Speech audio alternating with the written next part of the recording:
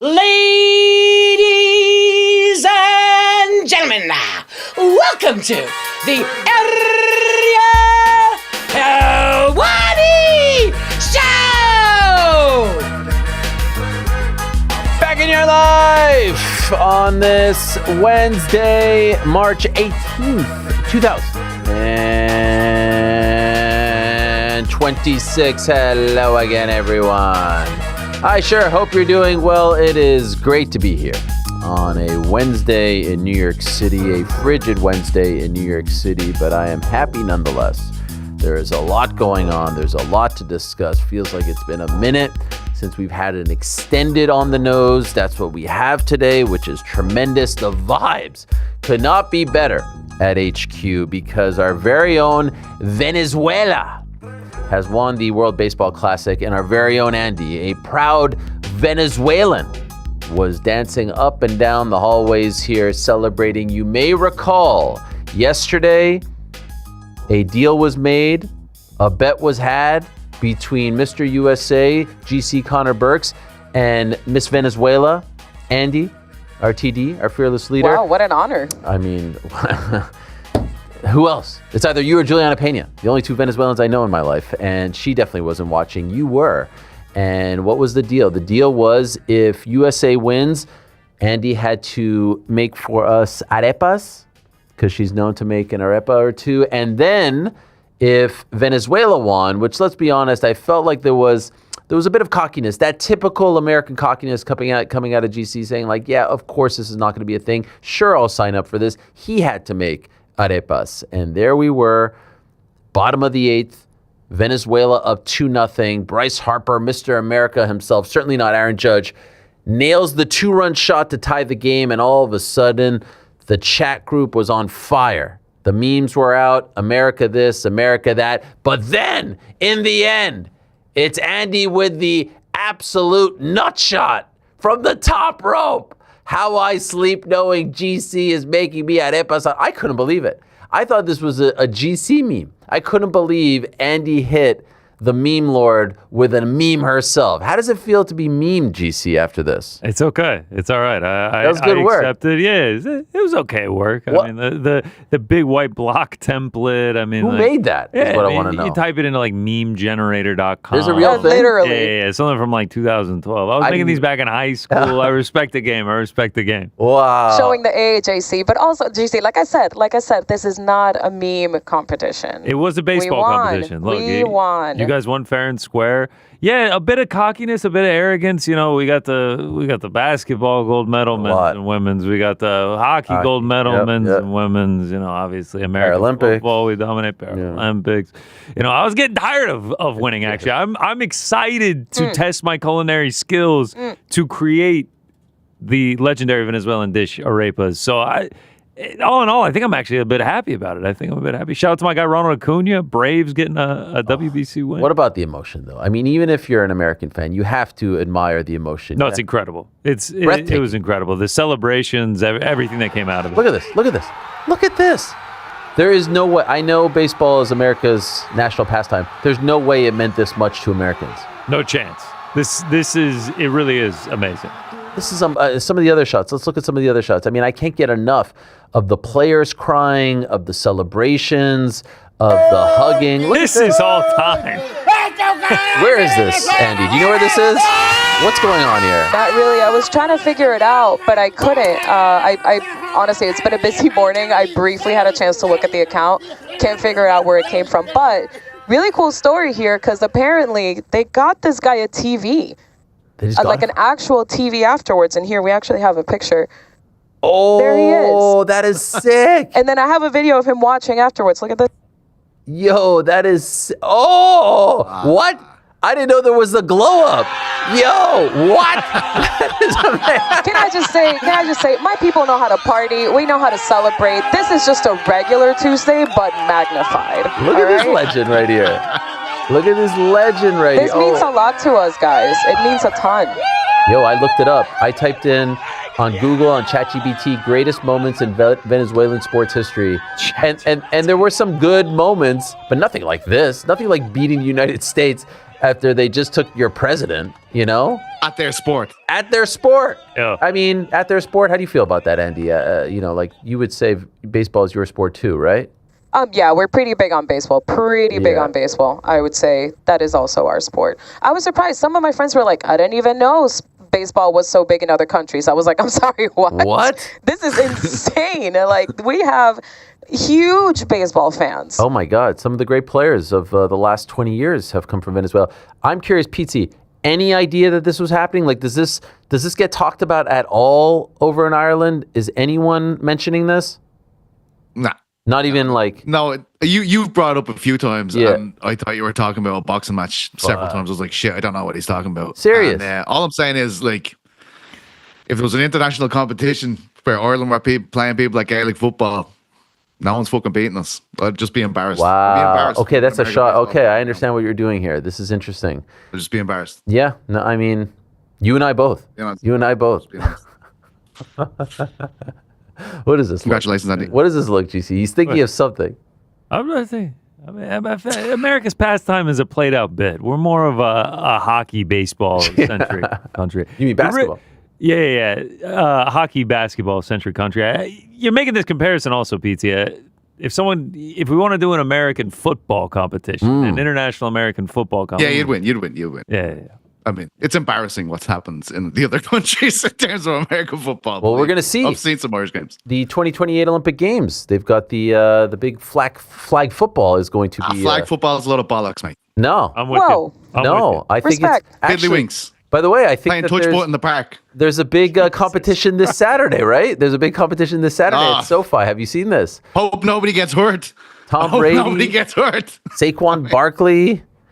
Oh, wow. Who was the guy? There was a guy who tore his ACL. Kiss chasing.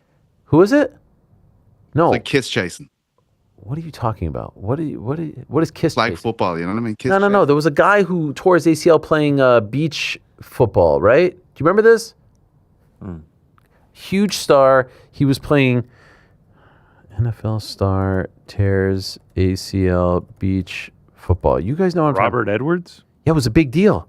at At the Pro Bowl. Yes, and he tore his ACL. Oh, this was like 26 years ago, 27 years ago. No, it wasn't. Wow, 20 years in 2019. Golly. I guess it was a big deal. 1999. Golly, what is happening?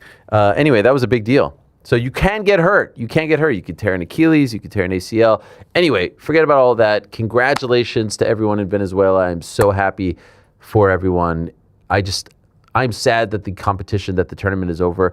I was interacting with Kevin Clark of ESPN. He was wondering out loud on Twitter if this tournament is the greatest thing to be invented by a sports league or a sport in the last, I don't know, century, in the last 25 years or so, like in the 21st century. I say WBC, Four Nations face off, and the NBA play-in tournament are the top three. I guess some people would say the college football playoff because it makes a lot of money, fine. Some people said red zone, but that's like a TV thing. I tried to throw in the Carabao Cup, Pizzi, just for the record, but... Ooh, I feel like there's a glaring hole on your list. What's that? The NBA Cup? Well, so I didn't want to sound like a homer when I said that because, of course, my Knicks won it. And it's still in its infancy. So not quite there just yet. The BBC is still kind of in it. I was going to throw out Contender Series, by the way. Contender Series It's not bad. as one of them, but I felt like that was too... Somebody say NBA Cup? Yeah, hell yeah. That was GC. The Champions League of basketball. Yeah. Oh! Yeah. There it is. Shout out to the NBA Cup merch. Shout out to the NBA Cup. Anyway, point being, I do believe there is a plan in place for Mr. GC to actually make the arepas live on air this coming Monday. Is that not right? Yep. On Ground is becoming the Food Network on Hell yeah. Monday afternoon. We'll be making arepas. Everyone will get to try them. Except for Pete. Fantastic. Yeah, except for Pete. Sorry, Pete. And so what are we making? Do we have a plan in place, a menu of sorts? Arepas. No, but like what kind? Well, So I said I don't we even should know what they are. Oh, Pizzi. Come on, explain. on, man. No, Explain it to Pizzi.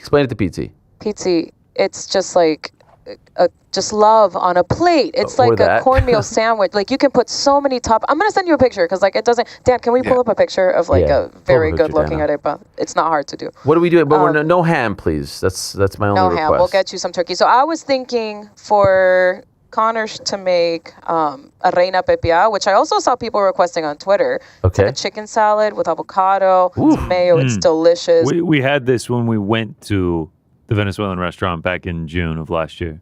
It's incredible. Yeah, big hit. So I think we should do that. Is it like a sandwich, Andy? Come again? Is it like a sandwich? But better. It's like a pouch almost. Ooh, like a pita. Yeah, you like stuff it, but it's like cornmeal instead of an actual pita. Oh, it sounds fantastic. I've had them a couple times in Vegas with Esther and Casey. There's a place off the strip, but nothing like this. Nothing like the authentic arepas that we're going to get from GC on Monday. So you're going to bring all the materials, everything, and then by the end of the show, we'll be able to try them. Oh, for sure. First time making them? Oh, for sure. First time. Amazing. This is amazing. My first foray into arepa making. I'm attempting to become a cook. I'm trying to improve my culinary skills. This is a great way to do it. A nice international dish. Cook. Chef bake. Oh, there it is. Yeah, that's nice. Yeah. Okay. That's corn, you said? It's cornmeal, but yeah, Connor, it has to be this filled or more. Like it needs to be like I need a fork to get the filling out. Yeah. That's what tells you what a real arepa is. What is that? A little like, is that a mandarin juice next to it or what? What is that? Tangerine? Probably parchita, which is passion fruit. Oh, hell yeah. Delicious. It looks like a falafel sandwich, like a falafel with pita. That's what it looks like. You know what I mean? I can see the resemblance. Yeah, it's just different. Like, it's cornmeal. Of course. It's like a Hispanic. It's like a Venezuelan take on that. Hell yeah. All right. So this is happening on Monday. Can't wait. Congratulations to Venezuela. Commiserations to our friends here in America. It meant more to them. And so I'm happy that they won. And I think it's great for the game of baseball. So today's program is another super stacked one. Back into the show, Jeremy Stevens is going to join us. How is he going back and forth from UFC and BKFC? How is this happening? It's one thing for these guys to show up on RAF cards. How's he pulling it off? We'll talk to Little Heathen about that. Prior to that, we're going to be joined by the president of Top Rank Boxing, announcing earlier today a multi-year deal with DAZN. They obviously had not had a TV home since they left ESPN in July of 2025. They had their last show with ESPN in July of 2025. Deal expired. They did not re-sign. There were some talks about them coming back. Did not transpire. Obviously, they go to DAZN now, which of course is home to Matchroom, Queensberry, Golden Boy, sorta, maybe. It's not quite clear what their status is. Lot to talk to Todd duBoef about. I know a lot of people in the industry are excited about this because I've gotten a lot of text about this. So I'm curious to see what he says. Excited to have him in Studio 330. Prior to that, we're going to be joined by Moses Itauma. I think everyone agrees he is a future heavyweight champion. He is someone who is going to be a heavyweight champion. It's not an if, it's a when with Moses. And he's returning to action very soon against Jermaine Franklin. We'll talk to him about that and all the comings and goings in his life. It's been a minute since we last spoke to him, and it's been a minute since we last saw him compete. And then prior to that, Sean Brady going to join us to talk about the Joaquin Buckley fight, which is going down May 9th in Newark, New Jersey at the Prudential Center. A lot to get into, a lot of news. In fact, right before I went to bed last night, I took a gander at the Substack for today's questions. And I have to say, a couple of them made me like legit LOL. Like, you guys were on fire. You know, I'll shoot straight with you guys. Sometimes you're good, sometimes you're bad. What I saw yesterday briefly was very, very good. So I'm excited to get into it. Time now for everyone's favorite segment of the week. It's time for Yes, let's get into it. No time to waste. Missed last week because I was away. So I'm excited to get an extended one here today. March 18th, by the way, WrestleMania 17. I think it was on this day. The one in Toronto. This date is WrestleMania 17. WrestleMania 18. That was Hogan versus Rock. WrestleMania 18. It was on March 17th. It was yesterday. That's right. 17 was on 18. 18 was on. Okay, yeah, that was a great time. I was in the rafters at the Sky Dome. Okay, this is a fun one to kick things off, guys. Everyone ready? Everyone got their Let's go. thinking caps on? Okay. This is from Triple Double. I need all of your unbiased help to make a decision today. All right? My alma mater, KU, has been slated for a March Madness Friday game in San Diego. San Diego, great spot for a late Friday game. By the way, if you haven't just yet, sign up for our Bracket Mayhem group, our tournament thingy with Yahoo Sports. It's out right now. It's my pinned tweet. Can we put it in the chat? Yeah, I'll pin it in the chat. Pin it in the chat. Now. There it is. Join the bracket pool right now. PT, have you signed up? No, but I will. I cannot wait. You know, I have to say, your lack of involvement, like sometimes it's understandable. Oh, I can't partake in the arepas. It doesn't extend to these things. 30 million for the kitchen scrap. I need, you're currently at a 3 out of 10 in terms of like camaraderie and team. I need you at like a 7.5. I just don't mix well with people on like that the level. texts were flowing about this. Pete, if it makes you feel any better, it doesn't really matter because the winning bracket has already been submitted. Wow. I put mine in yesterday. Wow. And so that one doesn't will matter. be coming in second place, obviously, to mine because Wow. I will be the only one who has the correct national champion, which will be the Georgia Dogs. Bulldogs, 8th seed, Cinderella, shock the world. We're currently at 91 people in the group. We need that at like 150. What are we doing? At the very least. So, But wasn't there a geo block on one of the things I tried to get involved in? I just assumed what? that this you might. and your geo you use blocks, this as an man. excuse too much. Enough. All right. Okay. Ever heard of I a don't want to break VPN? international law. Okay. Ever heard of a That's what VPN? I'm afraid. I have to try and get back into that country. You know what I mean? I don't want to get put in the slammer for doing the fancy league. Anyway, it starts tomorrow. You've got about 24 hours, a little less. There will be prizes. There will be prizes. Okay, so KU, San Diego, Friday.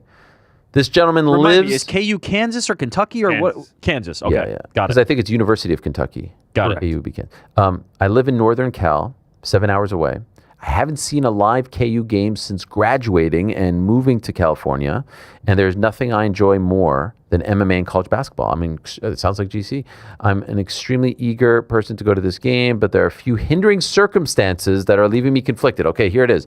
Do I drive 7 hours Thursday night, stay with my mom an hour from the venue, attend the game with my cousin Friday afternoon, sleep back at my mom's place Friday night, and drive back to NorCal Saturday morning to make it home by 2:30 p.m. for my son's 4th birthday party? Or do I pass on this opportunity strictly due to convenience and something that I will think about for weeks after the fact? Help put yourselves in my situation. This is an absolute no-brainer. You do it. Oh, wow.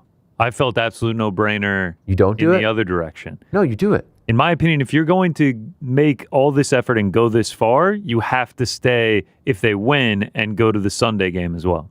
Oh, okay. So for those that don't know, you play the Friday, you win, you're playing Sunday to make it to the Sweet 16. Yep.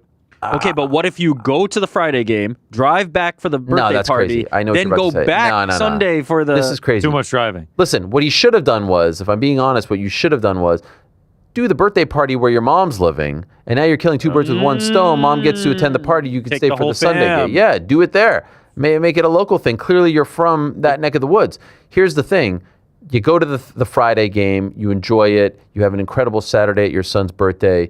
You get the bbest of both worlds. It's an absolute no-brainer. There is one caveat here. I agree with you that I think you have to try to do it. The caveat is First round game, Cal Baptist. if your significant other is going to resent you for life for doing that and then Why not would she- helping. Nah. Well, you don't help with the preparation. I know this is not like you're absent from. Then this you got part, bigger but problems, the okay? If your preparation- wife is mad about this, you got bigger problems.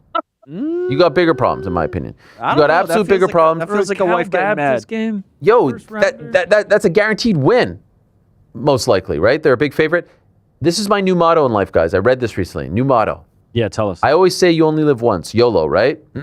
New motto is you only die once. I love it. Live every day. And live every day to its fullest. That's my new motto in life. You only die once, guys, but you live Okay, every so if we live every day, why do we need to live at the Cal Baptist game? Nah, this dude loves it. As a man who has watched Kansas cut down the Nets in New Orleans, shout out. Yeah, 15 hours is a lot of driving for a first. didn't round happen game. in a 03 great when point. Syracuse. You gotta stay till Sunday. You gotta stay. Till I'm interested in the kid be damned. nuance of the difference between you only live once and you only die once. Yes. Explain this. So the idea is Yeah. there's only one death. But Right. there's a lot of days. There's only one life as well, though. Yes, but every day you must live it to the fullest. You must absolutely Isn't that what YOLO seize is? the day. Here's mine. Yeah. Here's mine. Yeah. So you can go to this Cal Baptist game, even though I don't think it's worth it. Every man dies. Not every man lives. Oh, I love that. Nailed And it. you'll be living if you go to Kansas Cal Baptist first round game 9:45. Wait, but tip. weren't you Da-na-na-na. anti just a Oh, wait a second. ago? Is it the Friday 9:45 Eastern tip game? Yeah. What did I say yesterday? It's your your favorite favorite. slot.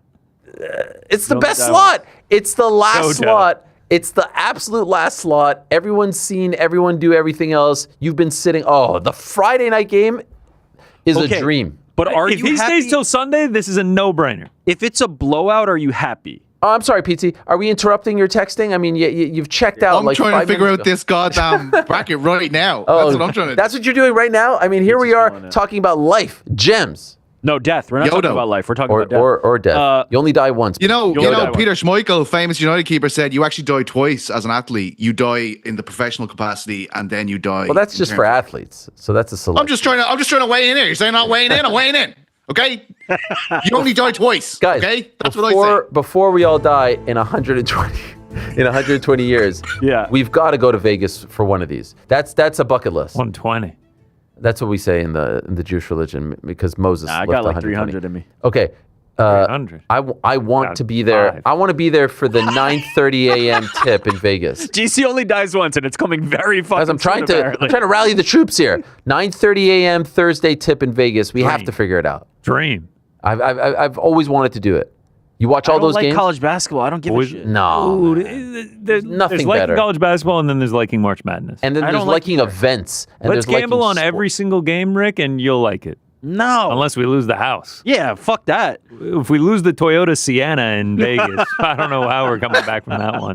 There's It's nothing. a Honda Odyssey. Wait, but yeah. Rick, you're trying to tell me you don't like March Madness? No, doesn't do it for me. I just don't. Crazy. I don't know. Everyone talks about it. I don't know how to get excited about it. I ask Chuck every year. This is all you talk about for the whole month. Just Pete, please sell it What's to me. not to be And excited about? It's a low level single of basketball. elimination, Stop. 64 teams. Not good basketball. Passion like you've never seen. You're tied to your school. Buzzer PT, beaters. come over to my fucking house. Yeah. Last year was a blur. I locked myself in my house with a few friends and 4 TV screens for a best. full Bit of blue. 96 hours. The best. I came out the morning after. I was like, on the Monday morning, I was like, I guess I got to go to work today. Where am I? Like I gambled so much, drank. It's the best. It's the best. Dun, dun, dun, dun, dun, Oh. dun. I didn't know there When was that levels hits of on a Thursday intoxication. afternoon in It's spring, my blood it's starts nothing boiling. better. It's just I couldn't agree more. It wakes me up. It's the greatest single elimination tournament on earth.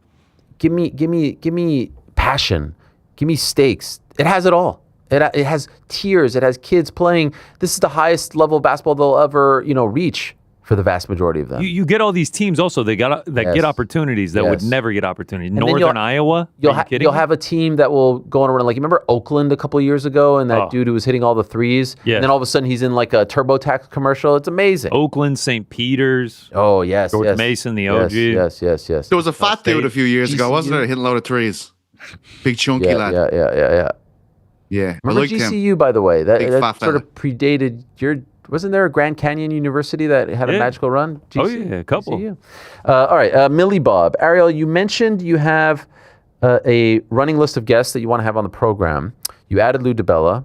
I was the one who suggested him the other week. Will you please add Alex Honnold to the list of at least reaching out to see? I think it would be extremely intriguing and a breath of fresh air. Always love when you have the random off-script guest on. As far as MMA, please have Alex Hernandez on. Yeah, I'd like Alex Hernandez on. I don't know if he's talking right now. Honnold's the dude that climbs the stuff, right? The free solo guy. 2 great ones. And I feel like 2, not easy, but like, doable ones. I appreciate it. Steve Buscemi, howdy. Do you think John Jones was the fight that fell off the card at the last minute, and the reason Dana wouldn't answer who it was is because that would be conceding they did indeed talk? No, I don't. I don't know what that is. Could be the Islam thing. It's not John Jones because they knew about a week out that they weren't going to get a deal. I do want to address one thing, though. We spoke to Alex Pereira on Monday, and when I asked him, like, hey, were you ever offered the John Jones fight? And he said no. Do you guys remember that? And Yep. I saw a lot of people saying, like, holy shit, he just refuted everything that Ariel has been reporting over the last couple of weeks. And it's hard sometimes when you're dealing with people who, I don't know if they're just dense or have the IQ of 10. And it's just a very small, like, a small portion of the audience. But do you really think, after hearing Alex Pereira say, I will fight anyone, I don't care because they're giving me this contract that I adore. I literally don't care if it's Tom Aspinall, Cyril Gane, John Jones, this guy's aunt, that guy's uncle, I don't care. They knew he was in. So you have to get the deal done with John first before you present it to the other guy. And if there's one thing we've learned about the making of this card, it seemed like they were keeping things rather close to the vest. Look at the stories that are coming out about when people knew. Ayman Zahabi found out he was on the card when he was watching it the BMF card with all of us, and they made the announcement. You think they're going to Alex and they're saying, hey, we might get John. If we do get John, are you in? Of course they know he's in. He's happy with his new deal. They don't need his yes. They need the other guy's yes. That's how this works. That's how they operate. And so, no, him saying that he was never approached or offered a fight against Jon Jones doesn't refute anything. In fact, it just backs everything up. This is exactly how this was moving along. This is how they were operating in the building of this card. John was never in. He was never close to in. They were way off. There was no need to go to Alex for this. I was just curious if at any point they thought they had John, clearly not, and went to Alex. That's why I asked that question. And they didn't, according to Alex. Buckets, the funniest part of yesterday's show that nobody caught on to. Ariel flexing his basketball knowledge and the greatness he is surrounded by as far as hoops is concerned, which is crazy. Your first answer when asked by Rick who these people are wasn't Adam Sandler, to then continue on and 1 minute later while telling his coaching story, not knowing what a clipboard is called. Had me laughing so hard. Amazing juxtaposition. It's not really a clipboard. That's the thing. It's like you think you got. It's not a clipboard. It's like the dry erase board. Dry erase board. That's not a clipboard. A clipboard is a thing that has. They're different. Yeah. So again, as I was saying, wife is your husband. By the way, these weren't the good ones. Wait, that was the whole fucking thing? That was it. Yeah. Jesus Christ! You really hyped it. You yeah, guessed these. There were some better ones. There were some better ones. Where are they? What happened to them? I'm in the wondering time the since same myself. When you saw wife them? is your husband. Oh, your wife is your husband. It's a good name. Did you guys see Dustin Poirier on the desk 2 weeks ago? What the F is happening? He is slowly morphing into the Mac Daddy. In what respect? I thought people liked him on the desk. He looked thicker. Oh, I mean, the guy's loving life. Yeah, he's retired. Also, I'm pretty sure Dustin said like he's going to go on the stuff when he's done. He's going to go on the stuff for sure. And I think he said he was looking forward to it as well. You did. I'm seeing a lot of clips of him on JRE, on the Rogan. Indeed. Yeah, what do you guys think? Anything? Rogan, probably the most interesting something about thing. pay, right? Yeah, he said something about pay. What do you think? But Rogan kind of says whatever he wants, right? Rogan can say whatever he wants. They're not going to... usually sides with Dana, though. I think that's significant. I think it's significant him talking about money in this situation where so many people, it seems, are talking about. I know some are walking it back, but it's a lot of noise about pay. And it's something that we thought would happen with this boxing endeavor, something Eddie Hearn certainly thought would happen. To have Joe Rogan talking about it too, I can't imagine Dana's too happy about that. Yes, I'm with you to a certain degree, but it's couched in the idea that he's speaking very generally, which was like, these guys are putting it all on the line. They deserve the most money they can make. That's not very like confrontational. That's not a direct affront to anybody. That's just like, I hope fighters get paid a lot of money. Like, if anybody says that, everybody's going to be like, yeah. There's no real oomph behind it.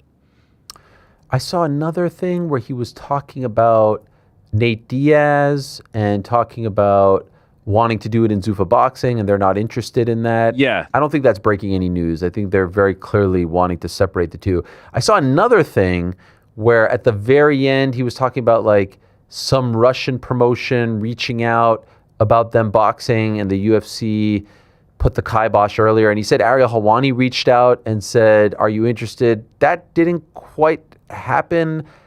I may have asked him, is this true? But I'm certainly not working on behalf of any sort of Russian promotion trying to broker any deals, because someone reached out and be like, oh, did you reach out to him about this? Like, no, absolutely not. But in any event, I mean, it sounds like he really wants to box, to be honest. But I also think he recognizes that he's not going to get that opportunity as long as he's tied to the UFC. Some breaking news here. Speaking of boxing, guys. Thank you to our guy Josh for alerting us of this. Sky Sports and Zuffa Boxing have announced a new multi-year deal, confirming Sky as the UK and Irish broadcaster for all these Zuffa Boxing events. Until now, Pete, how could you watch Zuffa Boxing? Was it on? I was watching it on Fight Pass, yeah. Oh, it was on Fight Pass. That's significant, man. Sky Sports is basically the equivalent of ESPN over here. Oh, very, very big deal. So Sky Sports is back. Were the last one with the deal? Is that correct? Yep. So yeah, very significant, I'd say, for Zuffa to occupy that space. Sky Sports is where Chris Eubank kind of launched his career. That's where boxing became pay-per-view in the UK and Ireland back in the 90s. Matchroom had a deal with them for a long time before they went to DAZN, right? Barry Hearn, Eddie Hearn.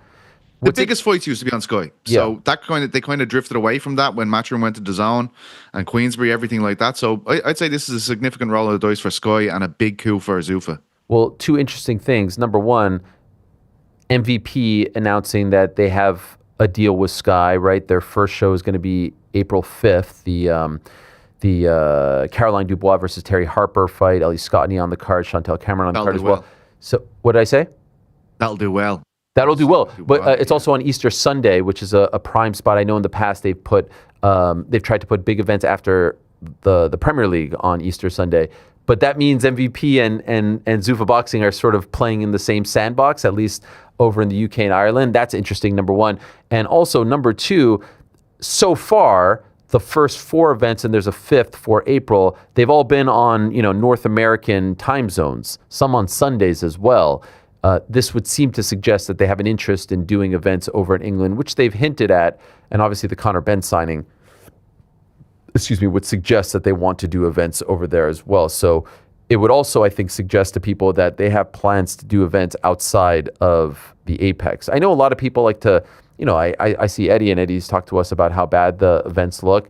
If you think that this is Zuffa Boxing's final form, you're kidding yourselves. I view these events as sort of like, I don't know, like a pilot for a TV series.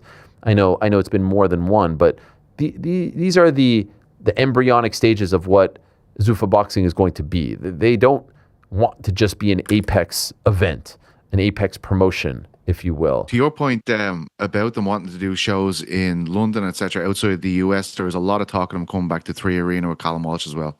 I mean, that was the talk of the event. Yes, of course. So that makes all the sense in the world. And this deal would certainly back that as well, do an event there in prime time. So that is interesting news. And earlier today, we get the news that Top Rank is going to DAZN. So very, very interesting times as far as all the TV dealings are concerned. I see the word DAZN in this next question, so let's get into it.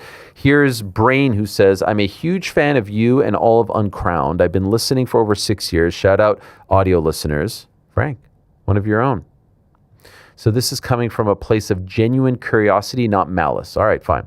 You and Uncrowned often present yourselves as unbiased and independent voices in combat sports, but I've struggled to understand how that objectivity is maintained when there are clear ties to DAZN through your broadcast work and Ariel and Ade, especially now that DAZN has direct Saudi backing or backed investment and is deeply tied to the Riyadh season boxing world.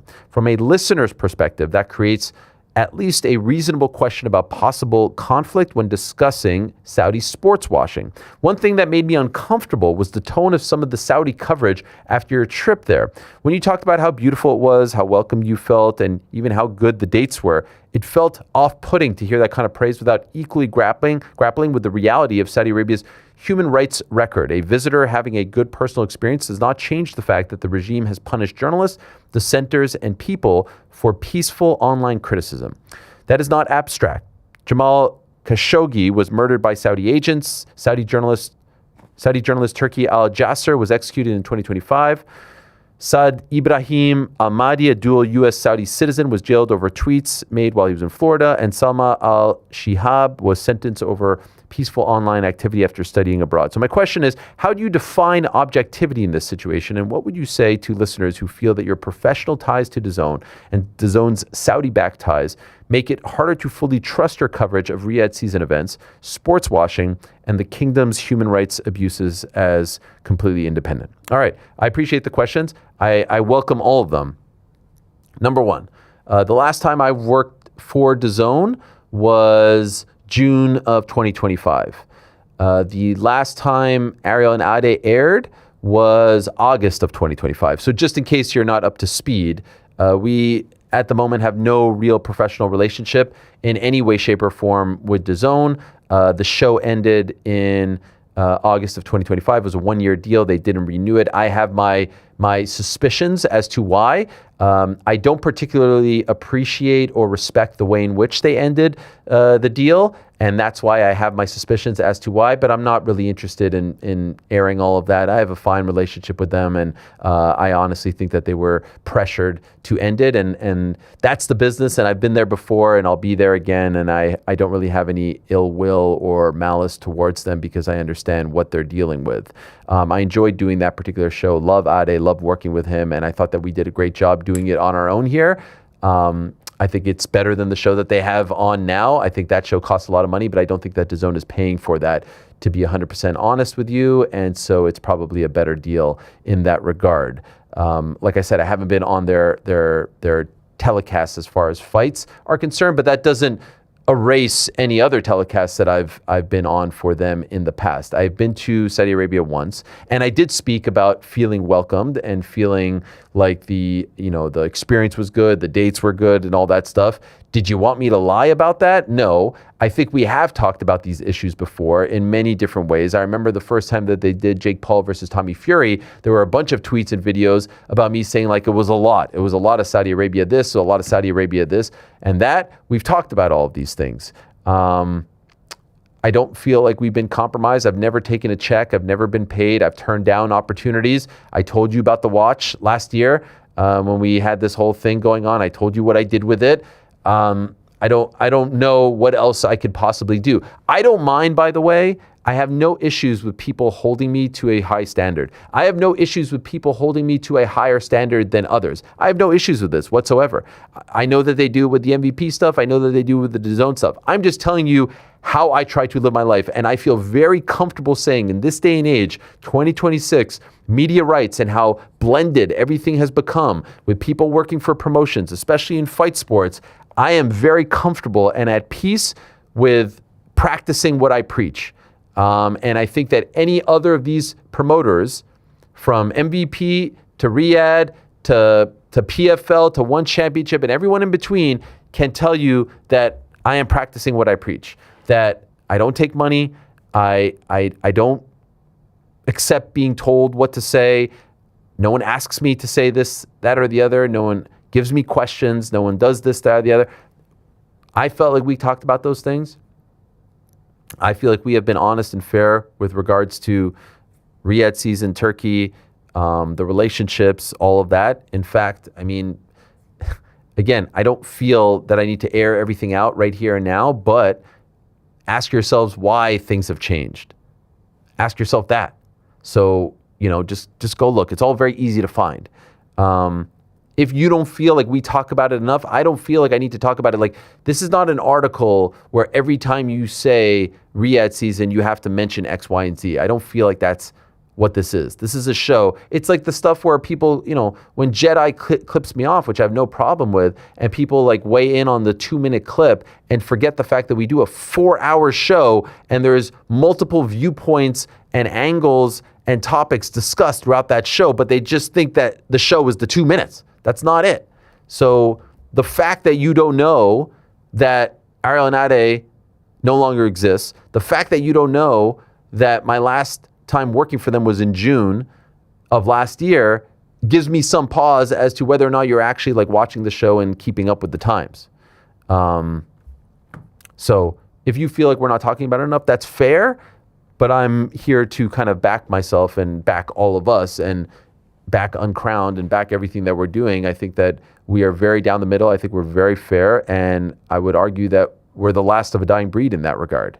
Now, I also don't think that having a business relationship, a professional relationship with a broadcaster is an issue. For example, people don't understand because fight sports are different. If I'm working for Netflix, if I'm working for ESPN, if I'm working for DAZN as a broadcaster on a fight sport, I know that usually we equate that with working for the promoter. But to me, I come from a world where Mike Breen, when he's doing ESPN, when he's doing the NBA Finals, Thunder versus Pacers, he's not working for the teams. He's not working for the NBA. He's working for ESPN. When Joe Buck is doing Monday Night Football, he's not working for the Cowboys or the Commanders. He's not working for the NFL. He's working for ESPN. That's just the way fight sports go. And so if you don't want someone like me to work for any network that is airing the fights, I'm sorry, that's going to happen. Those are part of my dreams. I don't just want to be someone who's on the outside looking in. I like doing that stuff as well. I always want to have this where we can keep it real. And this has gotten me in trouble with that, i.e. Fox, The Zone.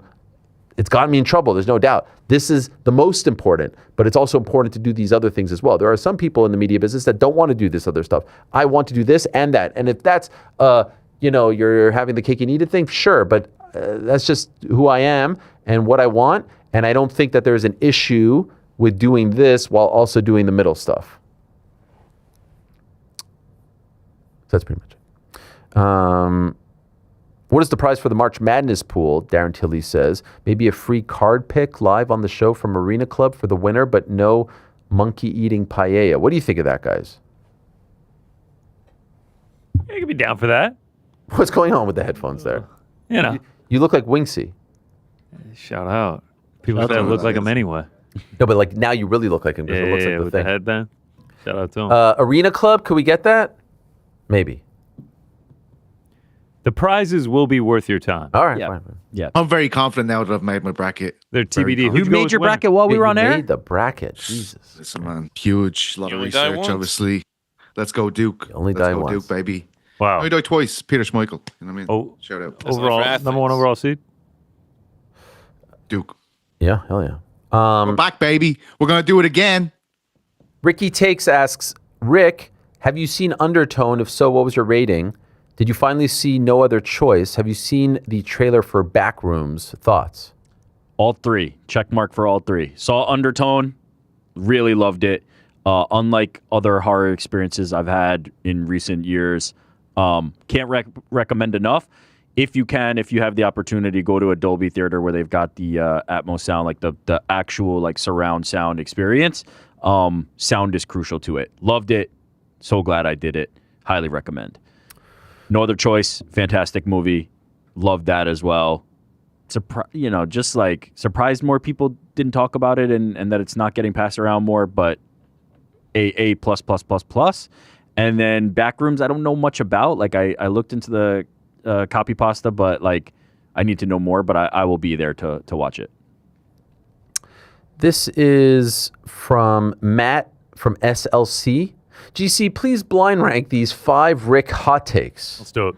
Burritos. Wait. Loved Is this like one is the worst?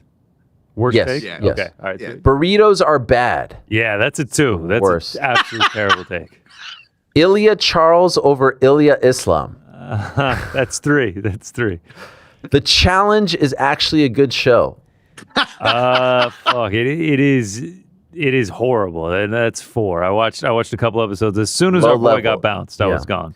Eubank Ben, most anticipated fight of the year. No, that was actually a pretty good take. That's 5. That's 5. He doesn't have gout. That's 1. The motherfucker has got for sure. I gotta say, I'm gonna rank this person fucking 2 out of 10, if that.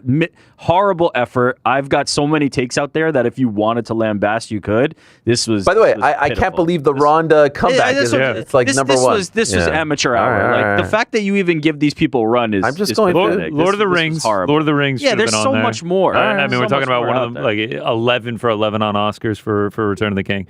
The burritos being horrible is one of the Tacos so much better. Tacos so much better. Left you Leg make that Cemetery. So much. Goat Connor, please blind rank these 5 Here we go. mispronounced combat names, with number 1 being the most egregious. I like how he even gave us that. I appreciate that. Oh, Jesus.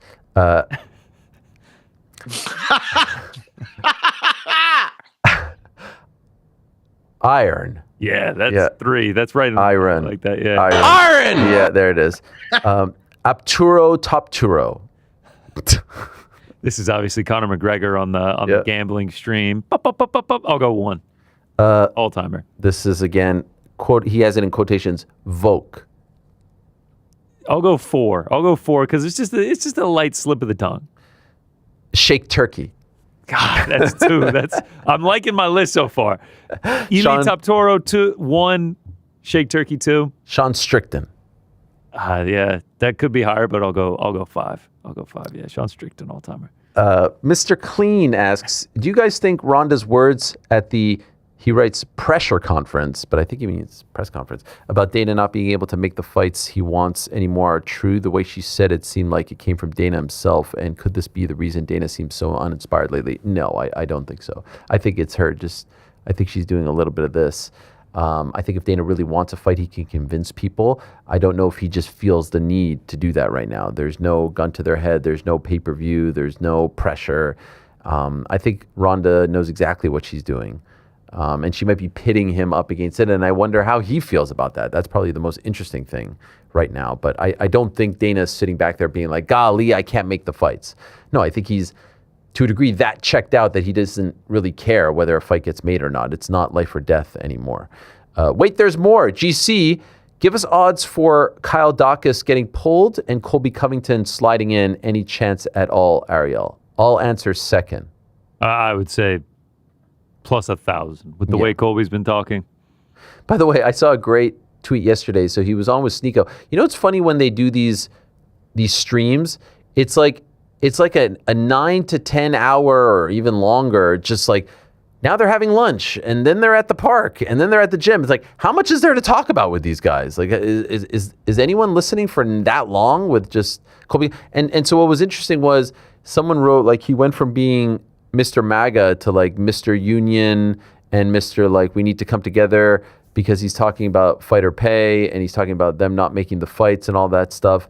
It is a wild thing that this guy attached his whole persona to Donald Trump at the White House, and he's on the outside looking in of this celebration of Donald Trump in the White House, and he's not taking part in it. It's got to be crushing. It has to be soul crushing. Anyway, here's another question about it. This is from Taco Enthusiast.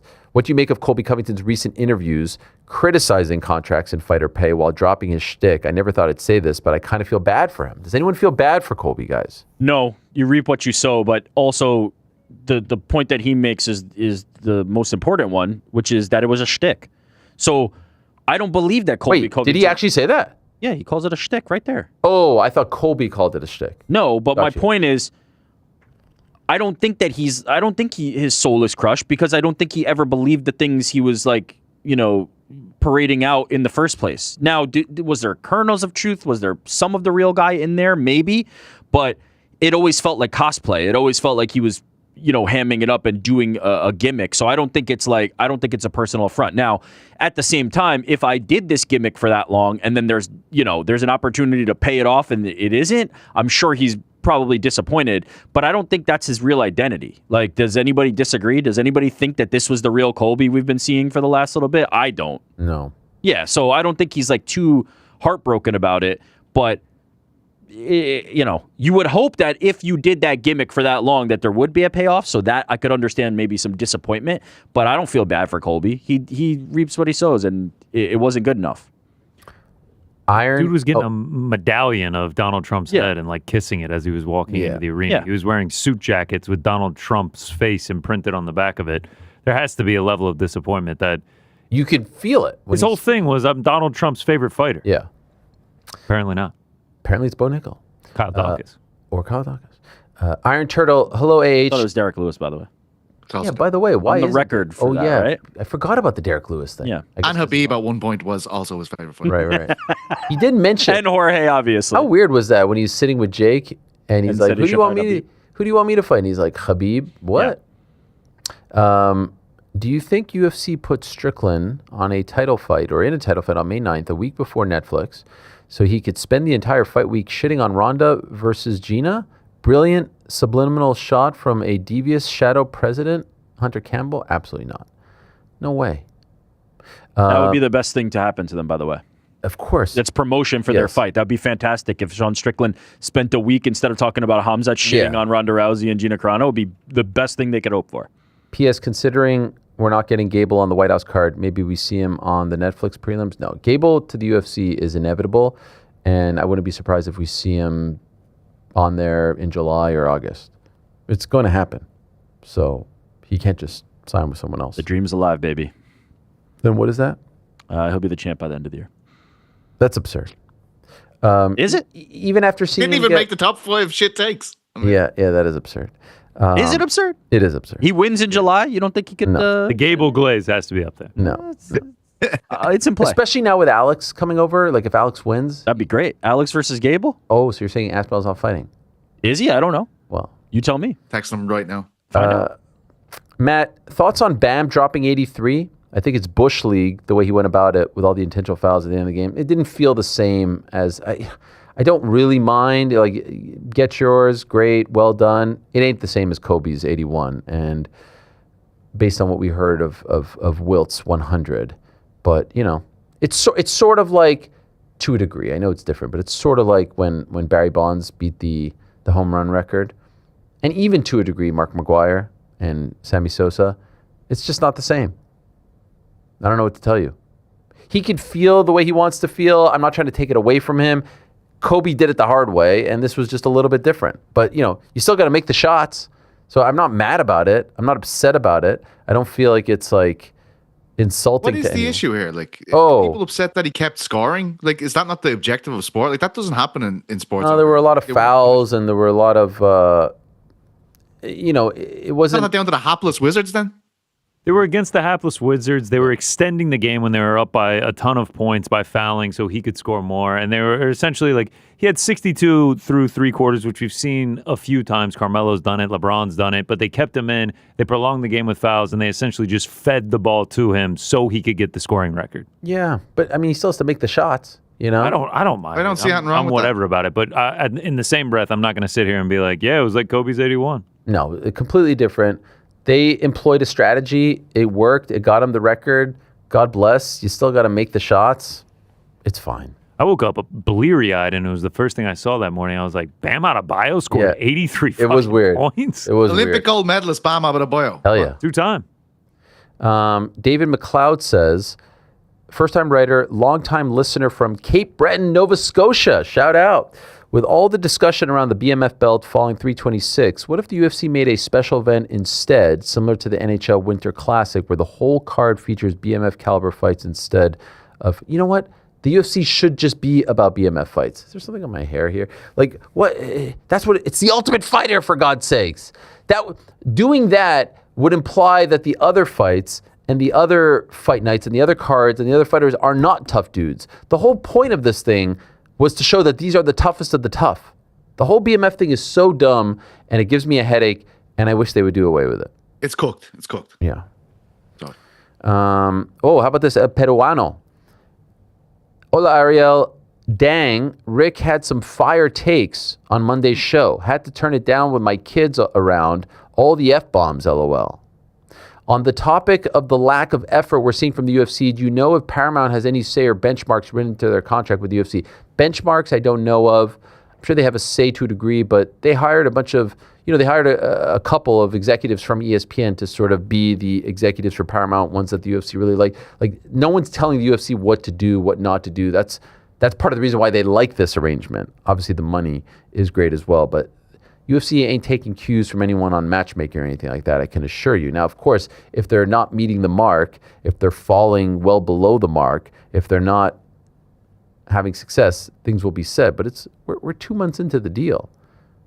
So, also, given this new deal, you work on establishing new sources within Paramount. Wondering if you could break the fourth wall for how you go about that when big changes come within the sport. I talk to everyone. Oh, wow, congrats on the press conference last week. Oh, wow, congrats. The best. YFG94, what's up, gang? Any chance the beat gets in the Netflix card? Don't think so. Patchy Mix? Do you think there's a strong desire to have him on there? No. Absolutely not. For shits and giggles, y'all should make what GC said at the 41:41 mark of last Monday's episode, 3/9/26 a drop. That's this didn't go well last time. Yeah. Let's move on. All right. Wait, I actually want to look it up. What is it? 41:41 mark of last Monday's show, meaning the March 9th show. Yeah, 41. Get back to us. Yeah, get back. Actually, don't. Armin's bullshit. Armin's gastroenterologist. Close. Yeah. Does MVP MMA risk turning into the Scott Coker era of Bellator in the 2000s or 2010s? Trotting out old names from the UFC who are well past their sell date to headline their cards, while never really building a narrative from one event to another. Here's the thing. MVP MMA is not a thing just yet. This is a one-off. I keep saying this. This is a one-off. A one-off. Is Mike Perry well past his sell date? I don't think so. Is Nate Diaz? I mean, there was interest from the UFC. Obviously, Ronda and Gina are older and haven't fought, and Ronda hasn't fought in almost a decade, and Gina hasn't fought. Gina is the one with the biggest gap. Francis fought 2 years ago. Philippe Lins 2 years ago. Let's see the rest of the card as well. Anyway, point being, I know Ronda and Gina, he says, aren't quite Hoist and Ken, but I could see the slide in the direction happening pretty easily. Again, I don't know what it is. We don't know what it is. When MVP was founded, it was Jake Paul versus Ben Askren, and then it was Jake Paul versus Tyron Woodley, and it was Darren Williams versus Frank Gore in a boxing match. Now look at what MVP has become. It's women's boxing for all intents and purposes. There's also some men there as well. So I think things just take a minute or two to evolve. I was talking to someone yesterday, and I feel like not since the beginning of the Strikeforce Heavyweight Grand Prix 2011, February of 2011, they were sold coincidentally a month later, so March of 2011, that we've felt this type of excitement about another event, brand, whatever you want to call it. And like I just said, they're not really a fixture just yet. And so I think that's fun, that's exciting. But you'll have people that'll say, once again, I think that this will take down the UFC. I think that this will be better than the white. No, I'm not saying any of that. We don't know what it's going to be. We don't know how it's going to look. We don't know what any of this is going to be. So I think it's great for Ronda, Gina, Francis, Philippe, Nate, Mike. Mike told us yesterday, biggest payday of his career. I think it's great for the sport. I think people should be excited about it. I think it's good for the UFC. I think all of this is good. I've said it a million times at this point. I understand what Armin's gastro guy is trying to say here, but it's way too early to know what they actually are. I will push back a little bit, which is that there's an implication there that it's like lesser, right? There's an implication that these are not fights that somebody would want, that the UFC would want. But if you actually look at what it is, the UFC, as Ronda Rousey has laid out, and we kind of put the pieces together with Dana White saying the thing that nobody's going to expect, the UFC wanted to do that fight. They also, as you reported, wanted to do business with Nate Diaz to fight. Mike Perry maybe not. Francis Ngannou was somebody they tried to sign and then ultimately were unsuccessful with. This is not like UFC cast off. This is people who fought in the UFC previously, right? And I think there's a big difference there. If you're going to compare it to a product where it's like everybody who the UFC just didn't want anymore was coming in, that's a different conversation. But this is not that. And so I think there's a little bit of there's a benefit of the doubt given to the UFC in terms of quality and caliber of product, which maybe they don't deserve. And there's a skepticism around any fights happening outside the UFC, which I believe that is undeserved as well. It is not like UFC cast-offs, and I think that's an important distinction. Like the UFC tried to make Gina versus Ronda. The UFC wanted Nate Diaz, and they went in a different direction. Important. Yes. Irish Lad says, hey, Ariel and crew, are you buying or selling on the following? Okay, Nate fights again in the UFC. What do you guys think? I don't believe, by the way, I think I saw maybe it was Luke Thomas who said this effectively closes the door on a return to the UFC. I mean, the UFC was annoyed that Nate left and did the Jake Paul thing, but they clearly got over that. I know they got over that, and they were talking. And so will this close the door forever? That's not what I was told. Could this close the door forever? Sure, but I don't think anyone's saying like, fuck you, to hell with you. So I'm not ready to say never at this point. If he wins this fight, UFC will be interested in him. There's no doubt about it. If he wins and and I'm back, why wouldn't they be interested in him? My only concern is time. He's gonna be 41 by the time this fight happens, and then when is the next time he's gonna fight after this? I don't think it's over. There's no chance that he fights in the UFC, but I would lean, that he's not going to. Okay, what about also the money, right? Yeah, no, I know. I think the money is more of a factor, to Betsy's point. I think the money is more of an inhibitor than the time. Conor versus Nate could be sold for a lifetime. You know, like there's just not an expiration date on that. What about Dustin Poirier returns within the next 2 years? Yes. This feels like it. Now, is that to UFC or to anywhere? He just wrote returns. Yeah, he will fight again. Yeah. UFC, I don't know. Jake fights Francis this year. Yep. Oh, this year? No, the jaw. He fights him. He'll fight him, but Yeah, at not some this point. year. Connor never gets out of his UFC contract. No, he he'll does. get out of it. He Yeah. will. Tom leaves the UFC after his current contract. I'm gonna say no. I'm gonna say he'll want to have those conversations. Free agent. Absolutely. Yeah, I think there's a good chance. This man also says, can we limit the blind rankings? No way. I love the blind rankings. That's a bullshit. I did get an update on what the guy was saying. Yeah, what do you say? Oh, Jesus. It's Not good? it's okay.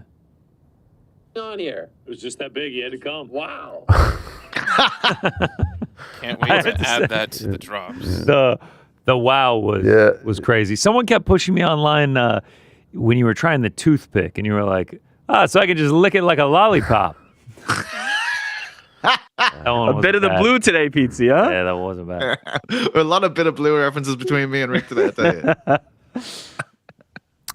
you. James Portland. Hola, Ariel. Did you know Ronda was going to show up in AW? I did not.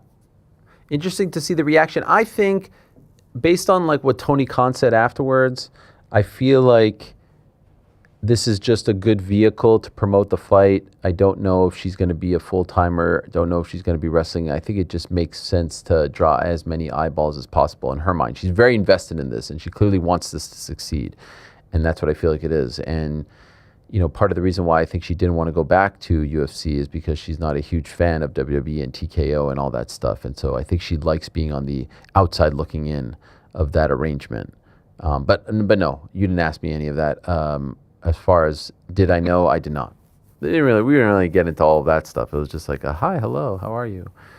Matt Mo says, anyone remember the Zions commercials? Oh, Zions, yeah. Yeah, Zions, right? Not Zions. Zions, yeah. On Spike TV, Good Times. Yes, of course. Who was on there? Rich Franklin, I think, back in the day. Chuck as well, definitely. He was one of the... Remember he's doing... Oh, yeah. Oh, yeah. Yeah, like the XY, the Zion. Yeah, Zion. He had a hang loose on one side, I believe. So he was giving it a bit of this. There you go. Yep. Image of him. Yep. Jeremy, is Colby the biggest mystery in UFC history? How did he get all these title fights? Do you believe him that he would have fought anyone on the White House card? Did he really get that many title fights? He fought Kamaru Usman twice. Those were both It's deserved. the Leon one that everybody is kind of like, what the fuck happened here? You know, that's the one. Not even gonna lie, I completely forgot about the Leon one. Oh, the Leon title fight? Yeah. Yeah, The that was a other weird ones one. are kind of just like in this. He was a top welterweight. He was a fantastic fighter in his heyday, and he had a great fight against Kamaru Usman. I don't have any objections to like Colby's career. And he The had an Leon interim Edwards title title fight shot against was RDA. like, what the fuck? Yeah. And then that's the only There's thing. been a lot of WTFs. Yeah. Sure The happened. shit he said about Leon's dad was fucking... It was, ridiculous. yeah. It was crazy. By then, everyone was kind of over him. That was the 7th layer of hair. Yeah. Colin says, happy day after Patty's. By the way, Mr. Pizzi, how was your St. Patrick's Day? And good on you for sticking it to Mick Conlon there. You really came through in the Yeah, clutch. just hope me and Mick can bounce back from this. You know what I mean? That's obviously a big defeat for him. And, DC really hit you with some hard ones there with those questions. I went down to my dad after it and I was like, I'm going to play these questions. How many of these can you get right? Everybody was like, what the fuck? I don't know, I hate him. My brother got the first one right, though. Why is St. Patrick's Day on March 17th? Oh, wow. Great call. It's Well a great done. call. We actually, as soon as the segment started, me and Rick looked at each other and we were like, man, we fucked up. We should have done layups. What's the official color of St. Patrick's Day for Mick? And then they're like, why did the astronaut play the flute in space? Yes, great call. That would have been a great idea. Poor Mick's cutting weight and he's having to listen to us talk about Wait, it. what gave you the idea? He was couldn't wait. What gave you that idea? I mean, By the way, when's the spar? He said that's the payback. Yeah. When are you guys sparring? Still not back. They're getting there. spinal. They're getting there. Spinal. At one point, you asked Broken Mick a back, question and spinal? he was just like, oh, fuck off, Ariel. Yeah. How did you Did you celebrate, PT?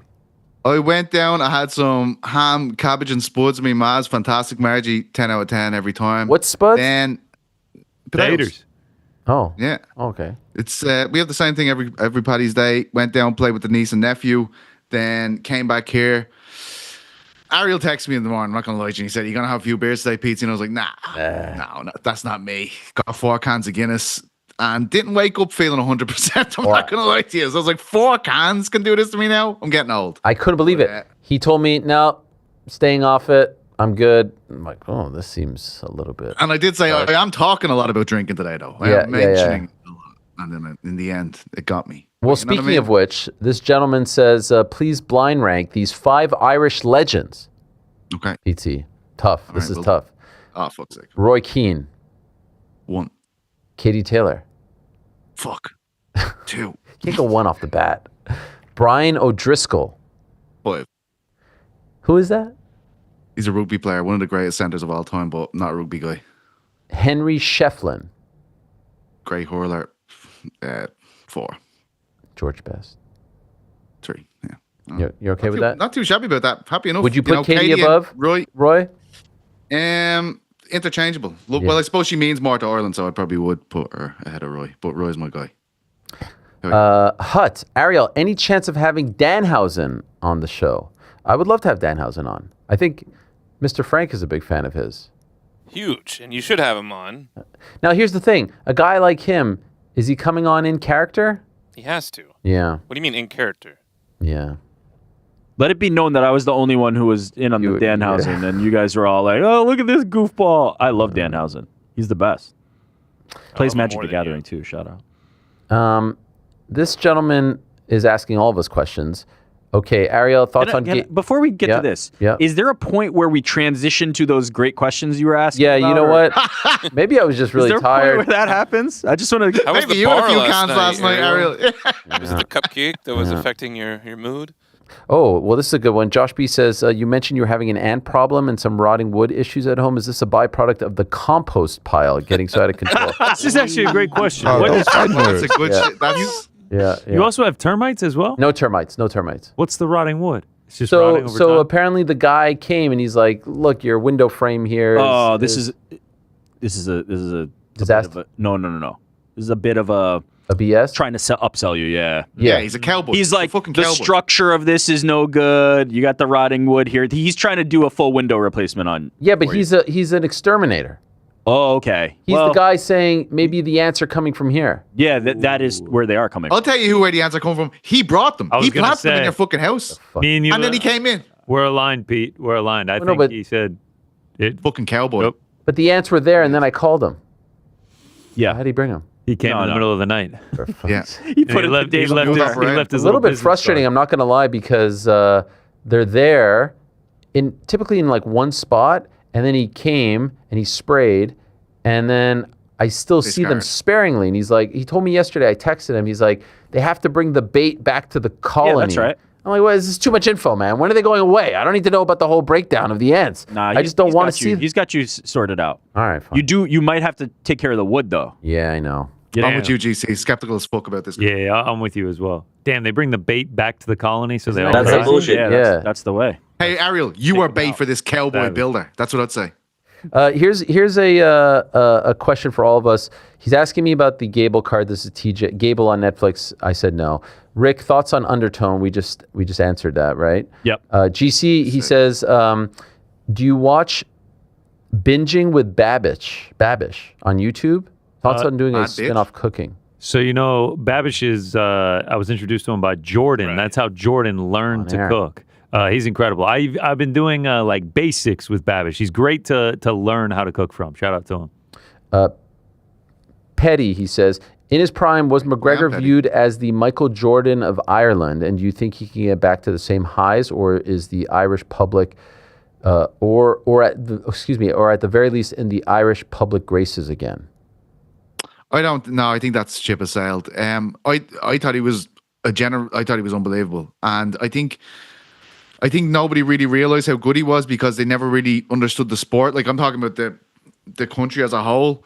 And as soon as they kind of got on board with him, so he won like RTE Sports Personality in 2016, and that's a huge deal for mixed martial arts. It's a massive thing after that Eddie Alvarez win. And I felt like everyone just got on side. And then the Mayweather thing happened, and that kind of made people question the legitimacy of MMA because they were going to do that anyway. And then after that, a lot of incidents came. So I don't think it was ever fully realized how special he was as an athlete. I don't think he can get back in the Irish people's good graces. And I think based on his age, it's impossible for him to ever reach the heights that he once did, if I'm being completely honest. Andy, other than Argentinian, which Hispanic culture has the best food? Wow. Wow. Definitely not Argentinian. Yeah, what the hell? Venezuelan for sure, man. What's Argentinian food? Like, what do they a lot know? of meat, which I don't eat a ton of meat, so it's really not my favorite. I like Colombian food a lot, as well as Venezuelan, though. But Venezuela on top. Let me ride the Venezuela is the best trade for a little bit. Yes. Well deserved. Link one says, if Zim Salmani and Fluffy Hernandez watched each other's AH interviews, did they just become best friends? If anyone on the AH crew is bold enough to answer, which of these two are you fighting to save your family? I feel like Jordan is the only one with the cojones to answer. It's crazy. Jordan's not even here. Yeah. I'd say goodbye to my family, unfortunately. that'd be if Zim shows up and he's like, give me your family, I'm like, here you go, bud. Enjoy. Yeah, that's a bad day for me. Yeah. Fluffy ain't no walk in the park either. That's rough. Gabriel Sedano says, I have enjoyed the breakdown of the inaugural Netflix MMA event. I may have missed this, but can we talk about the affordability for the fans? The all-in price of a ticket to get in the door is less than $100. Last time I went to a UFC, I spent over $400 for nosebleeds. Appreciate everything you guys do. I haven't seen many people talk about this. I don't know. Is this true? I don't even know. I don't know if it's true or not. I saw Andy Hickey tweeting about it. There's an army of people that love to look at the seating charts online. I haven't. They love it. We're going to be in Seattle next week. Yeah. Man, nosebleeds to get in for a fight night is like $270. Nosebleeds. You're going to Seattle. You're going to that event, Cheesy. Yeah, I thought you swore off after ATL. Wow. Thanks for watching, P2. We This is appreciate crazy. it. No, They've only been talking about it. We'll be at Muckleshoot. Wow. We'd love to have you. PC, we also have a show Monday through Thursday. Not if the text I got this morning is any indication. What was the text you got? Look at that face. I'm gonna get the version of the Hey Man phone call, but I don't even know what you're talking about. What is the version of what's the pizza Hey Man? it's terrifying. It's yelling at the top of his lungs. I'm legit afraid. The Hey Man obviously referring to Frankie's call. Yeah. You know Frankie's upset when he does like a very quick breathe in before he speaks. Oh. Hey man. Today, what happened before the show today? Because when he let me in, I come back to my phone. So you saw like we were running around trying to get stuff done before the show, right? I didn't see that. No, I come back to my phone. All I see from Pizzi is your disgrace. Oh. And I'm like, bro, like we're literally trying to fix shit not in the 10 mood. seconds before it, and this is the first thing I see from you. He's not. Sorry today, Frank. Yeah. Yeah. Jesus. Yeah. Klesh says, now that the WNBA successfully bargained average paid increase from 100K to 600K. You see this, guys? The WNBA players, big win for them. No strike. Will this finally open MMA fighters' eyes that they need to form a CBA or nothing will change? Doubtful, but would love to hear your thoughts on this for the WNBA. No. I think so. I think this is the one. Yep. Here they come. Yeah. We saw the They're gonna WNBA got mobilize. it. Yeah. I will say though, obviously not, but there is something in the air. There is something happening when it comes to labor unions, things like that. We saw the NFL PA select their executive director, like they're, and controversially, right? Shout out to Pablo Torres doing some great reporting on it. Like this is a thing now where like the athletes, the labor are starting to have more of an understanding of what's going on, I think, than in past years. MMA seems to be a blind spot to it. We are hearing more and more speak, but they don't really still exert their power. But I do think that the sentiment, the idea of like the athletes, the talent, the labor, having more of an awareness of what's going on is growing and growing and growing and growing. 100%. I just don't think that this is. No, the UFC the UFC roster is the furthest from it than anybody. 100%. Chris says, in 2009, you got Gina Carano to do the worm on camera. Considering you're the journalist of the year, isn't it time for some fair and balanced reporting? Will you return the favor and do the worm in your next interview with her? Or are you ducking the challenge? I don't think I ever got her to do the worm on camera. Doesn't sound like you. I mean, I have no recollection of this, but maybe I forgot. I want to see the video if it is real though. So please bring the receipt. Ali Fraser says, have you or any of the team watched the new Louis Theroux documentary that features HS Tiki Talkie? Definitely worth a watch. Has anyone seen it? Yeah, I watched it. Yeah, I watched it as well. What's it called? The Manosphere? Yeah. Inside the Manosphere, yeah. Oh, yeah. How is it, PT? I just thought they were pricks anyway, so I mean. So what's it about? Bunch of pricks. No, seriously. No, it's like these lads and they're like, I mean, most of them have the same kind of shit going on. They're like, I want my wife to not speak to dudes at all, but I'm allowed to have multiple wives and things like this. And, they're teaching fellas like how they should act. And they're kind of just a strange situation as far as I can see. Good stuff from Louis or? It was interesting because like he's kind of showing them the contradictions of their ways. And he usually has these moments in documentaries where he kind of confronts someone with like, you say all this, but you actually do this. And he said this to these people, but I just think they're just too stupid to realize it was even happening. So they're just like, yeah. And he was like, all right, cool. That was, I didn't really feel like I had a big kind of moment, a big conclusion to it or anything, Isn't Sneeko in there? Sneeko's in there. Sneeko was the least offensive as far, well, not offensive. I mean, maybe it was just so used to it at that stage. Groups is controversial. Oh no, I still think he's a prick. Like, don't get me wrong, they're all pricks. I had a similar takeaway to PT, but rather than them being too stupid to take it in, I think they don't care to take it in. Right? Like, I don't think they're actually interested in any kind of like introspection or reflection upon what it is. And they are so relentlessly motivated by greed and making more money as culture has become, right? I don't think they're doing anything outside what, standard culture is at this point these days. We talk about how craven the UFC is when it comes to the business practices and things like that. They are just a reflection of that as well, which I think society is reflecting, our political figures are reflecting. But I just don't think they care. Like the idea of like, you said one thing and did another, I don't think they actually care that there's a contradiction there. In fact, it probably just helps them further their agenda because people will just be like, I don't care, I love them, it doesn't matter. They have these very like rabid fan bases, and you can see that.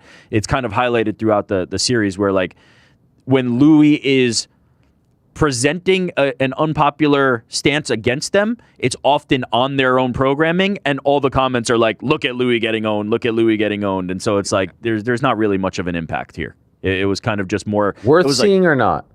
I thought it was interesting. Like, it's fascinating, but to Pete's point, there's not a huge takeaway. It's kind of just like he's shining a light on something, and then instead of the cockroach like scurrying, the cockroach is like, yeah, okay. That so Louis Theroux's Netflix thing is about this topic, like all about this one topic. Yes, that's what this is. No, is that weird?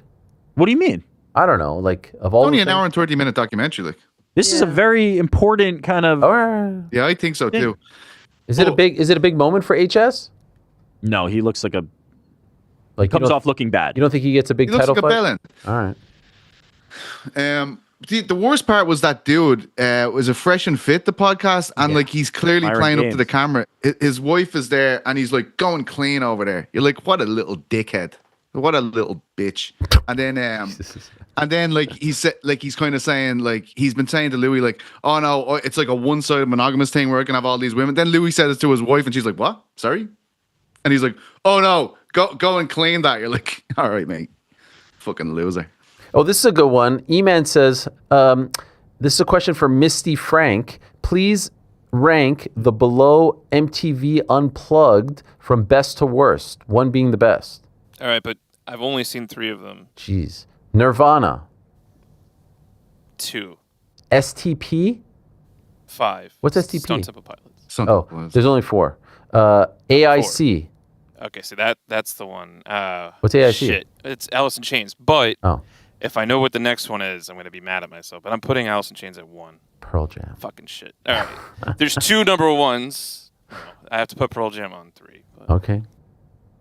How great was MTV Unplugged? How great. Amazing. I've been seeing a lot of like, all that stuff about like, hey dad, what were you like when you were a kid? And it's the Goo Goo Dolls, but the MTV Spring Break one, that one hits me right in the heart.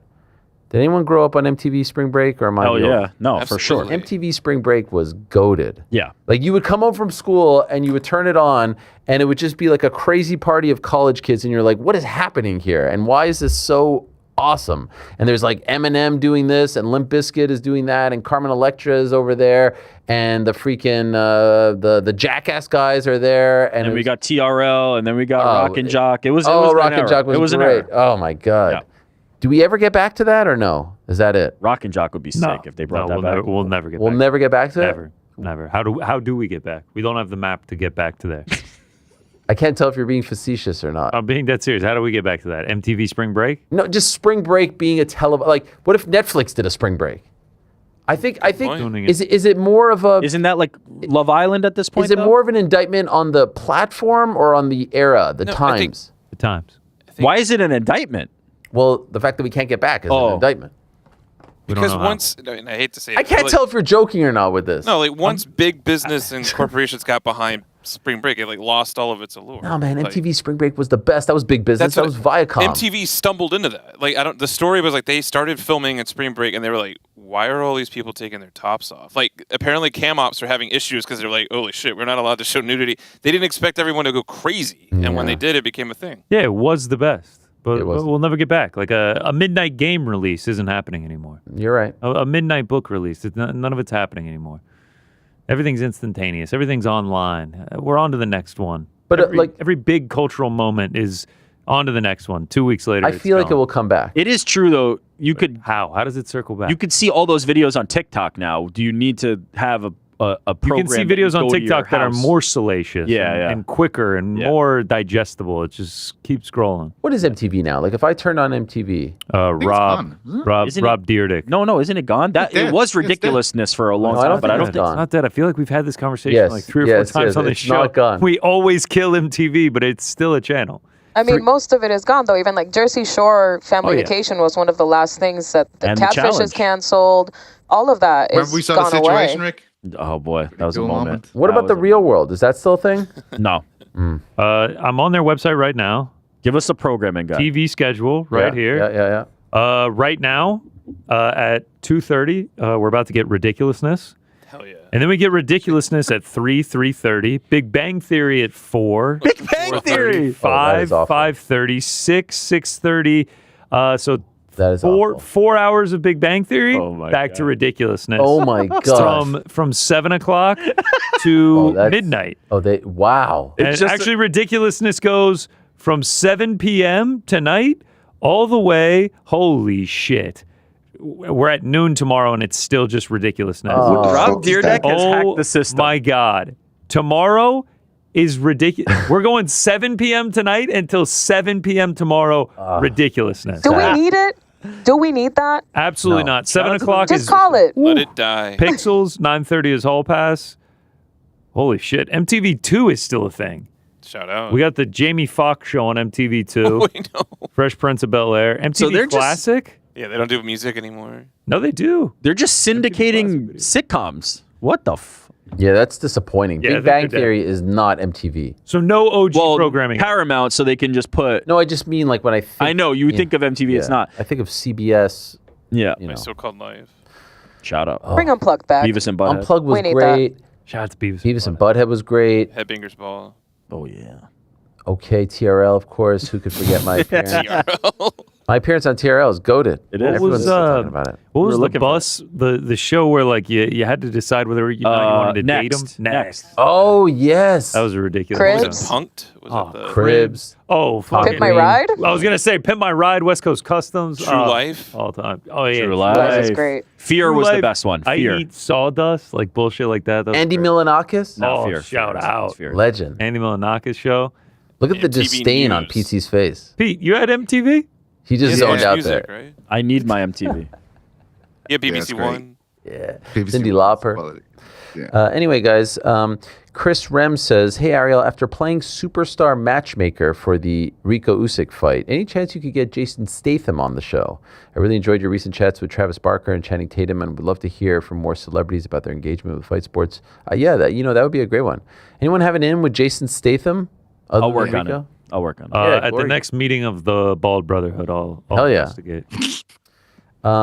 Italo says, hello, Ariel and BITB. Greetings from Lima, Peru. Long time, first time writing in. I want to ask about Ronda. I was completely blown away by her in the last press conference.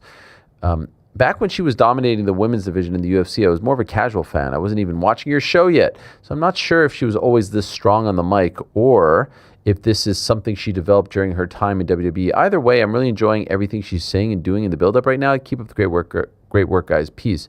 I think she was always pretty good on the mic. In fact, I felt like she was better on the mic in UFC than WWE because in UFC, she was just allowed to be herself, good, bad, indifferent. WWE, I didn't like the way they positioned her as...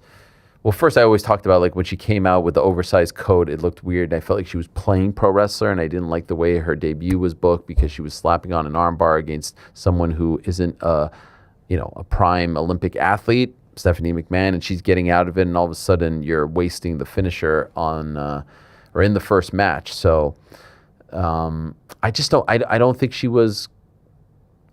She's a shoot fighter. And she needs to kind of work off of her own emotion and not what someone else is telling her to say.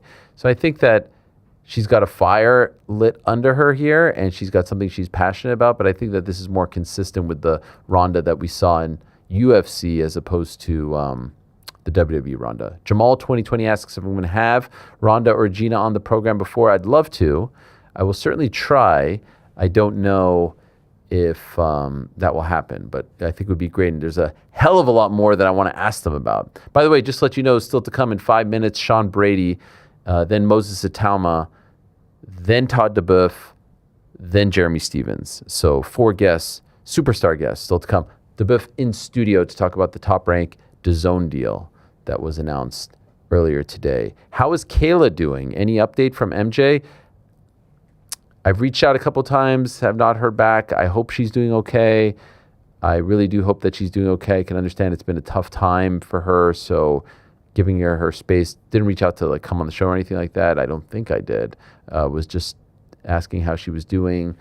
Neck injury is tough, and obviously there were some big plans and some big opportunities, and I know that she really wanted that Amanda Nunes fight, so I think that she's probably spiritually and emotionally devastated, in addition to having to recover to get back to 100%. There's a lot there. Ryan Holland asks, has Darren Till dropped the bag? Surely this would have been a perfect card for Till versus Perry finally in MMA. Good point. I'm not sure if Darren Till can travel. I think that's a problem right now for him. Same issue that the Furies are facing. And so I guess if you want to say that is dropping the bag, so to speak. But yeah, there seem to be opportunities that he's unable to capitalize on. Like he was supposed to be on the Mike Tyson, Jake Paul card and couldn't travel. So, and you would think that if he was a part of that initially, he would have been ultimately a part of this card. So yeah, tough one.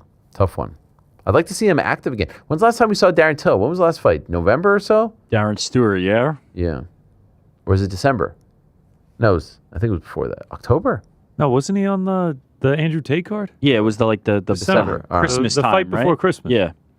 The fight Shout before out. Christmas, yes. Everyone stop chatting shit. DJ Perk says, what's good, my boys? Simply put, what is it that MVP is doing that PFL didn't or couldn't do with all the cash they were initially throwing down? Is it simply that this is a one-off card? If so, you would think PFL would have tried something like this at least once. Am I missing something, or does MVP have access to resources PFL just doesn't have? Well, PFL did have some money and investors, but they were hell-bent on making this season, tournament, structure, playoffs, points. And so when you do that, you have to sign a whole bunch of people. Plus, you've got to allocate money to the pot at the end of the rainbow, the $1 million, 7 weight classes, something like that. Like, it was just completely different than trying to take a big swing with one event. And the format didn't work. And we all knew that the $1 million payday at the very end, while I loved it for the fighters, was unsustainable. These guys are just trying to put on one massive event and take a really big swing, and hopefully it hits. It's totally different. Completely different. One thing I haven't seen a lot of people talk about is, what is it going to look like? Uniforms, not uniforms, sponsor, not sponsor. if I were them, I would lean all the way back to the old days. Have everyone come out in whatever they want, as many sponsors as they want. Bring back the banners. Do everything. Make it seem like the MMA that we all sort of fell in love with. I think that would be very smart. And it would be great for the fighters. Let them get paid. Please, no uniforms. Please. A couple more. Hunter, hello, Ariel and gang. We've been hearing a lot of wild speculation for attendance at this White House card. How many people do you think actually show up to this event outside the 3 to 5K invited attendees? My guess is less than 30. I don't even know. It's like I'm wondering. I'm really wondering how many people are going to show up. Unless there's some sort of like concert or something like that. I'm wondering what the I don't know what the appeal is. What do you guys think? Line at 25, over, under. What do you say, Pete? As in, like, what are you saying? 25 people to attend this? No, 25K. 25K at the watch party next door. Over. Yeah, I think that. Yeah, I mean, I don't think they were saying 80 to 100,000, right? Yeah, that was the figure they were putting around. I'd have to see what it looked like. You know, like even as a guy who a fight fan, like what is the advantage of going to the place beside the place? I don't really understand that. You know, camaraderie, the atmosphere. You know, those Venezuelan fans last night were at a watch party. Will they be there? The Venezuelan fans? I hope so. Okay. You put Juliana Pena on the card, they will be. I don't know, man. It's very hard for me to get my head around this. I just can't. Maybe I'm wrong. Like, just can't imagine like. If there was an Irish equivalent of this, 80,000 Irish people showing up to stand beside where the event is happening. Just can't imagine it. I tend to agree. Two quick things from Helge. Can we all agree that I always have a tough time with this word, S-P-H-E-R-E. Sphere? Is it sphere or is it spear? S-P-H-E-R-E? Yeah. Sphere. Are you fucking with us right now? Can we all agree that sphere was never going to happen? Everyone calls it the sphere, as everyone should. I don't know why there was this weird push for just calling it sphere. Was that a thing? Oh, he's saying drop the the. Yeah. No idea. Really were the best on the nose questions today. He also asks...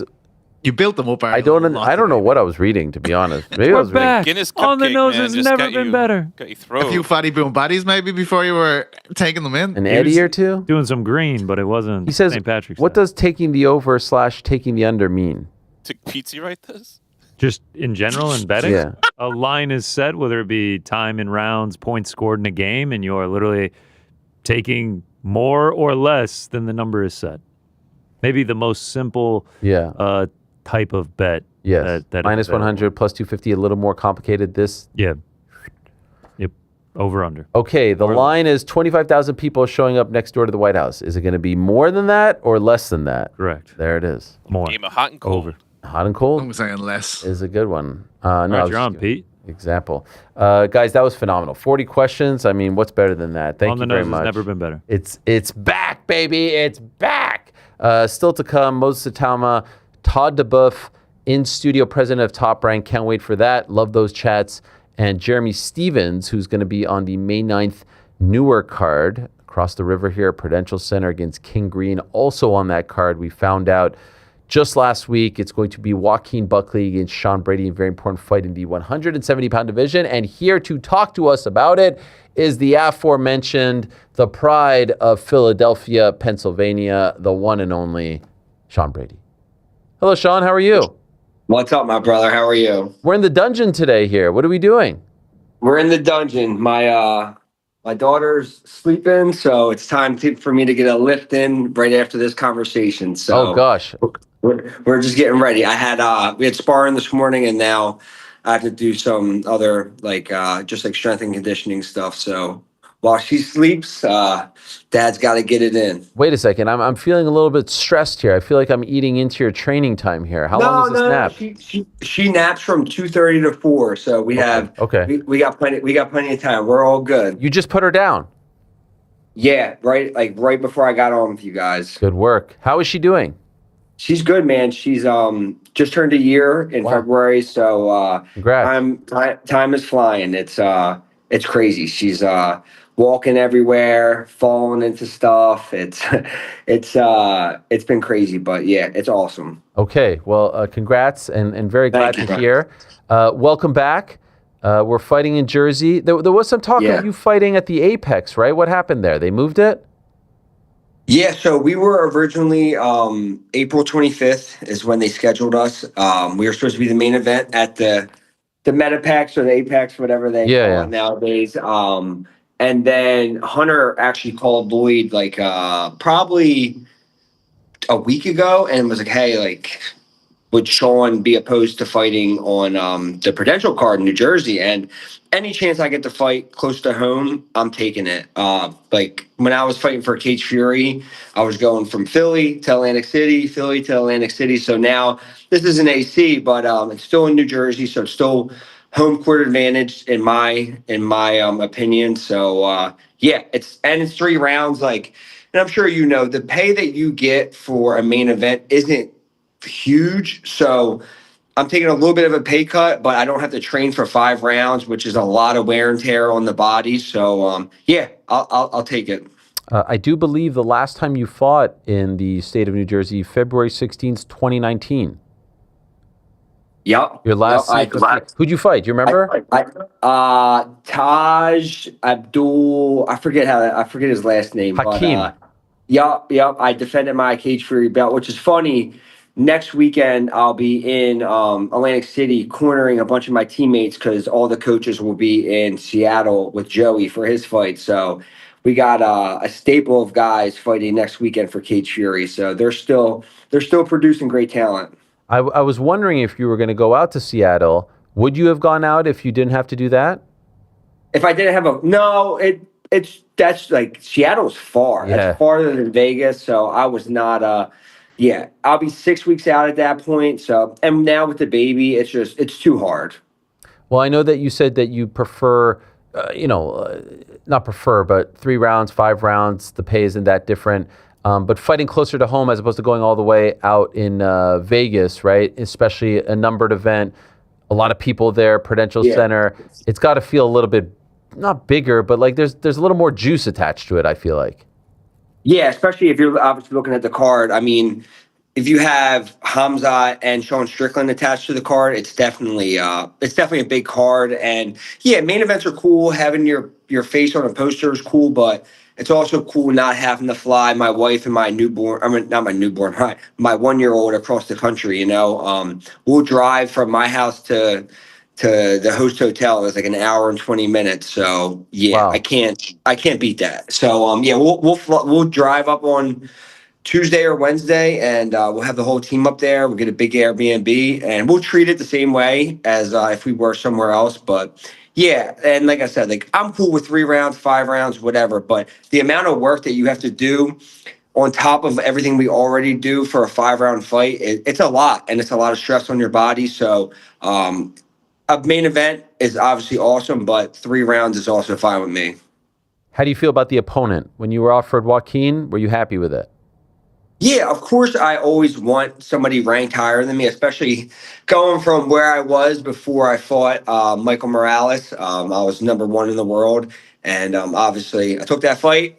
Unfortunately, it didn't work out for me that night, but you always want to fight up in the rankings, but I kind of knew this was a matchup that was very possible.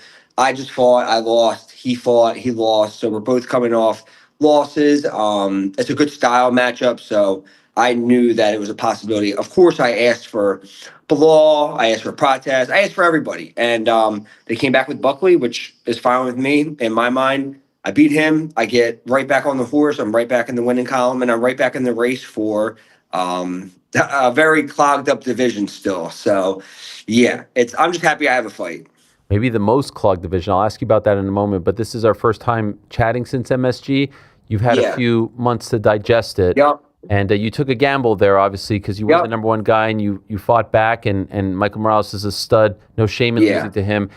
How do you feel about it? Can you tell us your feelings on what transpired that night in MSG and how you dealt with it in the immediate aftermath?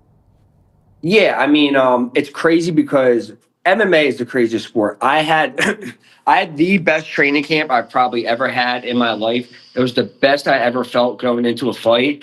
and then you can do all the right things and you still lose. It's that's why it's such a crazy sport, but it's such an amazing sport as well. But yeah, everything was going smooth up until Thursday. Like, I don't want to get too crazy with the details because I don't want to sound like I'm making excuses, but I essentially didn't know I was fighting until Saturday at 5 p.m. What? What do you mean? What do you mean? Yeah. So just a lot of stuff. Something was wrong with not wrong. Something was going on with my medicals, and they didn't know if they were going to be able to get me cleared. So we had to do. We went through a lot from Thursday before the press conference until essentially Saturday, right before the fight. A lot of stuff went down, and UFC did everything they could to make the fight happen, and obviously they did, but. I don't think from when I found out that something like this was going on that I was in the right frame of mind, because I didn't know. I was like, am I fighting? Am I not fighting? And ultimately, I fought. I still went in there. I thought I was going to be able to still pull it off, but unfortunately, it didn't work out for me that night. Was it super stressful? Yeah, of course, and like. That's why I try not to talk about. I don't want to talk about it too much because I don't want to sound like I'm making excuses. Listen, Morales, he's big, he's strong. I was either going to go out there, take him down, and do what I do to people, or he was going to do what he did to me. And he caught me, and it's crazy because that's the first time I've ever even been dropped. Like in training, a fight, I've never hit the canvas, and that's the first time I've ever hit the canvas. So yeah, it's crazy, but yeah, so. It was super stressful. It was a very, very weird situation. I know for a fact I'm never fighting in the state of New York again. Hopefully, it was just a crazy experience. And listen, it is what it is. I rolled the dice and it didn't work out. Do you regret taking the fight? No, of course not. Because I could have went out there and I could have strangled him, or I could have. Won, and everything would have been, and it's crazy because I could have still went out there, won that fight, and not have gotten a title shot next, like, so in my mind, I'm like, I was still one fight away anyway, because look what's going on right now with the division. But yeah, and obviously this is how we get paid, and I have to fight, like I want to be more active. So yeah, it sucked the way that things played out and that the things happened the way that they did. But it is what it is. Before the fight, the week of the fight, I do believe, Dana was asked if the winner of your fight was getting a title shot. He said yes. And yeah, but he was like, sure. Yeah. Like someone asked a question, and he was just like, yeah. Like he was just getting through the question. So okay, so you didn't believe it, or like you weren't. Not that I didn't believe it, like, but just the way that Protest knocked out Leon, and then Ian goes out there and beats Bilal. It's like. We still don't know who's getting the title shot next. Like, is it Ian? It's not Kamaru now, but for a while we thought it was going to be Kamaru. I think it should be Ian or Morales. Like, it's definitely between those two guys. If you look at Ian's record, like he probably maybe deserves it a little bit more than Morales. But Morales is right there too, coming off beating me. So it's between either one of those guys. But yeah, when Dana said that, I was just like, when they told me after I beat Leon, I was next, and. Obviously, that didn't work out. I was wondering if I personally don't think they'll go with Morales in the end. I think they'll go with Ian, but I was wondering. I do too. I was wondering if you were rooting for that to make the loss feel a little bit better. Course. Okay. It was like when I lost to Bilal, and then he won, and everyone's like, "All right, maybe Sean doesn't suck as bad as we thought he did." You always want the guys that you lose to win, And I see Morales go like. He's going to be a problem for a lot of these guys. He's big. He's strong. He's like, I'm a big 70-pounder, and I heard like the weight that he walks around. He's huge for 170, and not just like muscular wise. Like his reach is insane. He's going to be a problem for a lot of these guys. And hopefully one day I get to get I'm still trying to get my fight back with Bilal. So I don't know if I'll ever get that one or Morales, but I'm definitely trying to get some get back on these boys eventually. So. Was he bigger, stronger than you thought he would be? Like when you're in there, he looks like a middleweight. Yeah, he's huge, but I just didn't. At the end of the day, it just came down to me. I just didn't follow my game plan. Like, and same thing even with all the stuff that transpired before the fight, I just didn't follow my game plan.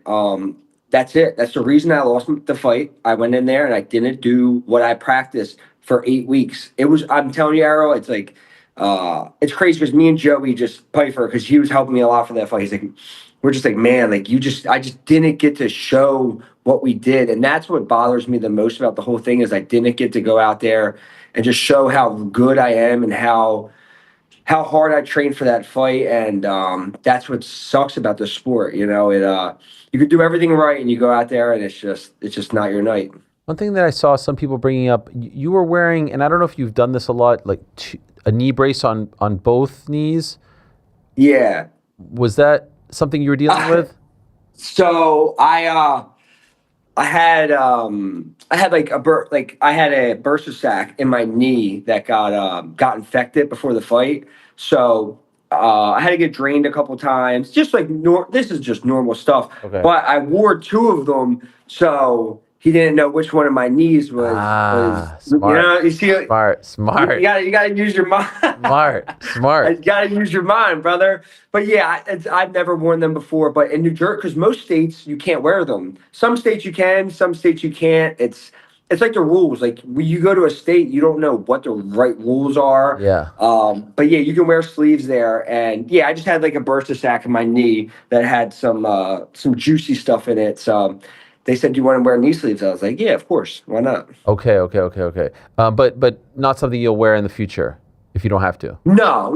I don't wear them. I don't wear them anytime. But yeah, I just had like have you ever had a bursa sac before? No, I don't think so. They're just paint you can get them drained and stuff like that, but it's just like fluid around your knee, or like it comes on like your elbow. So when you wear like a compression sleeve, it just kind of makes it feel a little bit just makes it more comfortable. What was the immediate aftermath like? Like, how did you deal with the loss? How did you handle it? Drove home with my daughter, my wife, and my best friend Simon.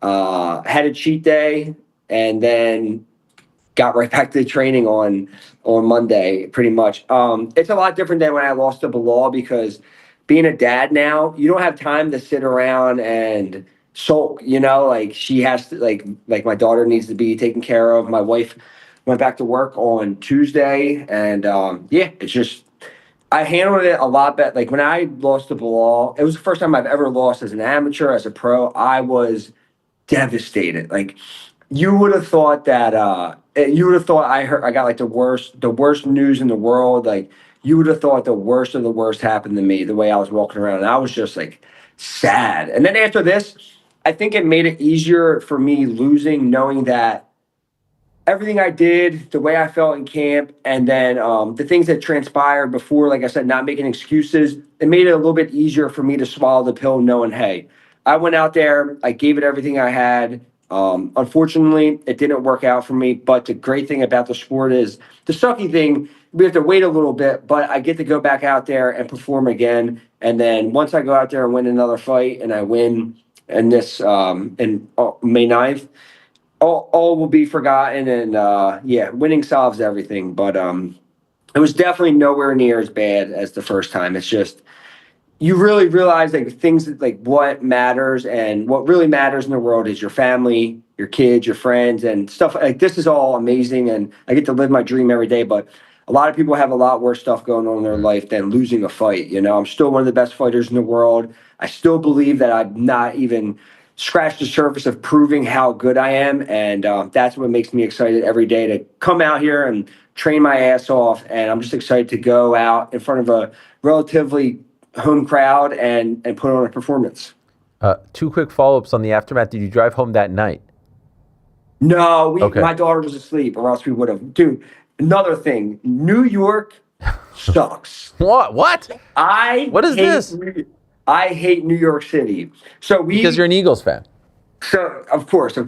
But the host hotel, I think the host hotel was in I don't know where it was exactly, but wherever we were staying in, like I guess like a gentrified part of Harlem or something like that. All the way up there? So, yeah, but to get to I had like 15 people with me. So to get an Airbnb anywhere close to there, like it was insane. So 30 or 40 minutes to the host hotel. Yeah. Then we had to drive like 40, 45 minutes to get to the gym that we were training at that was in Jersey. It is, I don't know how people, listen, I don't know. I've been up there a few times to train at Henzo's, and I don't get it. There's just too many people, too much traffic. Greatest city in the world, man. The energy is unmatched. Can't do it, brother. I think you're just biased, but that's okay. I would have, and it sucks because I wanted to win the fight. I wanted to win and come in studio on Monday. We don't believe you. Listen, we don't believe. Fool me once. I would have hung around for you. Well, we appreciate the sentiment. And it will happen. It will happen. I'm curious about the cheat meal because you don't seem like a guy who has many of those. What is that cheat meal? I went hard. Obviously, I was a little sad about the fight. Yeah. So we got cheesesteaks, Ariel. We got pizza. I couldn't move for like hours afterwards. All in one sitting? We throughout the day. We got home. We had like cookies. We had all kinds of shit, and it reminded me of why I eat the way I eat and I train the way I train because I felt horrible. Wow. Absolutely horrible. But yeah, it's but no, like right afterwards, back to training. We have Joey fighting. We have Jeremiah Wallace. My teammate Jeremiah is on the card that I was supposed to be on. Like I said, next weekend we got a bunch of guys I'm cornering in Cage Fury. One of my teammates, Christian Bobby, this kid's 3-1 as a pro. He's trying to get on the Ultimate Fighter. He'll know after this fight, but kid's a stud. Like I posted on my Instagram the other day. If I could buy stock in a fighter, it would be this kid. We just have so many good things going on in our gym and big fights coming up. So there's no time to sit around. Guys have fights coming up, and we have to be in the gym and we have to be getting ready. So yeah, it's all good. By the way, what's the vibe like at the gym? Joey getting a chance to fight the former champion, Israel Adesanya, biggest fight of his career, main event next weekend. What's it been like as he prepares for this? It's been great. I think we don't let it get like, even like when I got the Leon fight, I kind of like compare them to each other. Yeah. Huge fights, but you can't let the moment become too big. You just have to do what you've always done to get to this spot. And Joey can punch a hole through a horse. So if he connects on Izzy, it's going to be trouble for Izzy. But it's been cool to see that they both are respectful of each other. There's been no trash talk. So I'm excited as a fan to watch Joey style versus Izzy style. It's going to be a good one. I saw an interview that you did with Steady Picks and. That's my podcast. That's your podcast. Excuse me. Wait, our podcast is the Brady Bag Show on Steady Picks network. Yeah, they're like they give out betting advice and stuff like that. So we do our podcast through them. Okay. I understand. Yes, of course I know about the podcast. I didn't know that that was the sort of umbrella. So you talked about seeing Buckley at the Apex. The quote is, "We're in Vegas. We're at the Apex. That's where I was doing all my testing. I'm in the front. I was waiting for an Uber. Some loud-ass mother effer is coming out. It's Buckley. He looks over and says, 'Sean Brady.' Prior to this, he said something about me with my staph infection, not washing my ass. He was like, man, why you blocked me on Instagram? We're about like here, and he's loud as shit, bro. I'm looking at him. I'm like, I don't like all this talking. We're talking for like 5 minutes. He's talking about selling fights. What's going on? Tell us about this story. What's going on here?" So before me and Buckley were ever slated to fight, he was like, he made some, like, I forget when it was. I guess it was when I was supposed to fight Jack Della Maddalena, and I pulled out because I had a staph infection. So I couldn't fight. He made some post about me, like saying I don't wash my ass, like just saying some shit. And he just talks too much. So I blocked him on Instagram. Like, I can block whoever I want. It's my life. It's my Instagram. So I blocked him because I don't feel like hearing that shit. And then we seen each other. He was like, "Why you block me? Blah, blah, blah, blah, blah." And I'm like, bro, I don't do all this social media back and forth shit. And at this time, I just got booked with Gilbert. I was like, we're not fighting each other. I was like, I have a fight. And we talked for like 5 minutes while my coach was standing behind me. We were waiting for our Uber because Joey was fighting and I was there doing like pre-camp testing shit. And so we literally talked for like 5 minutes. Like the PI has video footage of it. And he was like just trying to kind of be funny. And I was just like not really being funny. Like, hey, I just don't think he's a funny dude. I think he talks too much. But then he did an interview afterwards saying like he seen me, I didn't say anything. Like he almost felt like he was bullying me. So I'm like, first off, you ain't bullying me. No, I don't care who you are in this world. If you can beat me up, whatever. You're not just going to talk to me crazy or bully me. So he was just bullshitting and just lying. Then he said like if you see me on the streets, he would like run, like he would like punk me on the streets or some nut ass shit. Like, bro, I'm from Philly. Like, you're not just running up on me like I'm some bitch. So that's when like I finally, because before like I would never even respond to half the shit he would say because he just says shit that says shit. So now I'm like, all right, now we're fighting each other. Now I will address you. Like, brother, you didn't punk nobody. You weren't talking crazy when you see me in person. And now we get to fight. And now we get to settle it. So we will see in 7.5 weeks what the fuck is up. Okay.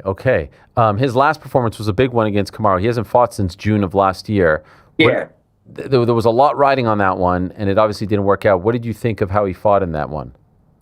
Yeah, I mean, Kamaru's a vet. Like, Kamaru knows what he's doing. Kamaru went out there and fought a very smart fight. And listen, Buckley, outside of the things he does on social media, he's an amazing fighter. Super athletic, super explosive, crazy knockout power, super flashy. So he does awesome stuff.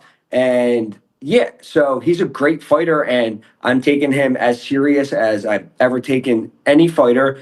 I'm training my ass off because I know what he brings to the cage. But yeah, I mean, just like my last performance, I don't think that was his best. I don't think my last was my best. So the good thing is we get to go out there and we get to settle it. So you mentioned earlier you think there's a bit of a logjam at 170, and it sounds like you think Ian should get the Islam fight. Do you think? Yeah. Do you think he can beat him? No. And I know people are going to say like I'm a hater of Ian. No, it's your opinion. I just don't think that his style, like, I think Islam will get him down, and I think Islam will probably submit him. Like, if you look where Shavkat had Ian, if you look where MVP had Ian in like a weird grappling spot, people can get to him, and if someone like Islam gets to him, which I think he would, it would be a long night for Ian. But again, Ian's very tricky, and I knew that when I was trying to fight him, and hopefully I still get to fight him. He's very long, rangy. He knows how to keep his distance well. He knows how to skirt along the octagon and keep you away from him. So, yeah, I think it'll be a very interesting fight, but ultimately I think Islam will get him down and sub him. I'm waiting for them to announce it. You know, it's like, what else is there? It's either him or Morales. And I heard Islam might be hurt, but if he's hurt, then do Ian and Morales, because that would be. I know Morales already said that he wants to fight Ian, so that'd be a really interesting fight. There is a theory out there that Morales' size, strength, and also judo background could be kryptonite for whatever Islam brings to the table. Do you subscribe to this? I think Morales has a better chance than Ian for sure. Way more unorthodox. I think he'll be very strong in those clinch positions where Islam will be looking for those inside trips, the single legs, and all of his takedowns. Yeah, and I still think that Morales, we still haven't seen what he is like on his back, or what he is like in this, like a harder fight, a second, third, fourth, fifth round. So there's a lot of question marks there where I feel like they've kind of been answered with Ian. Like, you know what you're getting with Ian. I think Morales is still that question mark in the division. Have you seen any of Colby's comments? He sucks. I don't talk bad about. I really try not to talk bad about fighters, but him with the whole Bo Nickel thing, like talking about he's Donald Trump's favorite fighter. Clearly not, brother, because they didn't put you on the White House card.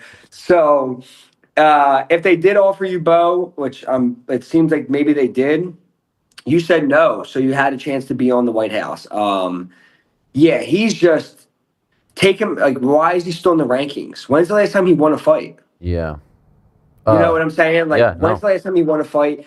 Then it's crazy because he did RAF. He's saying he's moving up to 185. He's talking shit to Bo. They're both there. That's the writing is on the wall. Make that fight. And I'm sure they could have made it happen, but I guarantee you it was Colby saying no. I highly doubt it would be Bo. No. I think Bo is begging for it, essentially. But my boy Kyle Dawkins from Philly Hell gets yeah. a chance to fight Bo on the White House card, which is amazing. So we're super happy for him. In Battle of Pennsylvania. You're on Team Dawkins. Of course. Me and Kyle started training at the same gym together, our first MMA gym ever. Wow. Yeah, back in the day. And he was at our gym a couple weeks ago when he was getting ready for Vicente, obviously before all this played out. So yeah, Kyle's the man. His brother Chris is super cool. They just opened up a gym next to my PT clinic. So yeah, I see those guys all the time. They're good people, and I'm looking forward to Kyle. I think he has a really good chance at getting it done against Bo. Okay, really? You think he can pull it off? Yeah, Kyle's got super slick submissions if Bo gets him down, and obviously we've seen what he did to Pereira. Kyle can crack, so yeah, it's I like this matchup for Kyle. He's a big 85er too. Sean, that's on June 14th. You're on May 9th. Looking forward to that very much. Prudential Center. Good to have you close to home. Big fight. Yep. Good chance to get back on track with some home cooking. I know it's not Philly. I know it's not Philly, but it's pretty damn close. They're saying there might be a Philly card the end of the summer, so this might line up really nice. Okay. Appreciate you doing this as always. Yeah. Thanks for taking some time out of the workout with the baby sleeping and everything like that. Welcome back to the mix, so to speak. Yeah. And looking forward to seeing you back out there. And we're not that far from Jersey, by the way. So if you want to stick around for May 11th, we'll be right here waiting. I got you. Yeah, Ariel, you're the man. Thank you for everything you do. Thank you, brother. Appreciate it. There he is, Sean Brady, kind enough to join us after the announcement that he is going to be on that card at the Prudential Center coming up on May the 9th. A big one, headline, of course, by Sean Strickland, getting another crack at the UFC middleweight title. That is a massive one against the relatively new champion in his first title defense, Khamzat Chimaev. Speaking of champions, it is assumed that it is going to be a when, not if scenario as to when the great Moses Itauma, the very young Moses Itauma, still just 21 years young, believe it or not, only turned 21 on the 28th of December.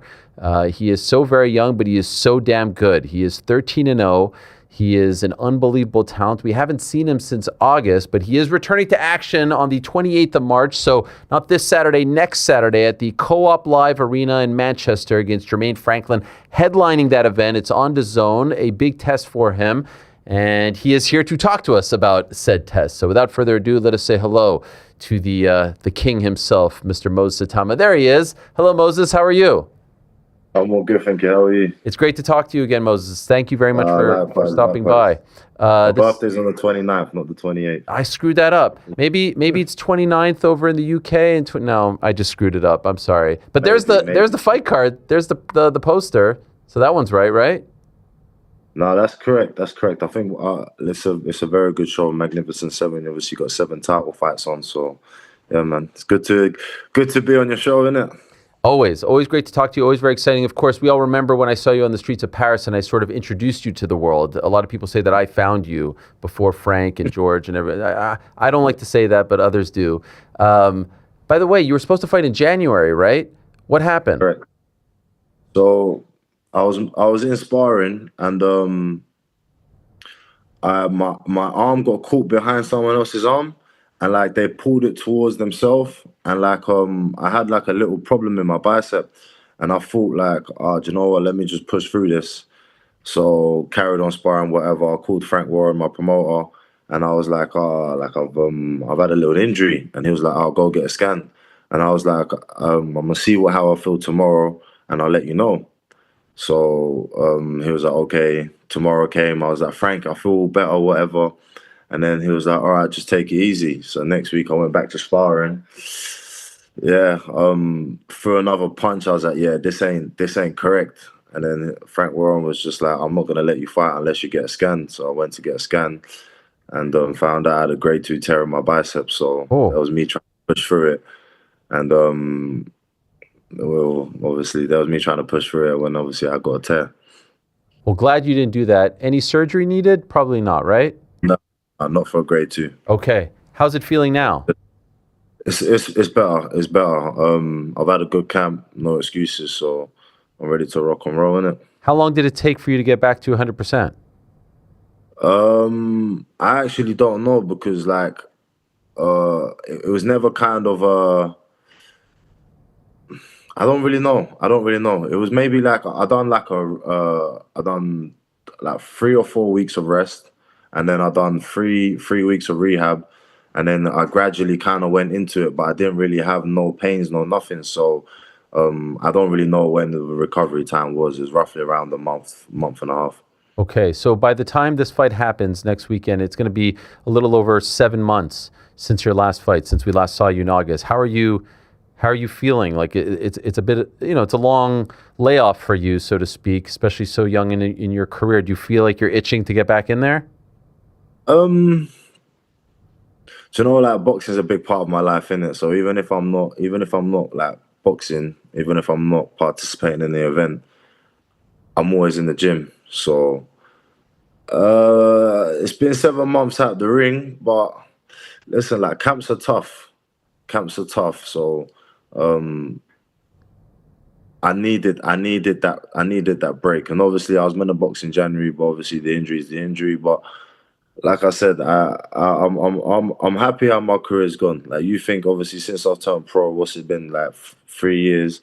I've had 13 fights. I've beat Dillian Whyte, beat Dempsey McKean, beat Marius Wack. So I'm not complaining, man. What about when you were offered Jermaine, when it ended up being Jermaine in the end, as far as your opponents? Been around the game, tough out, only has 2 losses, one to Dillian, one to AJ, never been stopped. So obviously that would be a huge distinction, but maybe not the name that people thought coming off of the last win. How did you feel about it? Do you know what? I got presented 3 names, and none of them was kind of Jermaine Franklin. And then my team kind of went back to Queensbury and said, "What about Jermaine Franklin?" I was like, "Well, Jermaine Franklin's not on the table." And then we just kept trying to persist on Jermaine Franklin because I feel like my team believed that this is the necessary fight for my development. So we just kept going back to Jermaine Franklin. And then obviously he ended up signing, and then we're ready to rock and roll. It's not. Listen, there's bigger names, but I believe like the question marks that I have on my career, the question marks that people still want to be answered, I think Jermaine Franklin can answer them. So I think it's a perfect fight for me as of right now. Who were the 3 names? I can't tell you that. Oh, why? Top secret? I don't know if it's a top secret or not. I just don't know if I should or allowed to say so. Fair to say though that they weren't names that were really like jumping off the page when you saw them. If I'd be completely honest, I think Jermaine Franklin's probably, he's probably the second of that name, as in like known. I think, matter of fact, amongst boxing crowd, I think he's the most known out of the 3 names that he gave me. Okay. Was there any discussions about a title fight? Was there any discussions about a title fight? A title fight, yeah, but it wasn't like a world title fight, no. Okay, not like maybe like a domestic title. More of a European title. Because I think some people thought you might fight Kubrat Pulev for the WBA. So with that, I don't know how that situation actually ended, but it was like Kubrat Pulev, do you know, matter of fact, I ain't got a clue what happened between that. I don't even want to come and talk smack. I don't want to talk about things I don't know. So I was supposed to fight him, I'm guessing, for the regular title, and he fought Gassiev, and obviously Gassiev beat him. So, but obviously he wasn't meant to fight Gassiev because obviously I was his mandatory. So I don't want to talk for something I don't know. No, I understand. Obviously, there was once a time where people thought you might become the youngest heavyweight champion, obviously, since Mike Tyson and perhaps beat his record. That came and went in May of 2025. We haven't talked since, so I'm just curious, were you disappointed when you were unable to break that record? Man, if I'll be completely honest with you, like maybe being in like the pro ranks for half a year, I kind of knew that your career's not really in your own hands. So I kind of deep down, I knew that if I wanted to beat that Mike Tyson record, like I'd have to convince the people in power to put me in that position. So it's not even about beating the people that I obviously got the world championships. Is actually being put in place or put in position. So, am I disappointed? I mean, no, because what's the quote? You shoot for the moon and you aim in the stars or something like that. Yeah. Although I didn't beat Mike Tyson record, I landed a Dillian White fight, right, in Saudi Arabia. So, man, there's success in that. I remember in the immediate aftermath of that win in Saudi Arabia, there was talk, you versus Joe Parker, you versus Usyk. That was the talk. I remember Turkey tweeting about it and whatnot. Did any of that get discussed? Was any of that close? Obviously, it didn't turn out that way, but that's who people were linking you with in the immediate aftermath. Just to let you know, if I had the opportunity to fight Joseph Parker or Alexander Usyk, I would not turn that down. So it wouldn't be wise for me to turn it down. So if things don't happen, then it can't, like, I don't think anyone's suggesting it's you. No. It's not as in like saying that it's my fault or anything, but it's kind of like I'm trying to make these fights happen. So like, kind of just, I don't know, be patient. Usyk is, I guess, he gets the coolest shots of his career. He's earned the right to basically do whatever the hell he wants, and from where it looks like he is. But apart from that, like I'm trying to deliver the best fights I possibly can. I was just wondering if those talks were ever real, like if they ever actually got off the ground, so to speak, you versus either of those guys. The thing is, with a lot of the rooms, a lot of people, or I have somebody that speaks on my behalf. The reason why is like I don't need to be in every conversation that is happening. So I only get kind of the tip of the icebergs, and from what I've been told, Joseph Parker and Usyk wasn't them. How do you feel, by the way? I'd love to have obviously, you know what I'm saying, have the opportunity. And Wardley's fighting, he just beat Parker, I thought, controversially. I thought that was a bad stoppage, by the way. I don't know about you. I thought it was a little premature. Are you asking for my opinion? Yeah.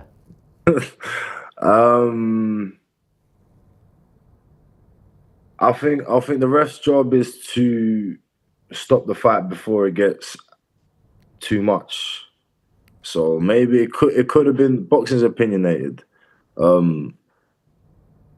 Was it prematurely? In my opinion, I believe if the ref would have let it go on for maybe 20, 30 seconds longer, Joseph might have actually been knocked out. So, but I don't know. Yeah. Actually, you think Wardley beats Dubois? I think it's going to be a 4-round fight either way. Wow. I think Wardley has the ability to, and to be honest, I probably would put my money on Fabio. He's just it doesn't even matter because he surprises everyone anyway. Who would have thought he was going to beat Justice Hoon? Who would have thought he was going to beat Joseph Parker?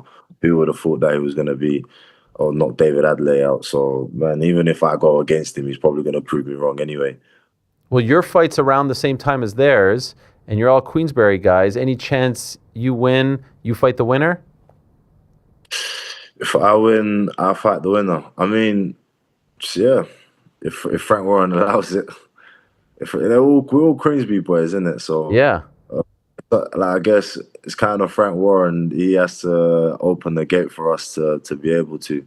Obviously, if Fabio wins, then we're at the same gym. It might be a bit awkward, but obviously, if duBoef wins, it'll probably be more likely to happen. Have you guys talked about that yet? What would happen, could happen if you have to fight each other? I mean, one of us would have to leave the gym. Yeah. Have you discussed it? No, never. It's never been like a conversation. I've got Jermaine Franklin. He's got Daniel Dubois. Like, I've never really fought Wardley as my opponent. Like, obviously, when he knocked out Justice Hooney, like everybody saw how excited and how happy I was. Yeah. for him. So I've never really seen him as an opponent. No. Do you spar often? No, we've never sparred. Never sparred? No, never sparred. Any particular reason? Ben likes to keep the gym as a team environment. I like that. Okay, so it's only outsiders. Yeah. I wanted to ask you 2 questions about Usyk. What do you think of him fighting Rico Verhoeven and it being for the WBC title? Oh man, Usyk, he can do whatever he wants, man. He's on that right. But see, I don't like to use the word fair, but I don't think it should be allowed to fight for the world title. Obviously, like I said, Usyk's on the right to do whatever he wants, but I don't think it's fair. I don't think it's correct for Rico to be able to fight for the world title in his first fight. That's just it's a bit crazy. My theory is, what if Rico wins? He still beat the guy, right? And that's significant. If you beat the guy, you might as well walk away with his belt, no? I know he hasn't earned it, and he's a newcomer, but like he's still Alexander Usyk. If you beat him fair and square, if you knock him out, then you kind of deserve to be the champion, in my opinion. Yeah, that makes sense. But listen, Ngannou done that with Tyson and AJ, so yeah, I'm not here to as I'm trying not to swear. I'm not trying to put anyone down. So yeah, man. If Rico's got the opportunity to fight Usyk for a WBC, like it'll be foolish for him not to take that. It's just kind of whether it's fair on if he's able to fight for it for his first fight. It's a bit crazy. Usyk laid out like how many fights left and against who. Your name wasn't mentioned. At this point, do you think that's probably never going to happen? Probably not, but what are we going to do? Yeah. We don't have a spilled milk. Of course. But maybe... What's that? I said we don't cry over spilled milk, we just keep it stepping.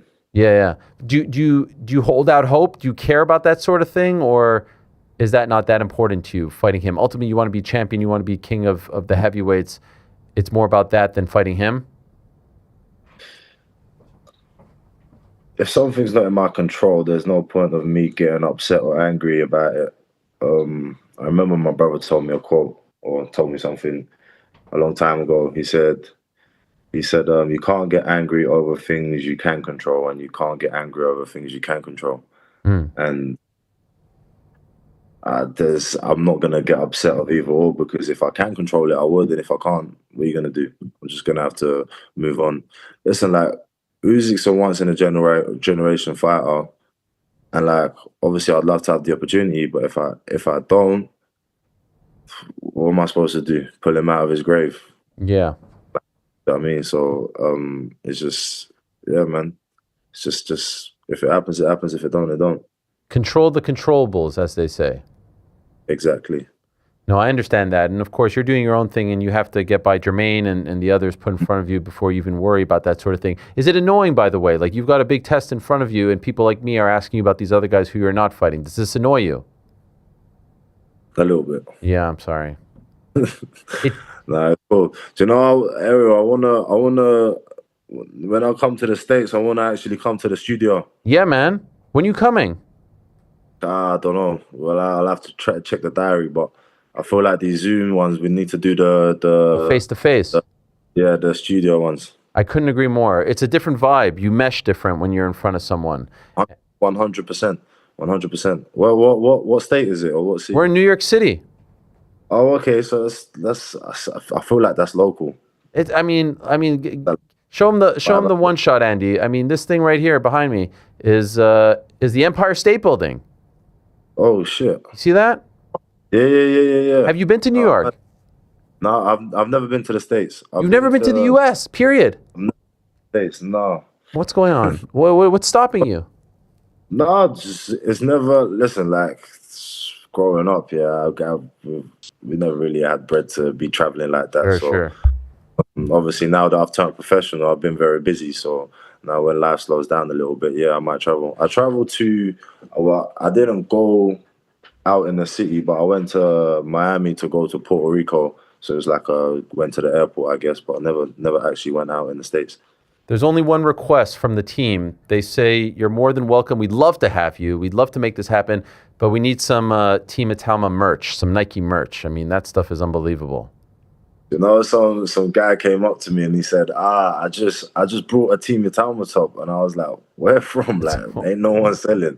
And then he showed me a picture of it. I'm like, the zone ain't one of my sponsors. Like, this isn't like Team Thingy top. I'm like, where did you get this from? And then I was like, we need to sue whoever's selling this stuff. He got it from wish.com. I don't know where he got it from, but I mean, he paid big bucks for it as well. So I'm like, you know what? Like, is what it is, isn't it? Fair play. Somebody's out there hustling. Yo, why aren't they selling that in the UK? They're not selling that at JD or all those other stores? Nah, no, we're not selling the Team Itauma kit. Why not? But I have no idea. I'll Come on, you're the future face. You're the guy. With all due respect to Tyson and AJ and all these dudes, I mean, we're on the back nine here of the career. You've got a whole freaking 20-year run ahead of you. I'll get onto my brother. Yeah, come on, let's go. By the way, what do you make of that Makhmedov Fury fight coming up? What do I make of it? I'm happy Fury's back. Yeah. I'm happy Fury's back. He's and obviously having spent time around him, like I know how much boxing means to him. So not having boxing in your life, yeah, man. I think I'm happy he's gonna come back because I think he needs boxing. Do you think we ever get that AJ fight though? I think it's possible, yeah. It feels like the universe is just kind of working against them in some weird way. Listen, it might be a Manny Pacquiao Floyd Mayweather situation where it might be past the time, but it could happen.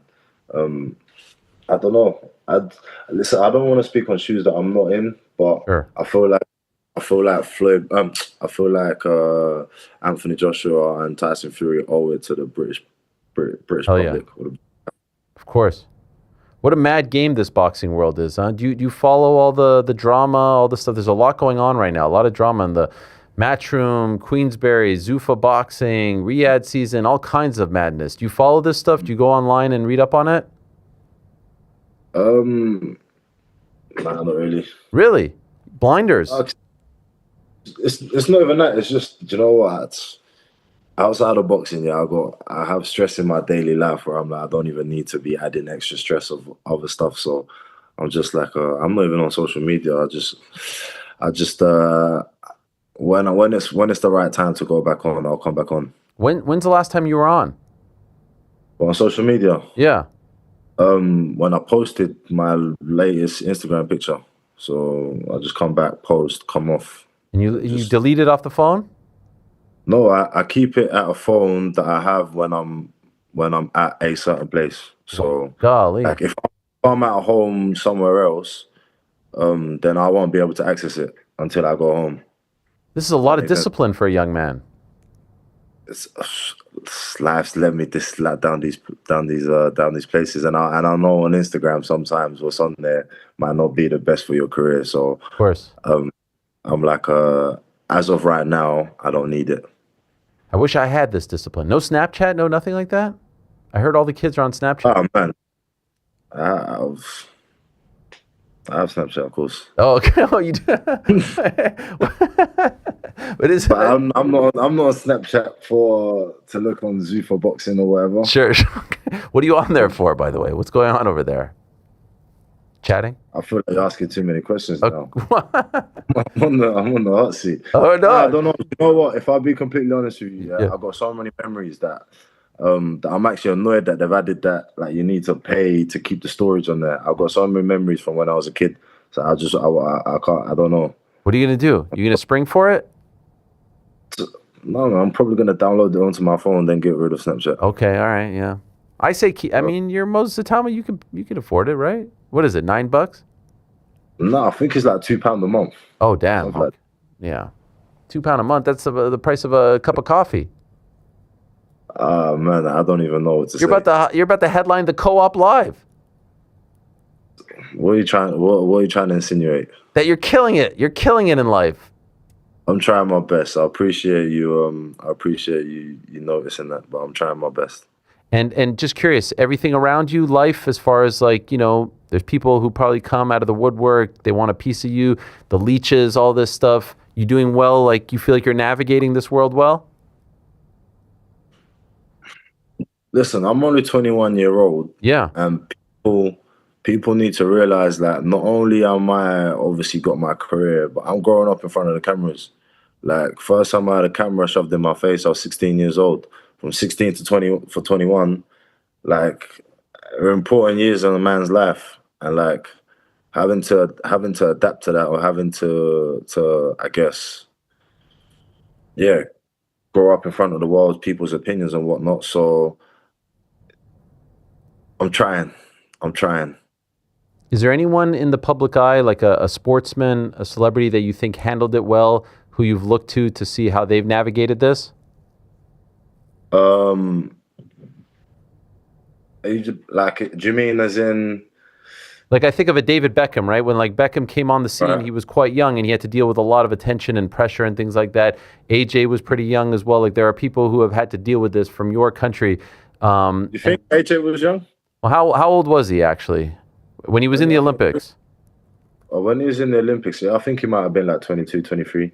So, I mean, a little bit older than you, but still, that was the London Olympics, so there was a lot of pressure on him. Yeah, true. But I think AJ's handled it very well. I think David Beckham's handled it very well. Agreed.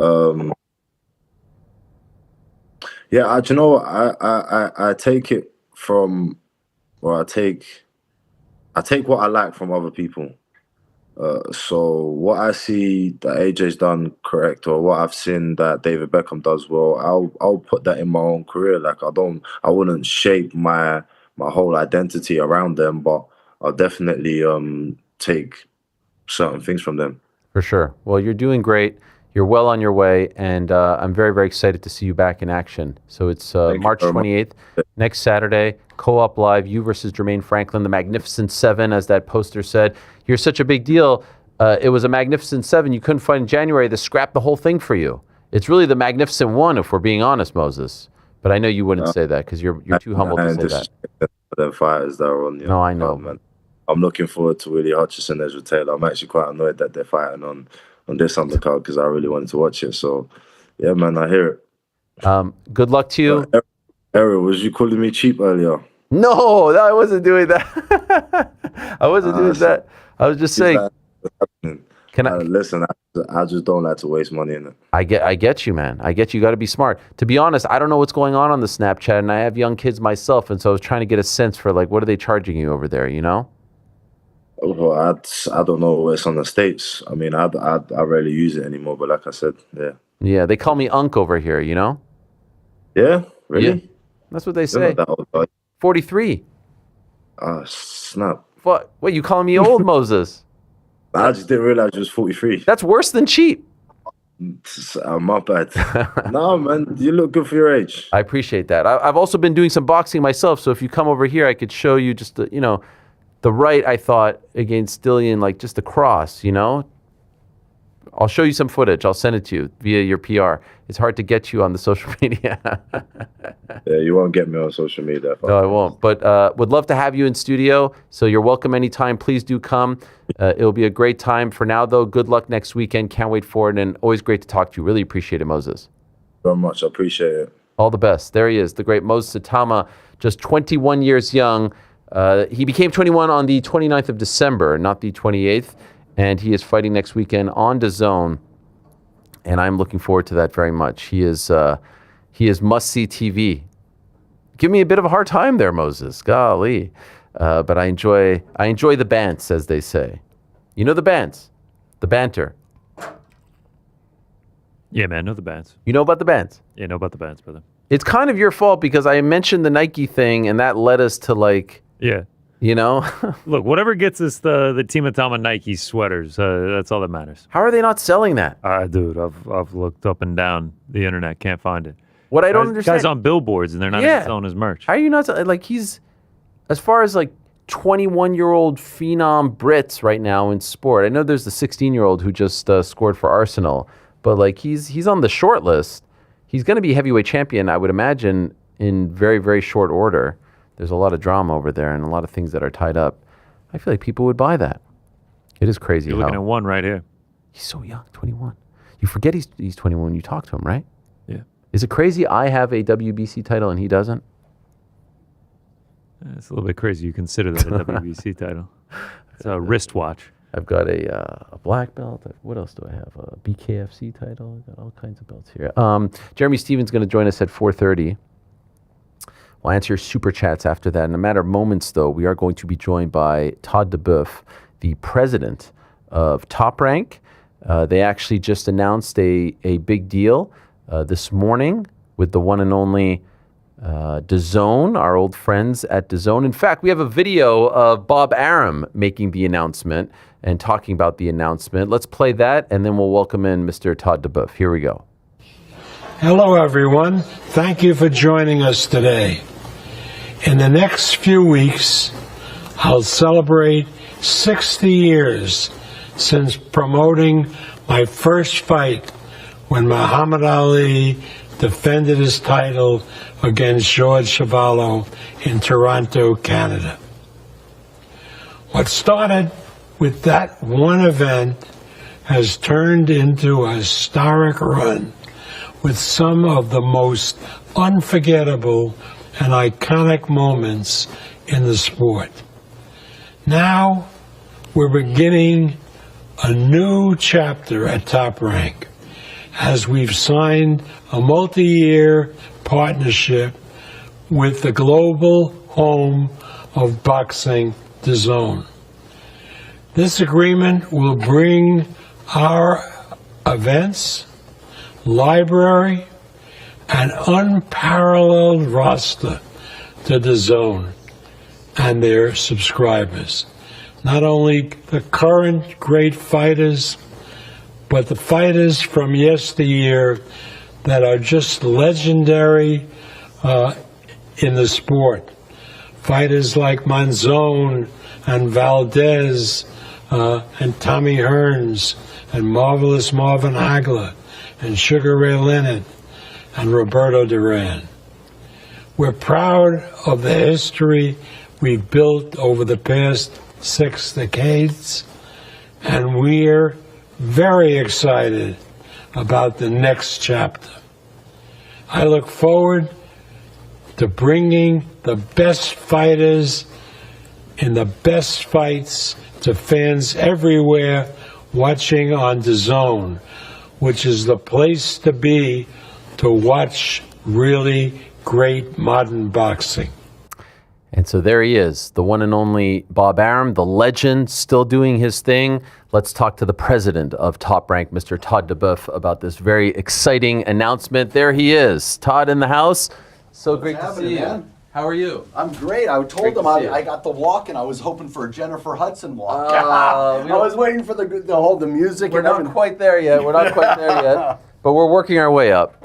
Congratulations. This is the famous desk that I fantasize about. You fantasize about this? I fantasize about this. Why? Because I think this one puts McAfee's to shame. I appreciate that. Wow, that is high praise. I love it. Wow, I love it. Thank you. I appreciate that. I just come more often.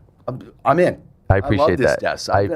It's real. Look at this WBC title. This shit is real, man. Yes. All of this. This is as real as it gets, right? Even this window is quasi-real. I love it. Well, welcome. Thank you very much. If you don't mind, just bring the mic closer. Absolutely. Get comfortable. Yeah, there we go. Listen, I left my jacket out there. I appreciate that. Congratulations. This is very exciting. I have a million questions. I figured that was yes. And by the way, I just let everybody know. You texted me late last night. I did. Right? Like, I'm really excited. We're going to chew this one up. So I'm like all in. I'm like a sleepless night for me. You know, a lot of people have texted me in the industry. Oh, this is big. Okay, we're going to get some answers here. Great to have Todd in studio. How did today go? You had the press conference earlier. You know, everything went fantastic. And I really, it's new. Right. And, I've been down the road a long time with a lot of different partners, and it's new. And so, and to one thing, like I said at the press conference, and I said it in private, is like, we've been talking for over a year. I've known them for 5 years, 6 years, right? So it's like, are they friend or foe, right? It's like, which one am I taking you in? And I'm really glad, just smooth, like-minded, the way we think, the way we talk. It was really a wonderful introduction. Okay, so your last event with ESPN was July of 2025. Right. At what point did you come to the realization that that relationship was coming to an end? I think we kind of, I mean, I don't know that it was coming to an end is a fair description. Okay. Right?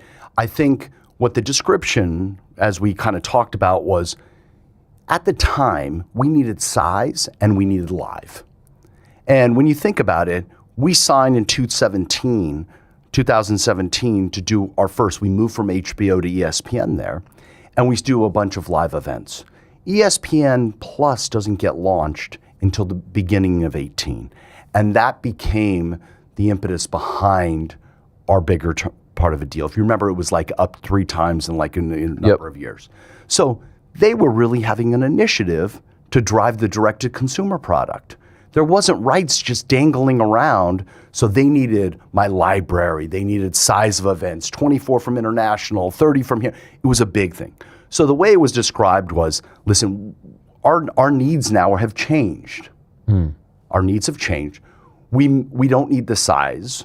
We may be interested in some bigger nights or independent nights, you know, maybe one a month, maybe one a quarter, whatever it was. So we kind of knew like their needs and their direction was a bit different. And that was before the well before that. So we kind of knew that. Months before? Yeah, it was months before. Maybe like 6 months before. So at that point, are you able to shop around? Yes. Historically in the TV business, the reason I'm asking this is by the time one deal is done, you kind of know where the next stop is. Right. And that wasn't the case with you guys. Well, I could have made deals. Okay. I don't remember. We're not going to talk about we felt it was very important to stay strong. And just because we were naked, or as people would say, oh, you don't have a deal, you're where are you going? And I basically said, for 53 fucking years, we never had media rights deals. Mm-hmm. It didn't actually come into play until we actually did the ESPN deal, right? Because you would be at Showtime for one night, HBO the next night, a Univision series, an ESPN series. We were all over the place, but nobody had a traditional media rights deal. That was kind of defined for the first time at that ESPN Disney thing where they said, I want everything. I want the whole vertical and I want it there. That was the beginning of a media rights deal. It never existed before then. And so you never felt the pressure, right? Because everyone's talking about you. Everyone's saying you don't have a home August, September, October. You weren't feeling nervous, anxious, sweating about this. You knew you were going to take your time. It was going to work out the way in which you wanted to work out. Is that fair? This is you saying. No, I'm asking. Is this a fair? Yeah. No. I mean, obviously you think about, oh my God, is this merger going to happen? Is Paramount merging with this? And what happens to this network? And what's going on with this one? And they're spinning this out. And what about here? And I'm not sure if I want to go there. And what am I going to tell my fighters? What am I going to do? Okay, so you were sweating it a little bit.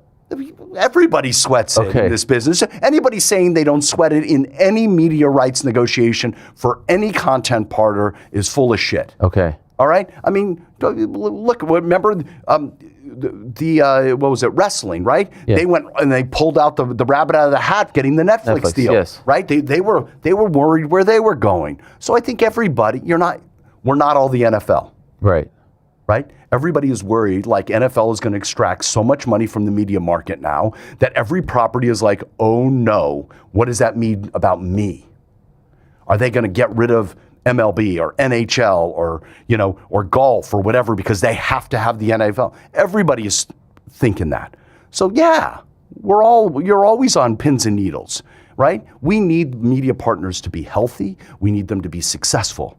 Legacy is struggling today. It is absolutely struggling. So when you go into a marketplace with mergers happening, split off splinters, and you're looking at red ink everywhere, yeah, you're nervous.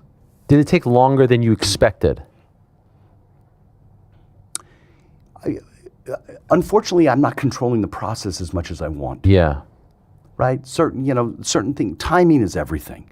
Timing is such a big piece of it. I mean, our ESPN deal was timed perfectly, by accident though, right? Which was the ESPN Plus launch, the DTC getting launched, right?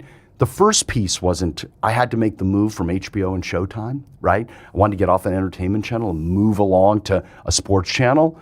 That was phase one. But the bigger phase was, we're going all in on DTC. That timing worked great for me. So it's hard to figure out. You can't necessarily time it.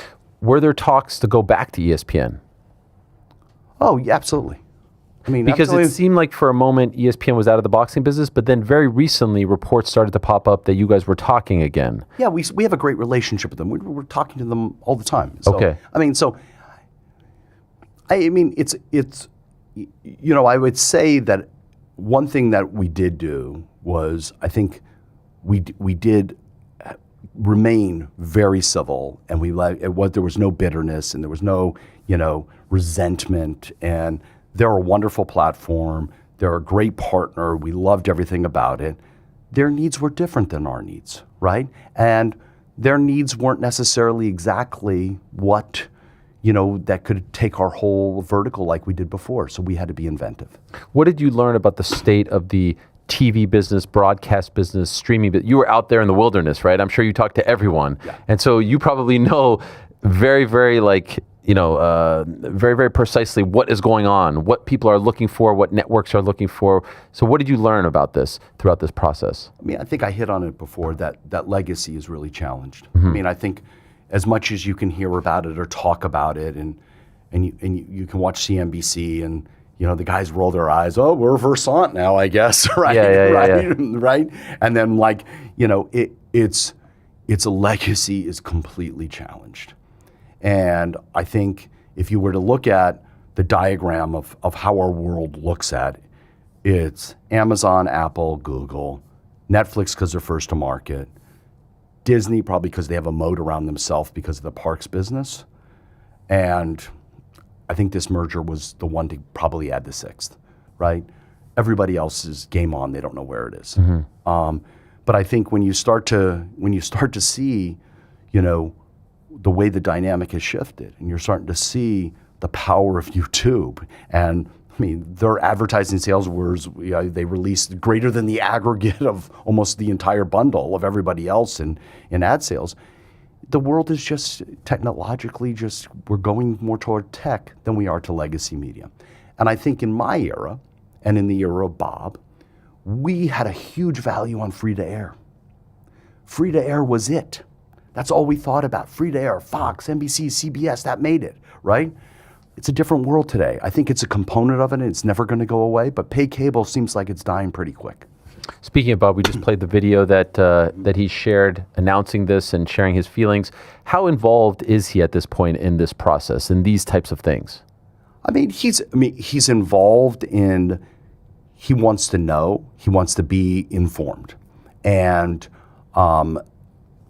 he just, he's sitting there. I mean, he is actually a historian in the evolution of media. Unbelievable. Right? What he has done. Yeah. Right? And so when I explained to him, hey, look what has happened over time, and he's like, oh my God, I can't believe this.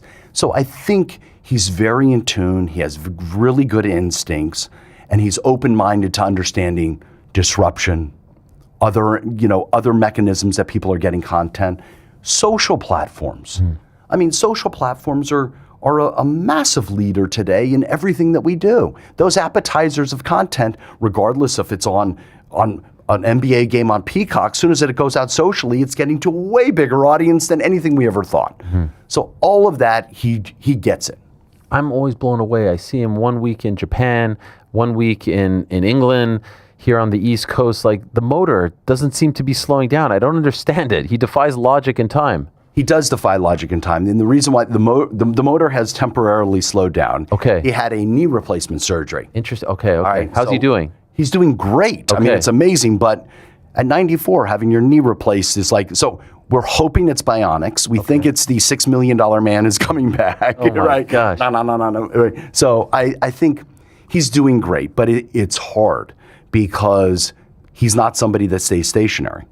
He's not somebody so his brain is going and he's at home, but we just keep him engaged, and I think he's doing really well. Why does he feel the need? Like, why does he need to be there in Japan? Like, why does he have to go all the way to the Middle East or Europe? Why he could chill at home? Chilling at home is not his MO. Not his DNA. Not his thing, man. It's not his thing. He loves the fights. He loves the fighters. He loves to be in the action. That's what he loves. Keeps him going. And I feel like the fighters love him, right? Like I see. Oh, I mean, they want the meeting. They want the photo up. They want to be in his presence. Yeah, in the last 10 years, or 7 years, yes. The previous 53 years, I got a lot of shade from our fighters coming at us. I mean, this generation, this generation, it feels like, Grandpa Bob gets the ring, right? Exactly. Right before there was a knife in his back. Right. Good point. Fair play. So when did you feel like DAZN was close? When did you start to feel like, okay, this is going to be our home? I think we have an obligation. I think all of us have an obligation in the content business to see where the marketplace is going, right? And DAZN came in a very bold way early on, and really kind of caught me by surprise because, I taught John Skipper what a southpaw was against Loma and Rigo at the Highsmith. When they had the Heisman, the Heisman Trophy winner show, and all of a sudden I see him come into the marketplace and throw $300 million to Canelo on another platform. I didn't know what to think, right? And back then, and over time, I was like always watching what they were doing, seeing what they were doing, seeing what the content is, what is their strategy, and they have an excellent strategy throughout the world. I think the real question is, what were they doing here? And were they disrupting my business? Were they looking to, how could we do this? And I think I loved their commitment to the sport. It wasn't like, a nice to have. It was a have to have. And those have to haves and people that like your sport, and because I've been an evangelist for boxing is just so undervalued at times, people don't get it. Let's talk about it. And seeing how high it was on their radar was a really, a big importance to me. I think the other thing that I really liked was their creativity. And we started to do events, some of those Riyadh season events, and I started getting exposure to them. The final, and I would say just over a year ago, was when we started talking about like-minded nature of the bigger we make the sport, the bigger we get. There used to be a mindset that I'm a platform. I don't care how small it is. I want it all here for me. And that's where the product ends up getting hurt, right? When the sport gets stuck on an island at times and isn't able to get released. And when I saw that what they executed with Club World Cup here in the United States and partnering with people, I was like, they got it. They figured it out. I get this. We're like-minded. And that gave me the confidence, that there was a path forward. For the last few years, obviously on ESPN, you were their only boxing property. Now you're sharing the broadcaster with many different properties. How do you feel about that? I think it's a benefit for everybody. I think, I've been in the business 33 years, and often we had headwinds and friction because we weren't all aligned, or we didn't have a common interest, and the convenient non-common interest was different networks. So now, if we all have a stake in this wonderful platform, it's going to be seamless. We should be able to make matches. Now, we get along great with Eddie. We get along great with the Warrens. We get along great with PBC. We can talk all day long, but a lot of times, Mayweather-Pacquiao was a mess to make between the HBOs and the Showtimes of the world. So we had a lot of lines. It would be like taking, an NFC game on Fox and saying, hey, I want it on CBS on Sunday. That's not their relationship. They have the AFC. You get it? Yes. And so you just said, great relationship with Eddie, with Frank. One thing I wondered, we know that Golden Boy's deal with DAZN is coming up or is up, and they've done a couple of shows here and there, but it doesn't seem like anything long-term has been signed. Are you replacing Golden Boy on DAZN to the best of your knowledge? That's Golden Boy's business. That's DAZN's business. Okay. I'm looking at what is a really good strategic partner for us, somebody that makes sense for us, great for our fighters, opportunity, and that's my business. And my relationship with DAZN is independent, and so far, that was one of the real reasons we wanted to do it. And, it's going to be interesting because I really find that now the fighters are going to have to, there is no excuses, right? So when guys used to turn down fights sometimes, it was like, well, he's over there, I'm over here. The manager, whoa, we were not going to be able to get that one done, are we? Right? Right? So it's going to put a lot of heat on them, right? Because the pressure is going to come into, let's start making some matches. Somebody's got to make decisions. You don't have an excuse. How many years is the deal? Multiple years. Why can't you say? Why are people so afraid of the years question? I think we've decided, and I think this is respectful, right? If it was an exclusive deal, I was their only person, I get it. Then I have no problem giving them, and we both agree, no problem giving you more of the granular finances.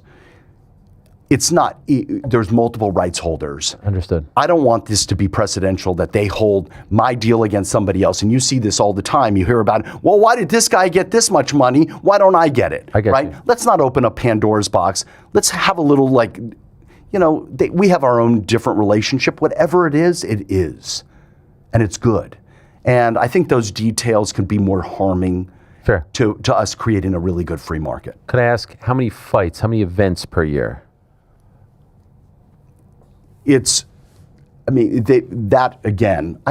still. Is that one? Because we know they tell us how many Matchroom. They tell us how many. Right. So Matchroom's a legacy deal. Okay. Right. We want to end.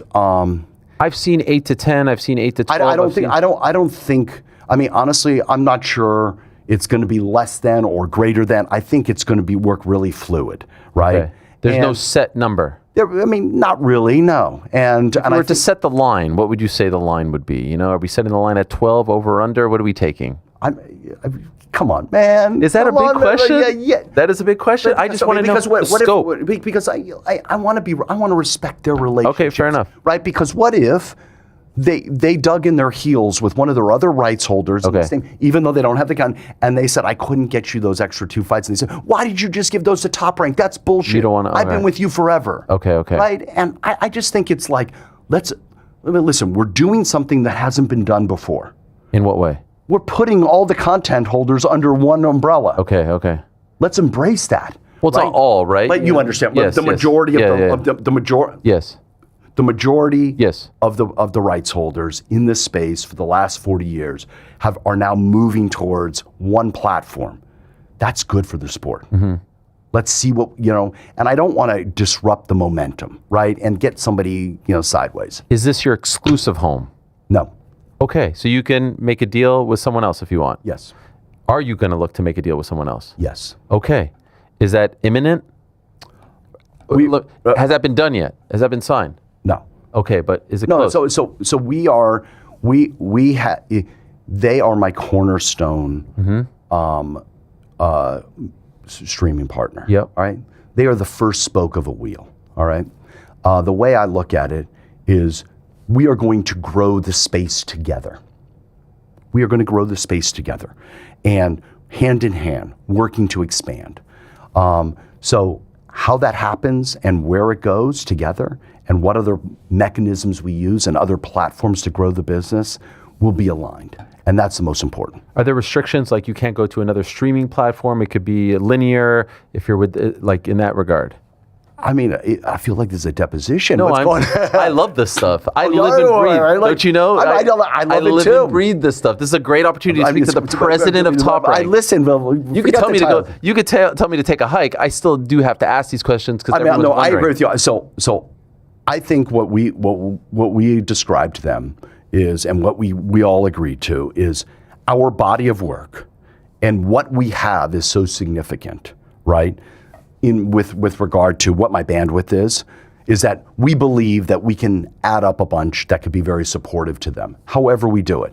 And it may be that, they say, hey, we don't want you to, and let's start expanding even further. Okay. So I don't want to. I don't want to be concrete on anything. I want to say this was the cornerstone to our first spoke of that wheel. Okay. How many spokes we have to be determined, but obviously they understand that, and we all know that there could be other pieces of that wheel done. There's talks, you would say? Yes, absolutely. There's always talks. Oh, yes. Yes. And by the way, I remember, I used to be represented by Nick Khan, so I remember getting invited to the big press conference, Mayweather-McGregor week, when you guys announced the ESPN deal. Yeah. CAA was representing you guys, and you were out there, and the word was you got a great deal based on what everyone said. Were you doing this on your own this time, or did you have someone representing you? So, the CAA group that did was Alan Gold, his group, which does our media rights, and Alan, who worked with Nick at that time,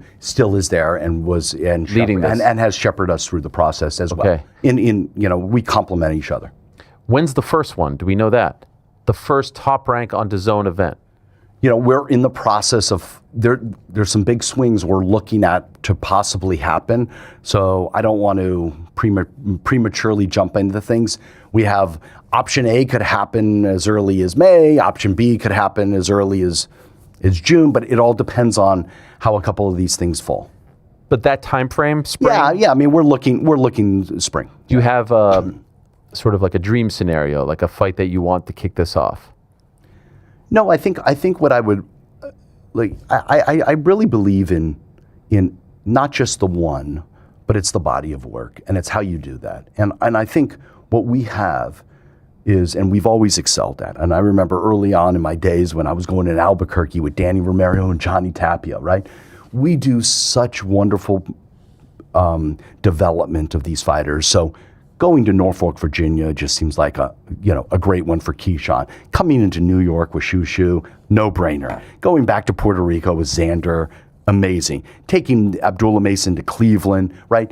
Those things are how we develop platforms. And we've done this only for, 50 years, right? When HBO was just launching and getting into boxing. And then in 1980, when ESPN did Friday Night Fights, that was a strategy we had. And then we did it with Univision in the 90s. And then we came back to it, with ESPN, with DTC. So I think they need national scale, and national scale happens when you energize local markets. First, your local markets, the avalanche starts to build, then national goes. So that's really what we love doing, getting lively crowds, hometowns, connecting to the fans there. And I think you guys do a tremendous job. And quite frankly, I said this before you even came on, even knew you were coming on. I think of the American promoters, and I think you can be a very strong case of the global promoters. No one has a better young stable right now, future superstars, than you guys, than Top Rank, these names. And you've had names that have turned into staples like Shakur and T.O., who just headlined MSG, et cetera, et cetera. Those guys are future superstars and on the cusp of greatness. Maybe not pay-per-view draws right now, but draws locally and on TV. Is there a desire on your end to be in the pay-per-view business anymore, or do you want this to just be on DAZN without that second paywall attached to it? So DAZN's in the pay-per-view business. To a degree, right? They've got this pass. It's a little confusing. I don't want to speak for them, but I can say it's part of their strategy. Got you. All right? So we are going to complement that strategy. We are a big piece of complementing. This is where they want to go. We can figure out solutions there.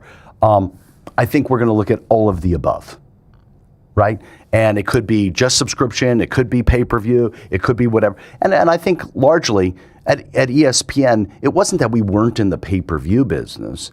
I think what happened was, and I'll kind of revisit that for a moment, is when COVID hit and they were off the air and they weren't getting their cable, they weren't getting their cable fees because they didn't have live events coming. There was an initiative for them to be like, we were thinking about doing Loma and Lopez on pay-per-view. And they said, don't, please, let's put this on linear. Let's start to lean in more heavily on linear. And that was a strategy that was executed where they wanted to light up the linear, network, and which worked simultaneously was to do the simultaneously simulcast on ESPN Plus. It wasn't up until that point that you could do both, that you would only be on linear, and then we had exclusive plus.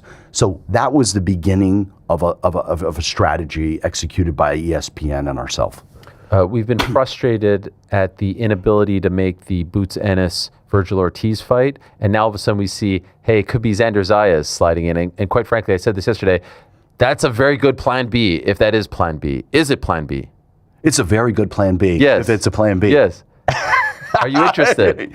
Absolutely. Are there talks of this happening? Absolutely. You should have been at lunch with me. I was doing my show. It's Come a long on, show. man. Wait. Zayas versus Boots is tremendous.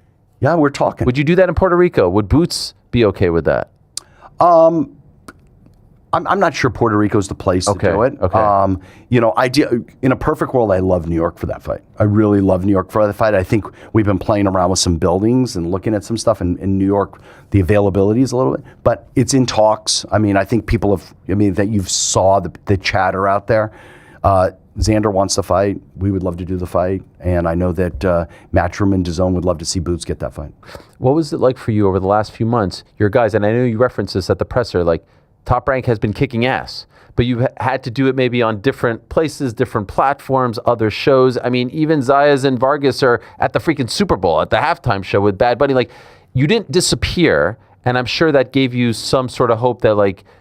It wasn't hope. It was... I mean, Ariel, you've been in the business, right? I mean, we can talk about, we have something in common. We both were at ESPN. Yes, right? we were. Yes. Right. All right, there we go. Yes. All right. So there's a point that you have to believe in yourself. Mm-hmm. And you're not going to make, you make decisions based on strategy, and you make decisions based for long-term success. So if I had to rent my guys out, basically, and do POSs so they wiped everybody's ass, kicked everybody's ass, fine with me and thank you. You're keeping them busy. I'm just proving that we got the creme de la creme, right? That must have felt good, right? Oh, it was great. When our guys deliver, it's amazing. Abdullah's winning over here. Shushu's winning over. I mean, every single guy. And then how about and then we whip Andy Cruz's butt, right? And then then Navarrete beats Smokes and Nunez. I mean, we really did, Maritaya, and most people did not think Maritaya was going to do it.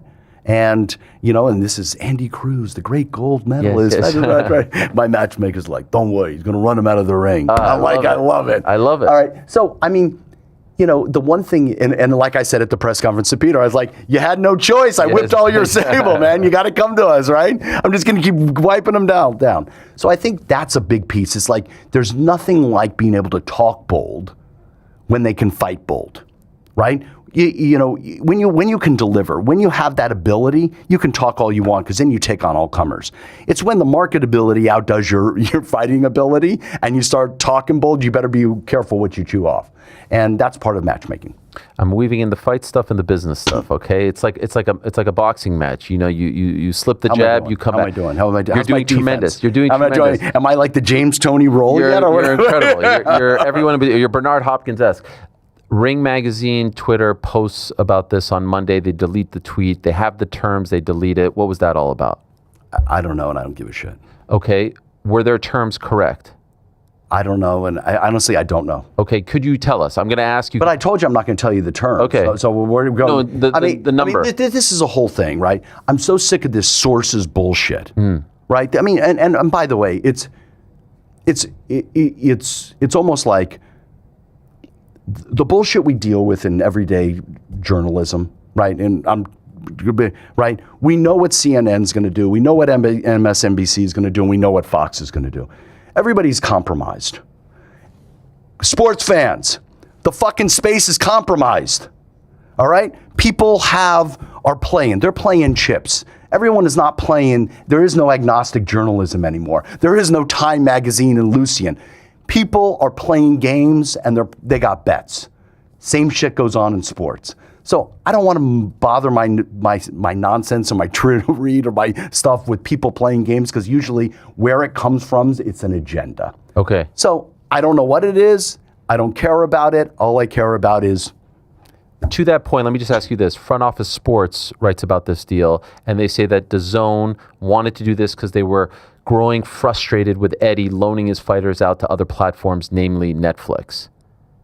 Accurate? I thought that was a little weird, and I'll tell you why. They just re-signed Eddie, and it felt like, that's weird. Why would you re-sign the guy? It's such a Yenta thing. It's such bullshit. Has this been said to you? Never. Hey, we're upset with this guy? Never. Okay. There's a lot of drama. It's not drama. This is made up shit. This Nonsense. is throwing shade on people, right? This is what people Where is it do. coming from? I mean, what do you mean? Where's it coming from? Like, people do this shit all the time. They make up shit just to misery loves company, right? People want to see other people suffer and beat them up and play these games and spin out shit that has no relevance on them. They do this shit for a living, right? They do it in all parts, in all parts of life, but sports is one of them. How do you feel about the boxing business right now? It's very interesting. Speaking of this drama, I mean, not that long ago, you have Eddie and Frank holding hands with Turkey. Now they seem to be on the outs with him, right? And now it seems like Turkey is aligning with Zuffa Boxing, TKO, and it seems like it's changed dramatically in the last 6 or 8 months. Your take on the state of the business right now? Well, those are personalities in the business. Those are people that are playing in the business, all right?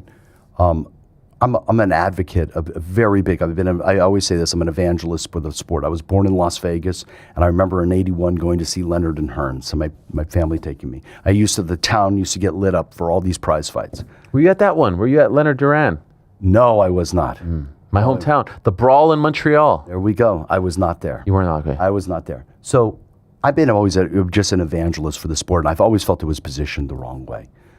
I believe in just so passionately, there is nothing like that moment when those two fighters leave the locker room and enter the ring.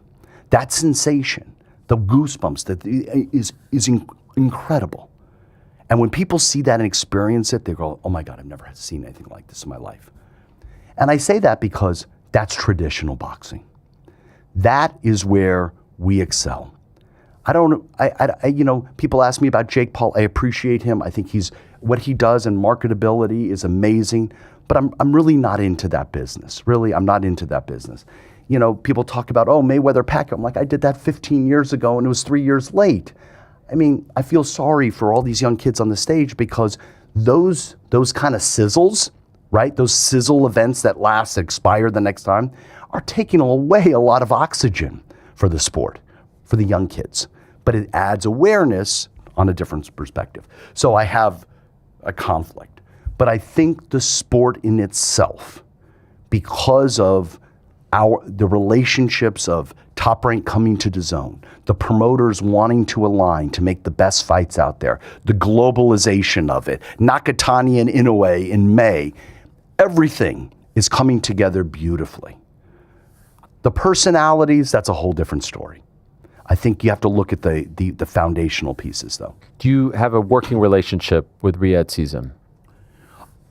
Yeah, yeah, absolutely. I mean, we if they need something, if they want something from our shows, from our stable, we obviously do that. We obviously had a bunch of fighters on the Ring show, which was Shushu, Keyshawn, T.O., right? We're all here in New York 2 months ago. Okay. Yeah. You did mention Inoue, and we showed the graphic that was posted this morning of the announcement and the fighters and whatnot. Conspicuous by his absence, I do believe this one right here was Naoya Inoue, who is scheduled to meet Junto Nakatani in May. Is there a reason for that? I don't know. Okay. No, I think because this is our U.S. rights, and he's really not fighting in the U.S. Okay. Will you guys be promoting that? So we have a relationship with both Inoue and Nakatani, right? Long-term relationships. So that will air on DAZN? I can't. Okay. That's a big-time fight. It's a wonderful fight. Yes. It's a wonderful fight. So I think what we tried to do was put into an agreement with DAZN, a working relationship with select fighters from a territory where they really want to lean in on, and that's America. Okay. So the exclusion, I'm not sure even Rafael Espinoza was on that slide. I didn't really see it. So we had to be careful about, their strategy, they are leaning on Eddie and Frank to go move the UK. That is their core, that is their base. They need to develop that market. They are really leaning on us to like, let's light up the U.S. Let's get the momentum going. Let's move this sport and keep pushing it. And that's why we kind of ID'd some guys that were going to be frequently on the platform. Since your last show on ESPN, a new player has come into the game, Zuffa Boxing, and they're coming, right? What do you make? What do you mean they're coming? They're here. Well, they're coming in the sense that they're trying to, bring in this Ali Enhancement Act. They're bringing in their own belt. There's a lot of changes. Okay, let me ask you about that. How do you feel about this? A rare opportunity to get your 2 cents. First with the Ali Enhancement Act. I mean, it's so ridiculous. Why? I mean, I just think it's, it's so hypocritical, and it's really the fundamentals. Let's talk about it. UFC was created by Nevada Boxing Commission regulators, right? Lorenzo Fertitta bought it. He was a Nevada boxing. Bought it. Didn't create it. Didn't create it. Let's say Bob Meyerowitz. Yes. Yeah. Bought it in 2000. In the current version. Yes. Right. Cleaned it up. All these guys had the creations. They all brought in Mark Ratner. They brought in Kirk Hendrick. Right. They brought in Michael Marsh. They brought in a lot of Epstein. He was my sure, I know, that's what I'm saying, but he was part of Zuffa. No, okay, I'm saying they brought in people to clean it up, yes. And what they did was they architected a beautiful product in UFC, but they also did was they saw the problems that existed in how boxing got regulated and created a business model so they didn't have to succumb to that, right? And all they did was tell us how bad we were and how bad boxing was, and Bob Arum is this and Bob Arum is that, and fuck boxing, and it's an old man sport. Mm-hmm. Now they want to come in with the third leg of the school, right? They have wrestling, which is fiction. It's as real as it gets on the other side, so who knows what's in between, right? And the third leg of the school is boxing. And they say, we want to play, but we want to change the rules for us and nobody else. That's, I saw Dana call somebody a pussy. That seems like a fucking pussy, right? What do you mean you want to change the rules for you that only apply to you and nobody else? I don't get that. I really don't understand it. And I think that if you want to get into the sport, great, come into the sport, right? Come into what what we're all operating in. It would be like, I want to trade stocks in the SEC, but I want to do it a separate way. I want to be able to front run somebody, right? Or get inside information. It doesn't make sense. But they're very powerful. They're very well connected. They have a great product in UFC and in WWE. They're great at it. And I think I understand their strategy. They want to build out a boxing vertical. I'm not sure I can't figure out which path they're choosing on this one. I heard it was a league. I heard it wasn't a league. I don't know. And I think they're in the air on where they're going. How do you feel about them introducing their own belt? Okay. I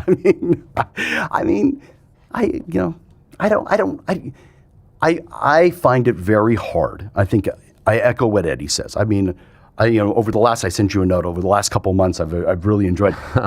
Eddie is a wonderful communicator. Yes. And he's clever and he has something, and he's 100% right. Every time I walk into a kid's room and he's 17 years old or 18 years old and I meet the family, they all want to be a world champion. They want to wear the green belt. They want the WBA belt. They want the IBF belt. That's what I see. And very similar to the tradition and the history of baseball, right? People they look at the record book, the annals of great batting averages and Ruth, and they go back in the history. There is that vein where the grandfather of these kids saw Julio Cesar Chavez fight and Salvador Sanchez, and these represented something. So I think you can't take the history out of the sport, but I give them credit for trying. That's it. Do you think it's inevitable that they will be successful in making these changes, having their own belt, the Enhancement Act, if you will? It seems inevitable. It seems inevitable that this bill will pass. It seems inevitable that they'll be able to have their own belt. Do you think they'll be successful? I think they're all smart. They have an enormous amount of political influence. They have been spending tens of millions of dollars on lobbyists for decades. And I think they'll get shit done. How successful it'll be is really up to them. And I think they got to be careful. I think they have to be careful. I think I haven't seen this much vocal just rage by the MMA athletes today against UFC than in 30 years. I've never seen this. The genie's out of the bottle. I think they played a game with this Conor Benn thing. I don't know what the purpose of that game was, right? And then they kind of try to wipe their hands of it, but that domino fell. And I have never seen anything where these athletes who were so scared to say anything, this is like old Iron Curtain shit, right? Where people don't say anything. I'm going to get thrown into Siberia. I'm going to be thrown away. And the propaganda, I got to listen to all that bullshit. I haven't never seen anything like this, where these kids are just all now voicing their opinions. And that's the domino I'm not sure they thought was going to fall when they got into it. What do you make of Dana's demeanor since getting into this? The things that he has been saying about the business, about what he's going to do, how he's going to dominate, about how there's no competition, there's no evolution, there's no forward thinking, beating up babies, all this stuff. That's Dana. I mean, he's a bully. I get it. I mean, I don't understand. I don't understand for my purposes, Dana, words meet your actions, actions meet your words, right? And I listened to all of his stuff where he used to just destroy boxing promoters, that we take no risk. We just show up, we leverage everything for one night, we take no risk. And then I see him, like tattoo on an island between Crawford and Canelo in a photo op where he's not doing anything. He's like, he didn't take any risk on that fight. He's not doing that. He's standing there just like one of us schmucky promoters in between two guys and like a stand-up cutout. It just feels off to me, right? I have personally, I'm not a big thing of like sticking my face in between the fighters. I think like when somebody wants my fighter, I give it to them. I give you the privilege to promote it. You get the branding. You get this. I just don't get some of that kind of pageantry that exists in the sport, but we do it, and it's kind of like, eh. But that one, I give them so much credit because they do take risks. They do they do monetize the product and own it. In this one, they were just an extension. They were an agent for a ring. And that just feels off to me. It doesn't feel like their business model. And it feels like what he was criticizing us about years ago, he was doing here in this case. And then they say, oh, and we're not paying Conor Benn. Who signed him then? I don't understand. It's like, I can't figure out. I wish there was a consistency between what he criticizes us for and what the actions you're going to do to change it. Because I do believe they did a great job with UFC. Fantastic job. And they should get all the credit for that. Have you watched their shows so far, the first 4 shows that they've done? No. Nothing? Highlights, clips? I've seen stuff on social. What do you make of it? I mean, we've got a bunch of guys that we used to have 4 or 5 years ago, guys that, they're just putting on good fights. And I think I think the intent, I think it's smart, right? I thought it was a smart little play, right? They try and create the XFL or something like that. Guys that don't make it in the big leagues, guys that fall out of it, you create this league, it's Zuffa boxing, we just put on great fights, and you can build something up slowly. I totally get that. It makes sense. I think it's a great place for guys that it may be a tight market or not to have an opportunity. And if they can, it may just shoot off and be great. I don't know, but I can't figure out what their strategy is. Uniforms, like them? No, I just think that the character of the fighter is so much on that quilt work of all the patchwork of, even the cornermen that, remember Chuck Bodek, he had stickers on his head. I love that stuff. It's part of it. The sombreros with Chavez. That is the character when Tyson Fury comes in on a throne. That is just, that creates a connection. But I don't dismiss what they're doing. That's fine, right? I'm not sure they know what path they're on. Okay. That's just my thing. I think we would all say they're jumping around a bit. I think that Zuffa boxing kind of scenario, it's a fine product. They announced today a deal with Sky Sports. Did you see that? Mm-hmm. Coincidental timing? Probably, because that's how they work, but okay. That's okay. So meaning you think it was intentional to announce it on the same day? Oh, listen, I know, probably. Okay. I'm not going to say, listen, it's, this is the gamesmanship, right? They're, these guys are all very clever, and Let's see what they got. It's fun to follow from this side of the table, as you know. You're not a follower. You're knee deep in it. Don't give me this shit like you're a follower. Well, no, follow. You're not a follower. What does that mean? You're not a follower. Okay, you are to so, talk you about. Are, you are all I in adore on it. this. I adore it. It's so much fun. You are all in on it. I love it. I absolutely love it. I mean, it's like, and people, and that's what's great about it, right? Is like people like you that are in on it. Whatever side you're picking, you're in. I'm down the middle. I don't. I wish you would say you're down the middle, but you come on. Everybody knows that you're going to throw shade on. What? No, I feel like no. On the UFC side, yes, you're a little bit. You lean a little bit. You lean. I keep it. Oh, come on. You know why Where's people the say truth that? Serum? Let's get some truth serum. You know why people say There's that? no Because way. I'm the only one that actually criticizes them, and so because that, it becomes sort of more profound. Whoa, there's a guy criticizing. He's actually leaning. I against actually them. say this. You were the first to criticize them. Okay. Fairly or unfairly?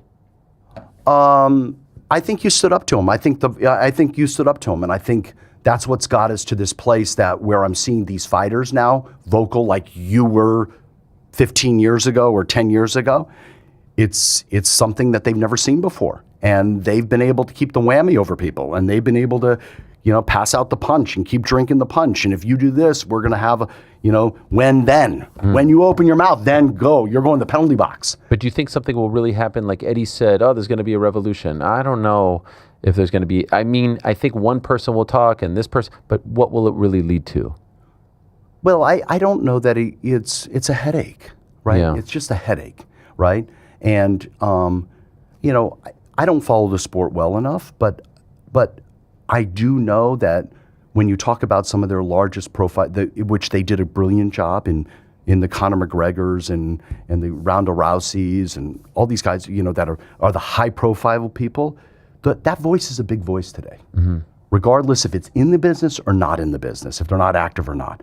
And John Jones, all these guys are now speaking, and that's never happened before, right? This is like people are vocal in the streets of, in a country wanting revolt. When people go out there, right, the governments get nervous, right? They don't want to see the masses, speak up so much. And I think this is what you're seeing now.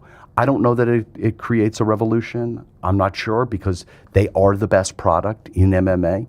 They've created an incredible brand. They have an incredible machine. But I think to hear this vocal anti, especially as it associates to pay, the pay disparity, is an issue. This is what the WNBA is dealing with. Yes. Although they did fix that this morning. I don't know if you saw that. Yes, they came to a deal. Yes, Yeah. 100K to 600K. So, Right. So I mean, I think when you talk about pay disparity, that is a real, sensitive spot for it resonates with people, and people feel like they're taken care of. could I ask, you mentioned Dana being a bully. He's a competitive guy, but when you hear him still speak about Bob in the way in which he does at Bob's age, considering everything Bob's done in his career, does it annoy you? Does it upset you? Do you get emotional about it? This is a man who's obviously a big part of your life. I sort of feel like once you hit the 90 mark, like maybe we should lay off on the insults. What do you think? I honestly, I've known Dana. That whole ecosystem. Yeah. 30 something years. I don't know that Dana really means it. Okay. And that's why it kind of goes off my shoulder, right? I think he was really smart in making Bob the heel. Wrestling term. Yeah. Love it. He made him the heel. I think he was trying to bring a product on. He had a product that people, in mixed martial arts, that they were architecting, and it was very telegenic. He was trying to make it young and hip and cool. And if he could make his product, and he represents this edgy, tough guy, strong, edgy, foul-mouthed, whatever it is, resonating with a young demographic across the country. And if he could take the sweet science and give it a poster boy, and a poster boy of a cantankerous, Brooklyn old guy, he could then benefit his sport and say, you want to be with that guy? He represents, this is what he represents. This is what I represent. I'm cool. He's that. And I think he has just, over time, perpetuated that story and story and story. Okay. I think it's convenient. I could be totally off, but I think it's the narrative I think he's now believing it and living in it so much that it's just too much of his persona that he probably can't reel it back. But I really do believe that's it. Okay. 2 more for you. And again, rare opportunity to pick your brain. We've never It's not going to be this rare. I know, but we've never done it before. All right. We've never done it before. I've been here for a while. I mean, I didn't know I'd be welcome. Are you kidding me? I love these chats. These are my favorite kind of chats. I love the business of the fight game. Yeah. Could I ask, we talked to a lot of people, so I will say that with full transparency. I do know that there were recently some layoffs at the company, right? How are things at the company right now, and was there worry? That is accurate, correct? Yeah. Yeah. Was that as a result of this stuff, or was it a byproduct of something else, like the TV deal? I think, it's. I mean, listen. I mean, Amazon lays people off. We did some selective trimming. Okay. As based on our previous media rights deal had a very big bandwidth of a lot of events, 24 abroad, 30 here, and if there was some duplicity or if we were overlapped, we kind of just pared it down, and we just streamlined. You told me you don't want to say how many fights per year on DAZN. I respect that. Can I ask, how many fights does Top Rank want to do in a calendar year? That's a really that's a topic to be discussed, because when I came into the business, it was like quantity that you were successful. Quantity. The more fights you do, the more successful you are. And then I realized that's kind of bullshit. It really is quality, right?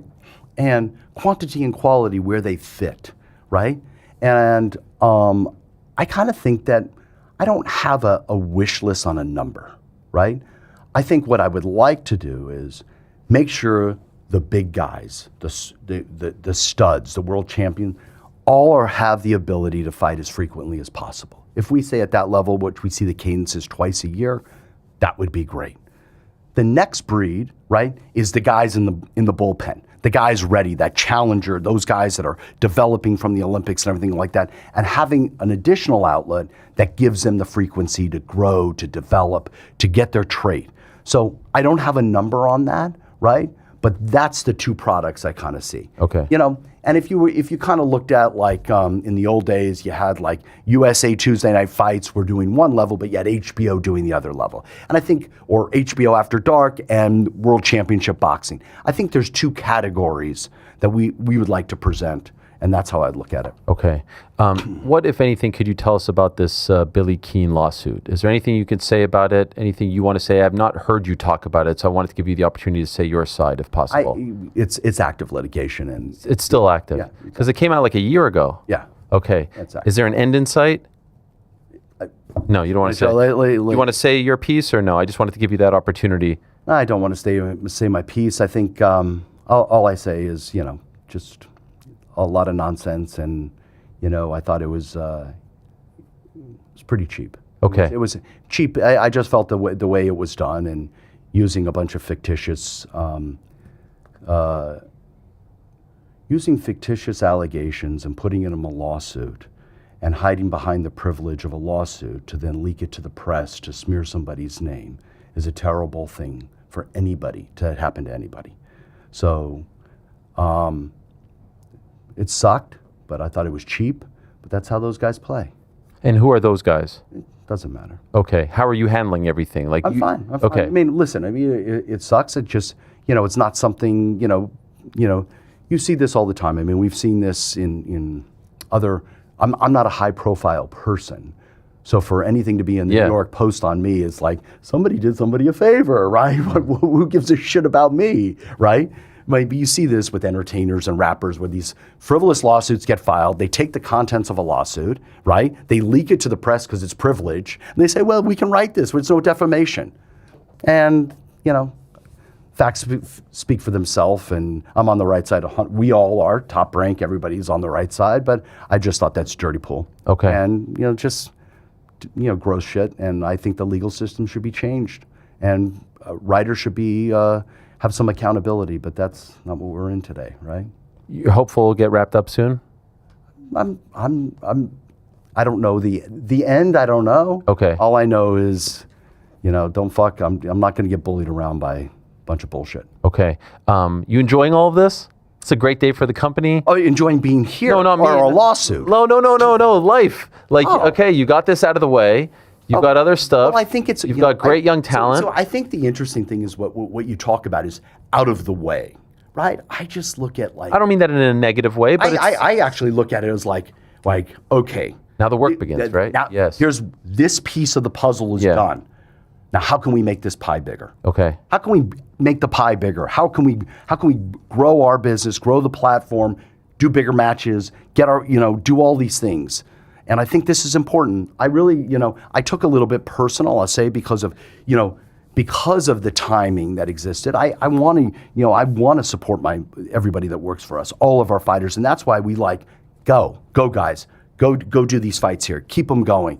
And I love that they believed in us and believed in me and our team, and I love that everybody was like, we're with you, we understand, right? And it all paid off, and I think they're all very happy with this announcement. And the sport is so damn good, and it's so global, and it's got some characters, and everybody is always going to tune into a prize fight. They just love it, and doesn't matter what country or what language, the sport resonates.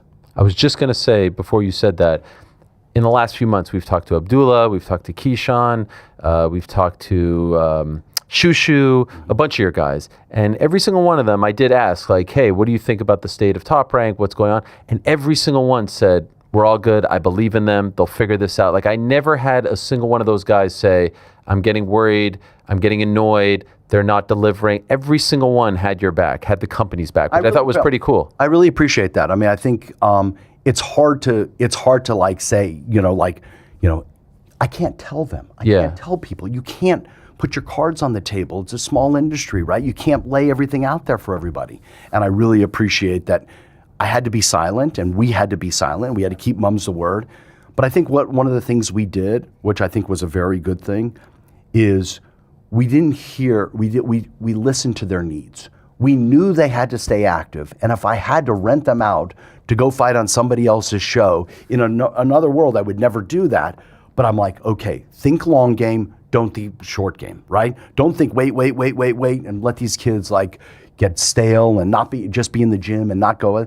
And like we talked about, in 6 months, I rattled off wonderful wins, and we're all ready to go.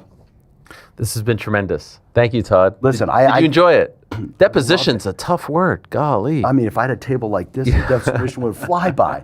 I mean, this studio is fantastic. Thank you. And you do a great job. Appreciate it. We love having your guys on. Love talking about the fights. Welcome here for the first time. Hopefully you'll come back, and congratulations on the big deal. Thank you very much. Todd duBoef, president of Top Rank. There's the announcement right there. They announced it officially this morning. We're going to take a quick break. We'll have Jeremy Stevens on after the break. Don't go anywhere. When did you decide this is what I'm going to do? Because I saw the video when you weighed yourself and you were about 240 pounds. This one right here. I saw this. Where is this? In Thailand? Isso aí no Brasil, na Academia do Feijão. Na Academia do Feijão. That's a KO squad. Rafael Feijão, de Rio de Janeiro. Oh, Feijão Cavalcante. Yes. Oh, legend. We have a very good team there called the KO squad. So here you're around 242. That's like in pounds. Is that when you decided? Aí está com 242 em libras. Foi mais ou menos quando você decidiu, falou assim, pô, quero peso pesado. Como é que foi isso aí? A gente já estava conversando ali já. Então, simplesmente eles me perguntaram qual que era a minha vontade. Então eu sempre falei da minha vontade, mas depois eles tiveram interesse, falou, qual que é a sua vontade? Eu falei, pô, é ir pro peso pesado. A gente sabe que, pô, para ficar com os 2 cinturões, isso segura muito as categorias ali, dificulta para eles estar casando as lutas, então eu simplesmente larguei o meu cinturão, não sabia com quem, aonde ia lutar, eu só queria lutar no peso pesado. Well, around that time, like they make everything smooth. They ask what I wanted to do, and then I just say that I wanted to go to heavyweights. You know what I mean? I saw my way. I saw that I could do it, and I know they don't like when you hold the divisions because of you locked it both divisions. So I basically let it go on my belt. I didn't know with who or when I was going to fight. I was just going to be a heavyweight, and I let it go, and I came up. Was that a difficult choice for you? Were you hopeful that you could keep the belt and move up, or you knew that it wasn't going to be an option? Foi difícil para você essa decisão de que você não poderia segurar seu cinturão para subir, ou foi uma opção fácil para você de tem que largar para subir? Sinceramente, muito fácil, né? Porque a relação que eu tenho com o UFC é muito boa. Então, eu larguei meu cinturão, falei que queria lutar no peso pesado. Então, eles falaram que ia atender o meu pedido. Tô com um contrato novo. Agradeço o Hunter, Mick, Dana White. Pô, sempre tive uma relação boa com eles.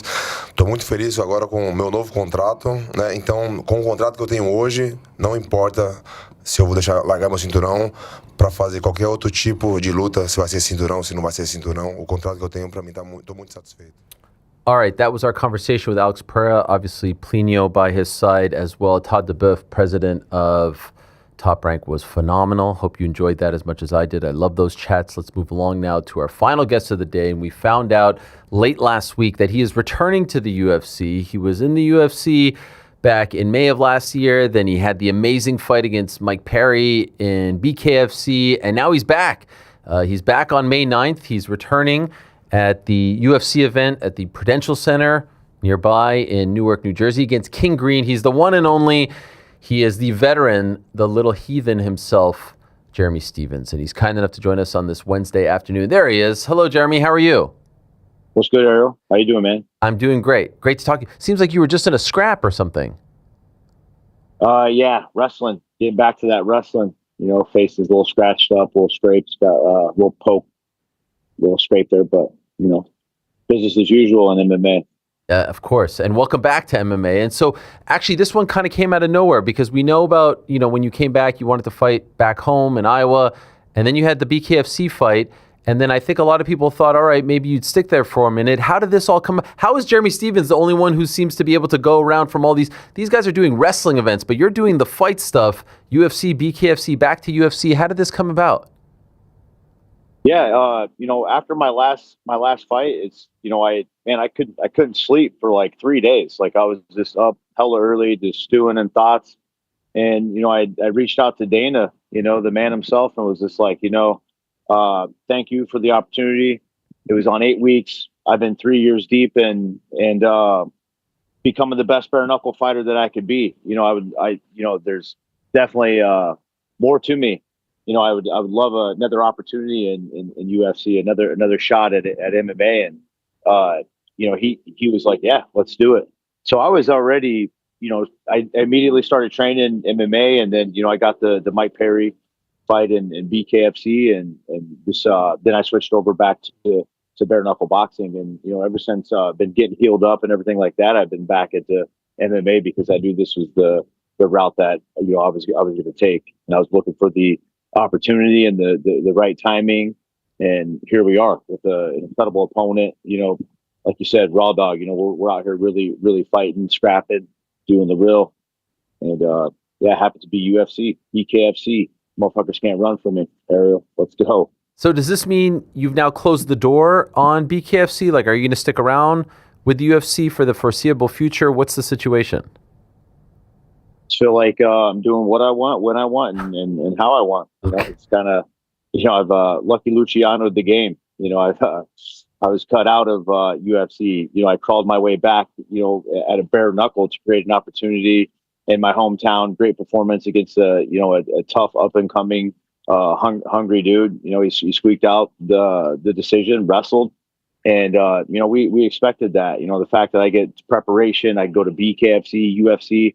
I'm just making the most of my opportunities. You know, I built my name under UFC. You know, under UFC gave me the biggest platform, built my name, built my brand, and I'm just being authentic. I'm doing me. You know, I'm prize fighting, and the fact that, you know, I've literally, it's kind of like my big bro Anthony Johnson, rest in peace.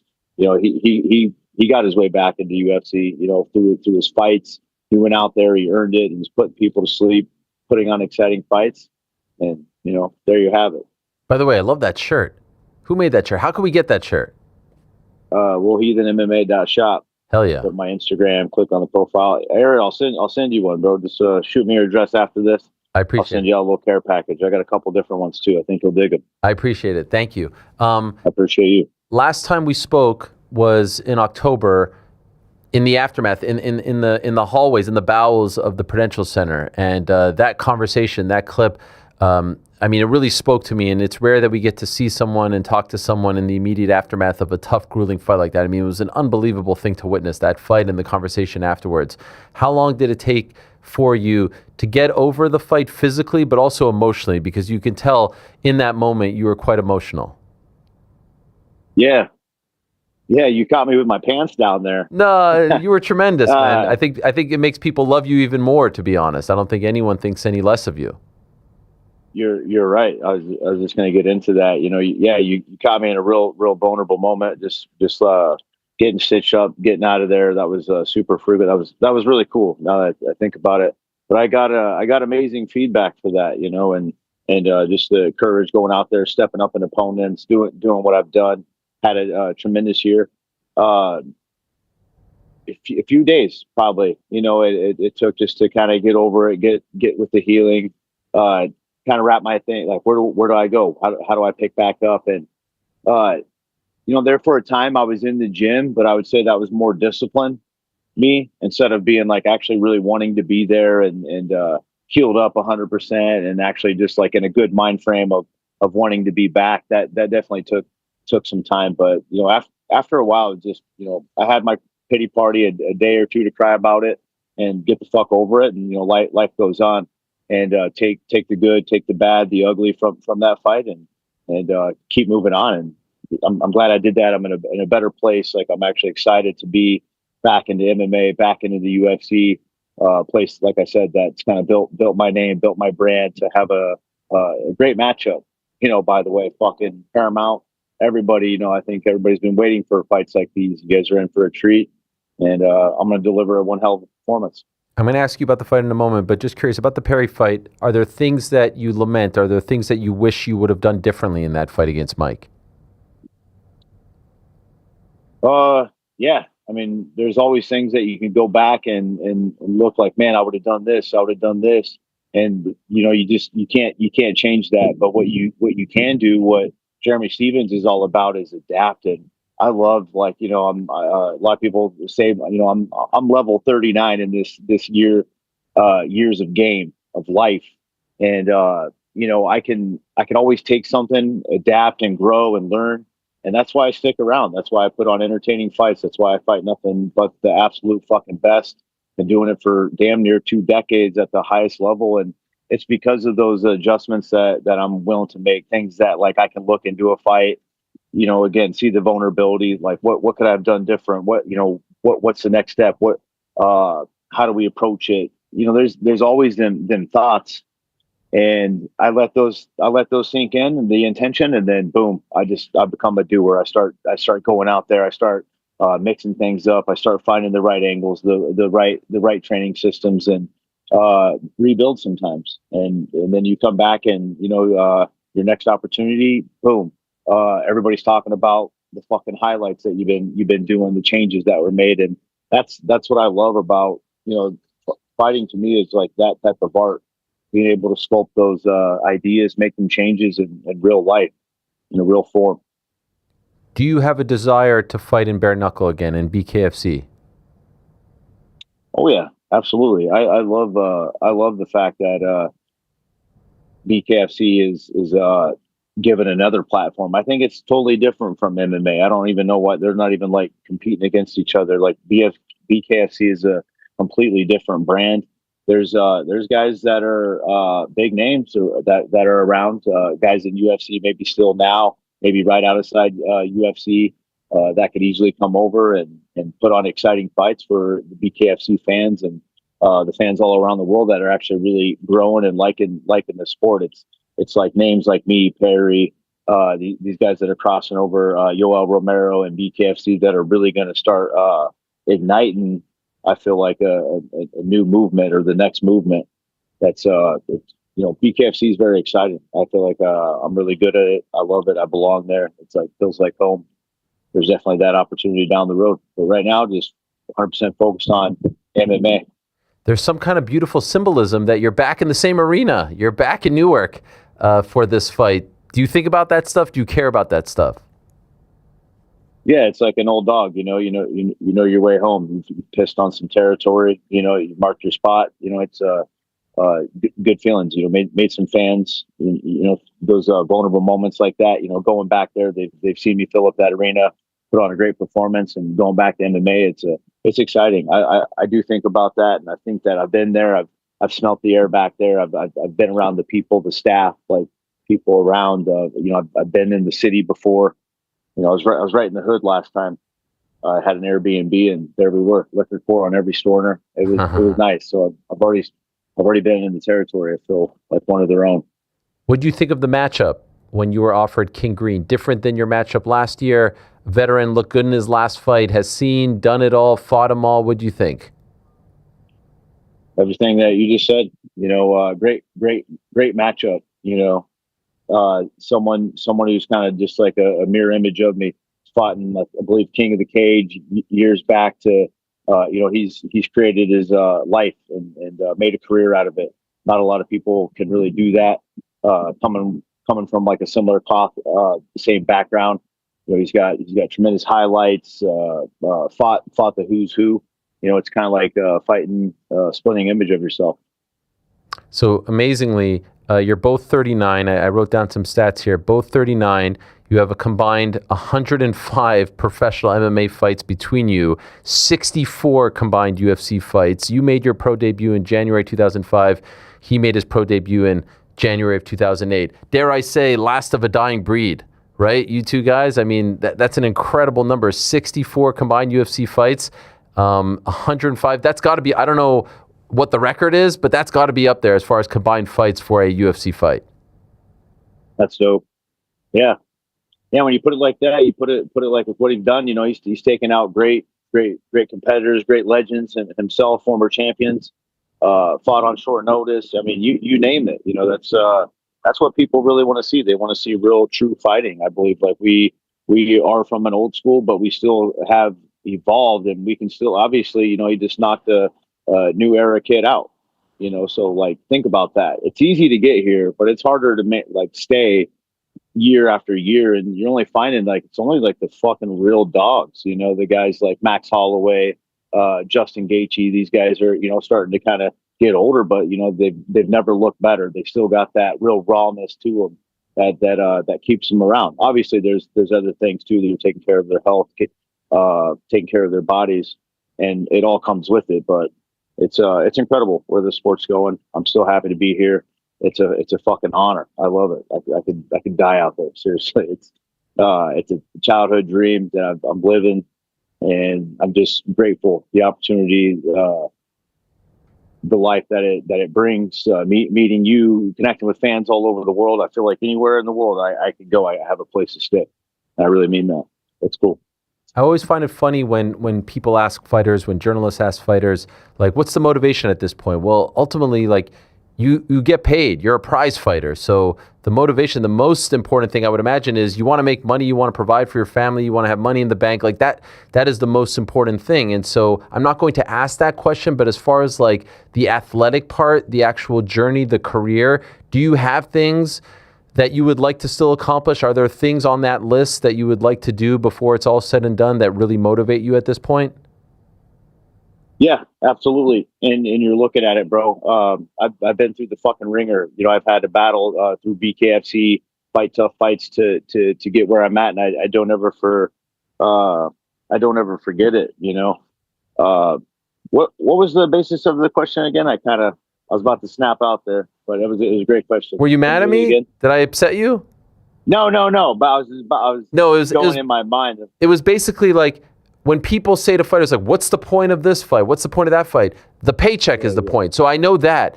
But as far as like the actual like athletic journey, the feats, the things that you want to accomplish as a fighter, are there is it a certain guy? Is it a certain ranking? Is it a title contest? Like, I don't know. Is there something in that regard that still motivates you?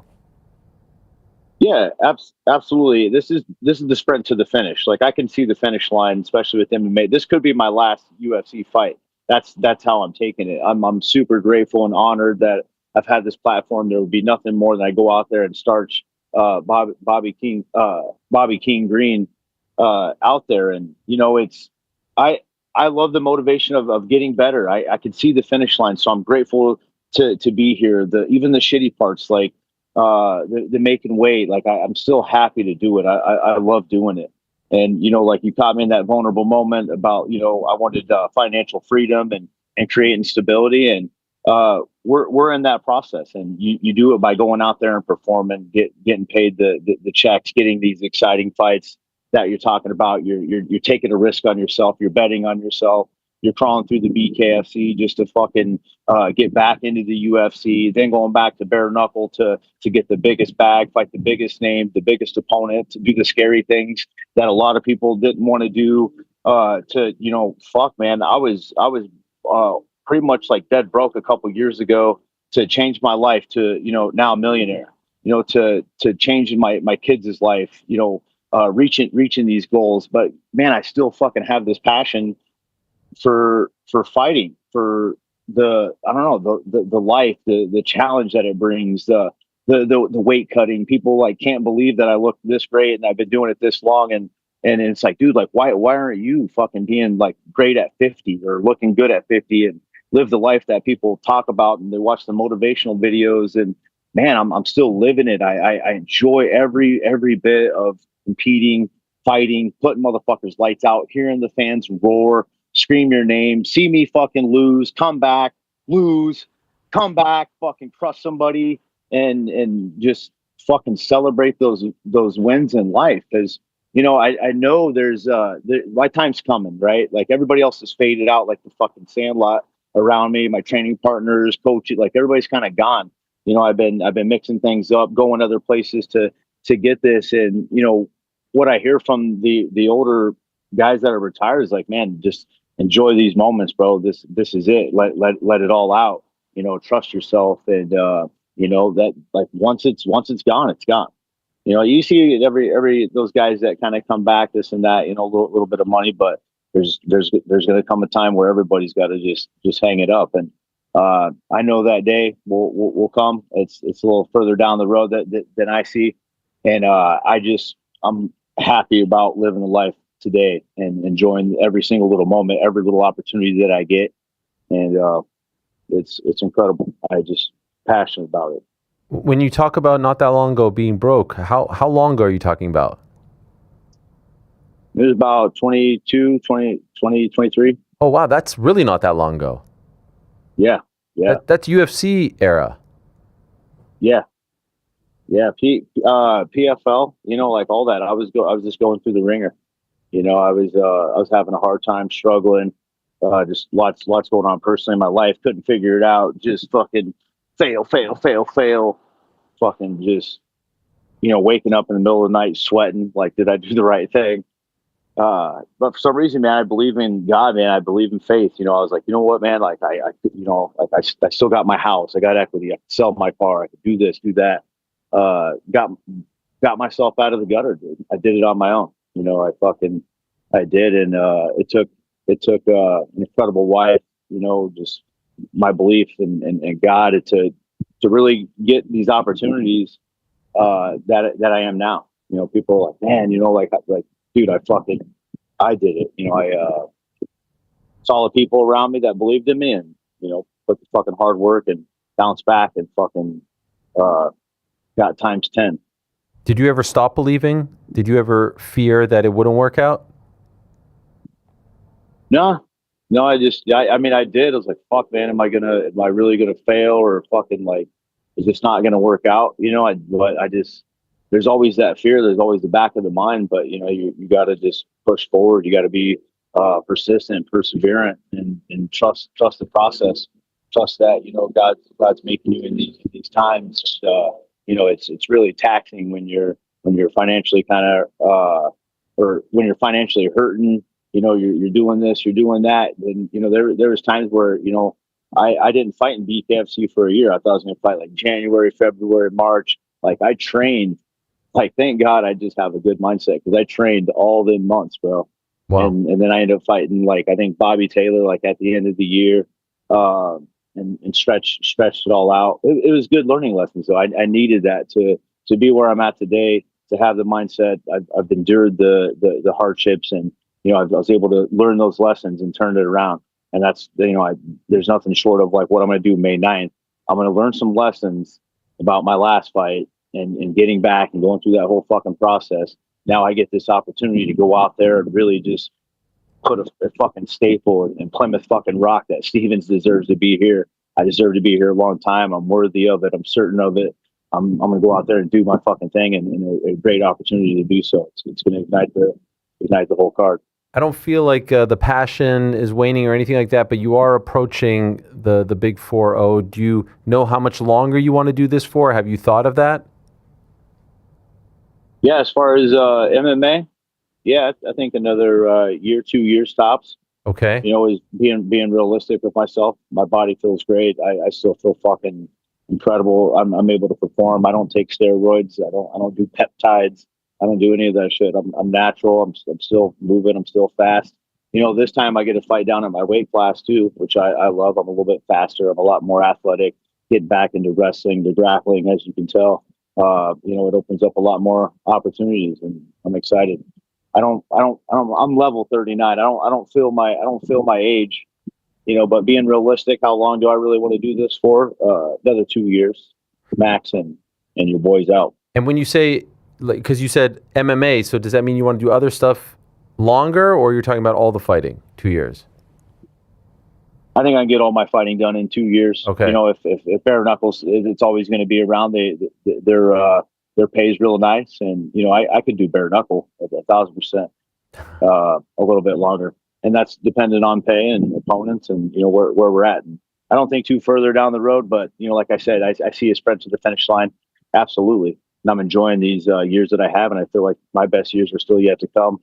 I still throw head kicks, flying knees. I mean, you name it, and I'm picking up more intellect as we go. Student of the game, baby. By the way, speaking of opponents, former opponent Mike Perry just announced to fight Nathan Diaz earlier this week. Who do you like in that one?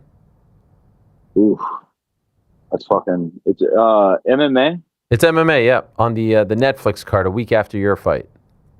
Damn. I'm gonna have to go with Diaz. Okay. MMA. You know, I feel like he can kind of smother him up. He's long. He's those guys are super awkward with their boxing. They got good boxing, good cardio. Perry could cut him though, you know, and you know Perry's strong. He's mean, but as far as like MMA, I mean I'd have to go with Diaz. You know, Diaz is tall. He's a big guy. He's not someone that he's just gonna overpower. I think strength-wise, Perry's a lot more stronger. But man, you can never count out the Diaz, you know, in an MMA fight at all. That is a fun one. Also, speaking of former opponents, I did see a video. I initially saw a video of Charles Oliveira talking about which former opponents would get invited to a barbecue, and then you responded saying essentially, F you, bud, because he said you're not invited. What's up with that? Yeah, I don't know, man. I imagine, you know, back in the day, we're different. We're different men now. Back in the day, you know, he didn't make weight. He had a problem with this at 45. And I'm telling you, this motherfucker's just sitting there, like stoic, like not suffering at all. Like I made weight, man. I'm fucking suffering. I'm dying. People are like checking on me in the back. I'm like, bro, I just need to hit the fucking scales. And he just didn't make weight, you know. And you know, you know, of course, you gotta accept the fight. If not, you don't get paid. It's not like you're getting like a whole lot. It's like, all right, well, fuck, dude, you just miss weight by, you know, several pounds, and then you know you go fight. You have a close fight. You know, I was like, he tried to hug me in the third round, and I just like shoved him off. Like, bro, I don't do that shit. You know, there's this, you know, some people do that. Some like after the fight, I'm super cool. Like we're done competing. I can turn it out during the fight. I don't like to hug. I don't like to do any of that shit. You never know. So I'd shoved him, and then later on when we were getting announced for the winner, he raises his hand. He was like trying to be all cool, and I was like, "Well, get the fuck out of here!" And I turned around. And I go, "Make weight at least one fucking time, like in your life, like." And you know, language barrier. He probably didn't understand, but you know, he realized like I wasn't trying to be all like buddy with him. So, you know, hence I don't get the invite to the Brazilian barbecue, which are good, by the way. They are tremendous, yeah. Did you see his last fight? What do you think? He got a little bit of stick for that. Say what you want. He's a winner. You know, that's MMA. Say what you want. There's no stigma on the BMF belt that says you got to be the fucking baddest motherfucker. He fooled everybody, and he won. He played his game. He won. He's still getting paid. It is what it is. Is that a BMF like fight or no? Of course, people are always going to say like, "Oh, that's not the real." But dude, he went out there. He won. You know how fucking much pressure it is to win.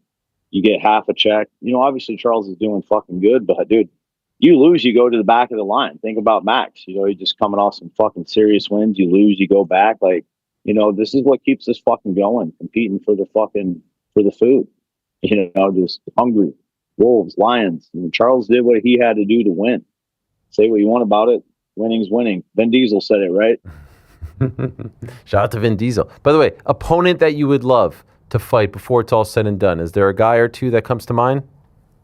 MMA wise, 155? Yeah. Man, I got to go with Justin Gaethje. I think that's a fucking ferocious matchup. I was pushing for Mike Chandler, like a Michael Johnson, but man, a real banger. I think me and Gaethje, that's a banger. Banger for sure. He's fighting Ilya next. Do you think he has a shot? Gaethje always has a shot. Man, I just see Ilya just at a little bit different level. It's incredible to see the levels that he's able to perform at. I think he's a little bit more tighter, a little bit more sniper. I don't think it's an easy task by any means, unless like he goes out there and just gets slept right away. But I gotta put Gaethje in that dogfight. And I wouldn't be surprised if maybe Gaethje upsets him. He did better than a lot of people thought he would against Patty. Yeah, he did. I thought I saw him losing it, but I think Gaethje just him being real, dude. He just exposed what was true, that he's just meaner. He's a nastier dog. He's been in those types of wars. He's getting better. Technically, he's picking and choosing his shots. He's picking and he knows when he's got you hurt. Like he looked really, really, really skilled and sharp, and that's really cool to see out of a veteran and someone of that class. Because Patty, he's no joke. He's a big fucking dude. Like he's pudgy type. He can fucking take those kicks, take the beating. And he did take a beating. He just wasn't capable of putting, his will being stronger than Gaethje's will. He just took him. When you see fighters today, when you observe fighters, listen to them, see how they act and fight, do you feel like you are the last of a dying breed, Jeremy? Do you feel like you're different? Do you feel like you're cut from a different cloth? No, I don't feel like I'm like the last of a dying breed. I always says that. I love these young fighters and like these Ilya Topurias and people that are coming up. The guy who just beat Emmett. I didn't even ever see that dude fight once, and I just seen him beat Emmett, and I was like, wow. Yeah, he's great. Like these are like our younger brothers. We're all from the same cloth. We all need dance partners. These are like our younger brothers. We're Spartan 300s, and these guys are the new fucking evolution off of our work, our sweat equity in the game. Them watching us, and then they're at the age of 8. They're getting boxing. They're like look at Ilya. He's over there wrestling and competing in these that's the new era that's coming through. I don't feel like I'm the last of a dying breed. I feel like there is a rawness to some. It's just a few fighters every now and then will kind of come through where they're mean. They're willing to go to like what Max always says, go to crazy land. People are a little bit different temperament, what they're willing to do, what type of pain they're willing to go through. My last opponent, a lot of people are saying he's bigger than me and this and that. I know what the contract I signed. What I was really impressed by was this guy's unique ability to take these shots, his unique ability to take these pain, to go through, to sacrifice membranes, your jaw, your fucking nose, to get these wins. I think that's what kind of separates some of these competitors, wrestlers from these like real gifted fucking trained, like what I would say a fighter first who became like an athlete and then a martial artist. I am not surprised to hear you say that. I think some fighters would be like, oh, these fighters are different, but I love to hear you give love to the younger generation, to the up-and-comers, to the new guys, because I do think that they are different. I think the mentality from your era, the guys who scratched and clawed their way to the UFC wasn't as popular. It was a different sport. The sponsorship game was different. The distribution game was different. Everything was different. But at the end of the day, fighters are fighters. I will say, though, it's interesting to see fighters get into the sport now as mixed martial artists as opposed to, back in your day and beyond, prior to that when they were coming in as maybe wrestlers or boxers. We're not seeing that as much. There are some, definitely, Gable Steveson and whatnot, but it's evolving, which is great. Everything should evolve. I always say, man, my grandfather, dude, when I was 16, he invited me to a bar. I don't have a nephew or a cousin that I would think that's 16 years old that I'd be like, hey, you want to come fight at this bar if someone looks around your height and size? Wait, when he invited you to hang out or to fight? To fight. Oh, wow. He invited me to come down the first week just to watch it. He didn't want me to fight. He's just like, just watch it. I came back the second week and signed up and fought. Was that your first time fighting? First professional. Wow. 16. That's crazy. Or amateur wise. Yeah. Yeah. Then, when I got into UFC, I didn't go to no Ultimate Fighter show. I didn't do any of that. I was basically just making a name for myself around Des Moines, getting some titles down in New Orleans, fighting in Iowa, fighting in Minnesota. I'd go and slang my T-shirts and some events. I kind of just made a name for myself. Hit up, Joe Silva at the time and those guys, and just got an opportunity. Stayed ready, and people were like, "Oh, you're fighting Jen Thomas." I'm like, "I'm gonna beat the fucking brakes off this cat. You guys don't know me, this is my chance, opportunity." And I go in there, and again, it's like I put on a fucking tremendous performance where they just undeniably had to call me up again. And I even fought in between. They could even get me another fight, and they're just like, "Yeah, just don't lose." I went back to my hometown, sold that fucker out, made more money off that fight, and then went back to UFC because obviously UFC is you're betting on the winning horse, bro. Nick Walker, Midwest Cage 9. That was the fight back in July of 2007. And by the way, in that fight that your grandfather invited you to at the bar, was that MMA? Yeah, it was no holds bars. Yeah. I love that. NHB, bud. I love it. Yeah. What a story. That place was legit, man. And in Des Moines, Iowa, the Lumberyard was had the ring girls. It's like a strip club. They had the ring girls. You had to be 18 to get in there. My grandpa, I know these guys. He gets me in, and he watched the first week, the second week, and signed me up. Incredible. What a story. What a career. Welcome back to the UFC, Jeremy. Very happy for you. Looking forward to this. Jeremy Stephens, King Green, May 9th, UFC Newark Prudential Center on Paramount Plus. Appreciate it, man. Good luck in training and looking forward to it. Yeah, I'll send you a shirt, bro. Thank you. Your address, man. Thanks for having me. Will do. You guys. The great Jeremy Stephens, Little Heathen, one of a kind. I know he didn't necessarily agree with the last of a dying breed, but that is a term of endearment, at least around these parts. And it's just different when you hear about those stories. Not a lot of guys these days have stories like that. Debut in a bar, no holds bars. This is crazy stuff in Iowa. We love Iowa here. It's one of the great towns in the United States of America. So that is a lot of fun. Great town. You love Iowa. And by the way, almost a year to the day of that fight.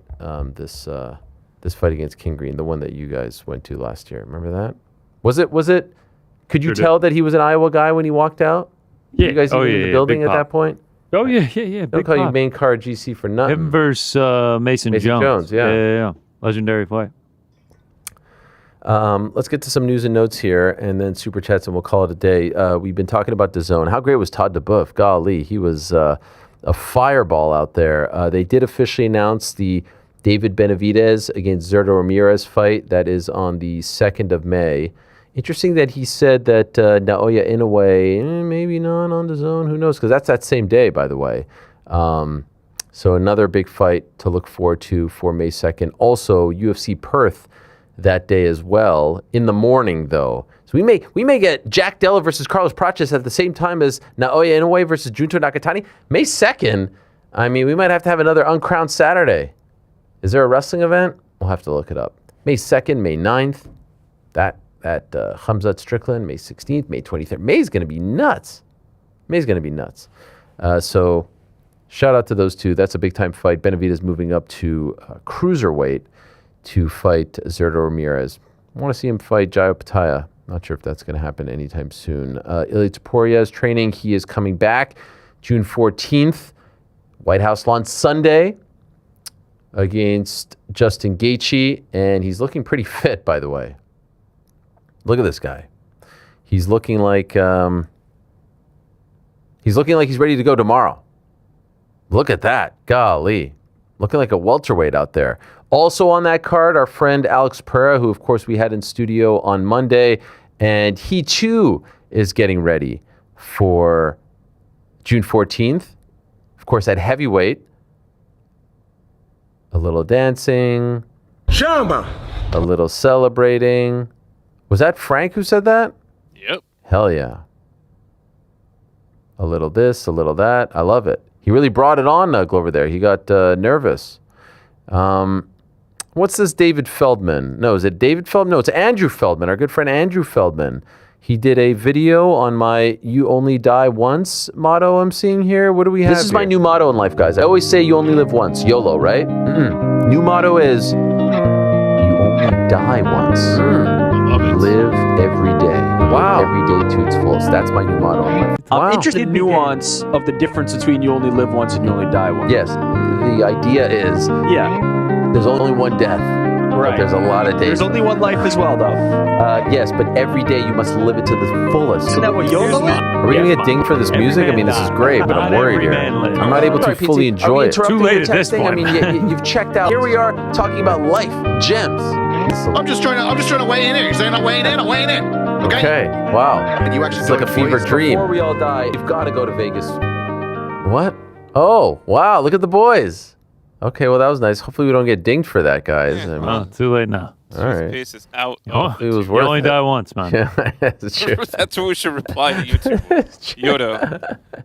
That is true. And I know we're very into the color schemes and the uniforms and whatnot. What about this Curtis Campbell that everyone's talking about? The Pink Panther rocking the pink shorts, GC. What do you make of this? I don't know, man. Sean O'Malley had to become champion to get those pink shorts. Now Custom Curtis, shorts in the debut, right? Curtis Campbell strolls right in for his debut. People are very upset about this. That's bullshit. Yeah, I saw a video of him talking about it. He's an interesting cat, this Curtis Campbell. We have this video? Listen, it's the Pink Panther for a reason. The hot pink tighties always stay on, so we had to change it for the Contender Series last time, but now they're back in business. Sounds like a Scouser there. Sure does. Bach. Hot pink tighties. Is he wearing contacts when he fights or what? I fucking hope so. People are very Who's to excited. check? Yeah. Hey, shout out to Bob. Big day for Bob. Love Bob. Curtis Campbell, undefeated. He will be competing on this card against Danny Silva. Card headlined by Movsar. The new thing, by the way, is not Movsar Evloev. It's Yevloev. Have you heard this? Yevloev. It's not Movsar Evloev. It's Movsar Yevloev. I guess it's kind of like when I used to start, I called Fedor, I was calling him Fyodor, and everyone jumped on the bandwagon. But it's always interesting when someone's like 9 fights into their career and all of a sudden we start calling them something different. You notice that? Like it used to be like Islam Makhachev, and then it's Makhachev. And of course, who could forget the Israel Adesanya controversy of 2019? I really tried to start that movement at ESPN, but it didn't really get Bobby off King. Well, he actually changed his name, so that's different. That's not pronunciation. Hey, if it fits, it sits. Sure. Anyway, do we have any? How do you say super chats, Frank? Super chats. Yes. Yeah, we have a few. Okay. Get Cooking Connor. I think they're referring to Conor McGregor based on the spelling. Obligatory. Fuck no, man. Fuck Connor. What is that one from? I haven't heard that one in a while. It's an interview you guys were doing, and you asked him about. Oh, that's right. That's right. Fight Conor again, or whatever, or him and Conor on good terms. Yes. Fuck no, man, fuck Conor. Yeah, we will do some cooking. Can't on, wait. Monday. Is that a Miami of Ohio logo? Where? On that guy's super. Oh, play tonight. Yeah, that was weird, right? Undefeated, losing the in the conference tournament, and then you got to go through the play-in. What is ridiculous? It's a 64-team tournament. They went undefeated in the regular season. Just let them in. Yeah, what the hell? Just give them 10 seeds. As an 11 seed, right? Yeah. If they would have won that conference tourney, what would they have been? I think it was like an 8 seed or something. Not even a 1, huh? No, hell no. Wouldn't even have been close to a 1. Undefeated whole season, you don't get a 1. Just a weak schedule, I guess. Yeah. What else, Frankie? What else? Kevin Vachejos Yes. as featherweight champ versus Ilya Oh. as lightweight champ in a year or two? Question mark. So Kevin moving up. I mean, he's a big boy, pretty jacked. That'd be big time, right, for the culture? Argentina versus Spain. Let's go. I'm in. Oh, what else, Frankie? What else? What's your gut feeling? Will Major League Baseball participate in the LA Olympics, even with an impending knockout, which, by the way, is insane, is happening?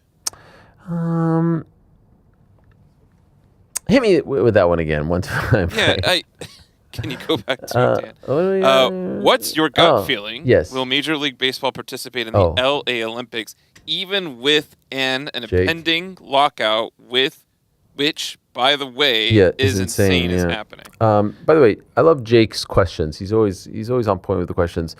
They've got to figure it out. These are the things they have to figure out. There's 3 things Major League Baseball has to figure out because they've got all this momentum now. Got a new TV deal. They're on NBC, all this stuff. They got to figure out 3 things. Number 1, avoid the freaking lockout. Please, for the love of God, avoid it. And they usually threaten, and everyone gets nervous because of the strike of '94, but they figure it out. Please, for the love of God, you've got all this momentum. Please don't screw this up. They're on Netflix. Opening day's on Netflix next week. Are you kidding me? Home Run Derby on Netflix. Field of Dreams game on Netflix. Don't screw this up, guys. That's number 1. Number 2, you got to figure out,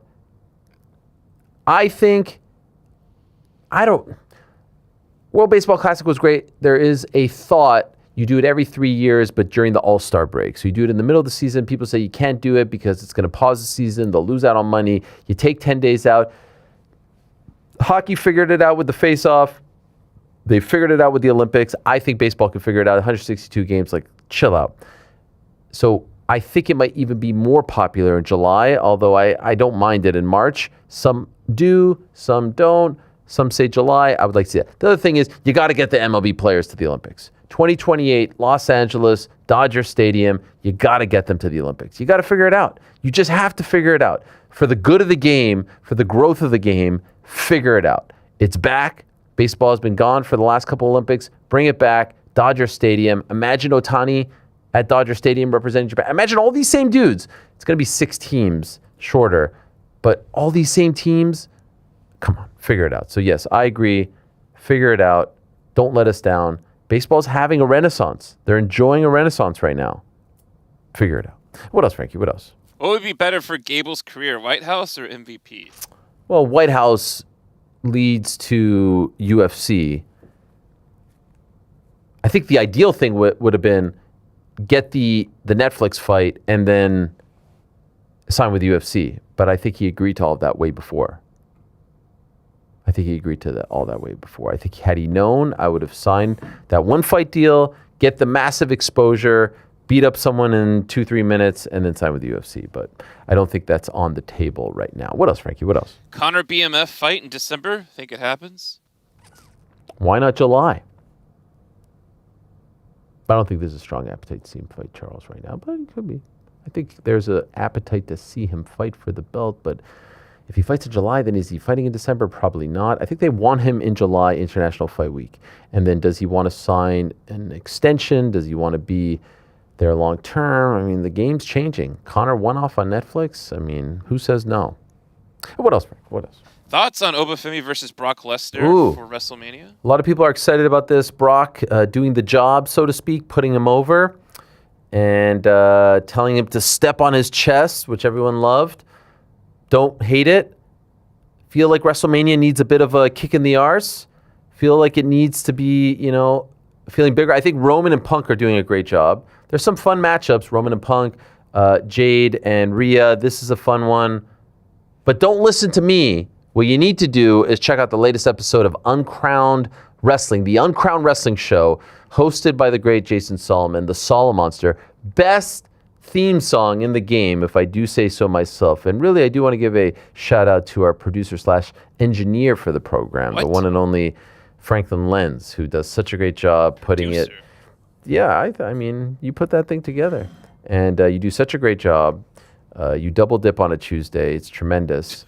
And it's one of the great joys of my life when the new episode drops. I listen to it in portions. I ration it off because I enjoy listening to, so I don't want to finish it all in one, not sitting, if you will, but in one effort. It's a great thing. Very proud of it. Also check out Inside Boxing. Specific feeds for each show coming out soon. That's a new thing that we're working on. So BITB is going to have its own feed soon. The Crack. Who the fuck is we? Inside Boxing.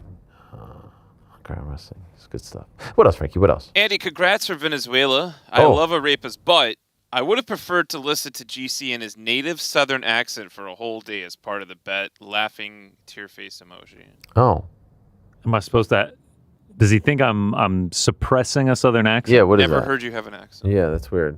You just haven't hung out with me long enough. I've been around some of our mutual friends that are so Southern, it's funny. You know what I'm talking about.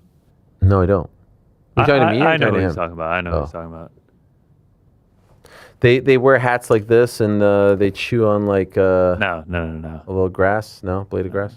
What? I don't even know what that hat is. This is like Genjiroba. Yeah. Oh, what else, Frankie? What else? People forget, man. Darren Till should fight on Netflix. Do they forget? I'm not sure they forgot. But yeah. Everyone stop chatting shit. What's the other one? What's the other one that he says? We don't care. There's another one. There's another one. Keep my fucking name out your That's mouth. the one. That's the one. That's so good. That's Because the the one. quality of that It's one is so so good. It's so good. Do you have them broken down by person? I have them by phrases. Wow. Now, That's interesting. and like that one's called chatting. Why didn't you just do Don't it by care. person? So you put all the I tills don't know, together. man. Maybe because there's so fucking many of them. Yeah, but do all and the I have tills to together, add them. all the Connors together, all the Francises Remember when I was together. talking to you the other day about micromanaging? This is an example of that. Okay. I'm joking. I never. Why I did just you thought get it was. so I'm, sad? I'm just trying to make. I was pondering. I'm just. never said that. I'm just trying to make your life easy. That's all. That's fucking illegal. You use that one too much. Those fighting words. Okay. What else, Frankie? What else? Couple things written in French here. Allô Since du Québec. Polymarket is sponsor of UFC, did you follow the war betting scandal with the war correspondent What? Emmanuel Fabian? Crazy world. No, but I'm 100% certain you know what this is about. I don't actually. Oh, but wow. I imagine if there is a Polymarket like bet for the war, that's fucking crazy. That seems like something up your alley, but Because I bet. Because I'm interested no, in because you're into Polymarket. like all the I the mess I you do got. understand the geopolitical concern, but I still think people betting on a war is That is insane. That is insane. We're talking about people's lives. Yes, it's absolutely nuts. What else, Frankie? What else? There is an old episode from around 2 years ago where Ariel did a Hezbollah impression while GC and Rick desperately tried to move on. Really? Someone please find it. I Sounds don't remember fire. this at all. How does he speak Hezbollah? What does he do? Now I'm What does he desperately do? telling you to stop. What does he do? What's wrong with that? It's not true. Oh, he actually does sound like that. What else, Frankie? What else? I think that was it. Oh, okay. Wow. What a way to end. BITB tomorrow, friends. What do we got? What do we got? UFC London. Hell yeah. We're going to talk about it. Okay. Pound for pound rankings. Best British slang. In it. Yo, you know who loves a good in it? Moses Itauma. Moses Itauma. Fucking right. He hit me with a bunch of in it. Yeah. I can't Great tell if Moses interview, isn't it? Itauma hates me or loves me. No, I think that's just kind of his thing. The way he goes about life. Yeah. Bit of a drier guy. Love him. I love how he brought it up later in the interview. That he You didn't calling me cheap, isn't it? Yeah, exactly. All right, so that's the phone number, 415 SUP BITB. That's 787-2482, 415-787-2482. Leave the boys a message. Crack on Friday, and then I'm back with you on Monday. What a week, friends. What a week for me. I pass the baton off to the boys now. Of course, uncrown.com, the place to be for all the action. We never sleep over there, so the news is coming in. We shall have it for you over there. But time to say goodbye, as the great Andrea Bocelli once said, right? Time to say goodbye. Is that what he says? Is that not what he says? I don't know. Andrea Bocelli. Is it? It is what he says, but the song is so sad. That Yeah. Why is it sad? They it's played about it. someone going to World War One. Is it? Yeah, so the idea is like they're probably not going to see them again. I might have already just only listened to it in Italian. I mean, maybe? it sounds I don't know. lovely. Okay, well, That's what makes it. I have to say, he sang that song at the opening ceremony of the Winter Olympic Games. That is pretty cool. I feel like it would have been more fitting at the closing. Yeah. Yeah. Have you seen Solo Mio, the movie? Is it about With Andrea? Kevin James? No. Well, Andrea Bocelli plays a massive part in it. And he did very well. Okay. Check it out. Solo Mio. I think his son is now a singer as well, right? It would make sense. I just saw a tweet here from Devin Haney, very random, 3 hours ago. I want Daniel Cormier to teach me to wrestle. What's that all about? Does he want to come over? Come on over. Does he want to be an MMA fighter? What's happening? Oh, now I see another interesting one. Jay-Z. Why is Jay-Z spelling his name like that? Why are there 2 dots over the Y? What's going on? Is this a new thing? He's been doing that forever. No, he really has. He has not been doing On this forever. his album, what was the one from Nope. 1996? I just saw Yankee Stadium, July 10th and 11th. You guys pulling up? Birthday party for all of us? You were there, bro. Hell yeah. Oh, here's a picture of... Reasonable Doubt by Jay-Z. I don't know what that is. It's been a tremendous few days. Thank you to all our guests today. Thanks to all of you. Thanks to that. Back to our side. Peace. I'm out of here.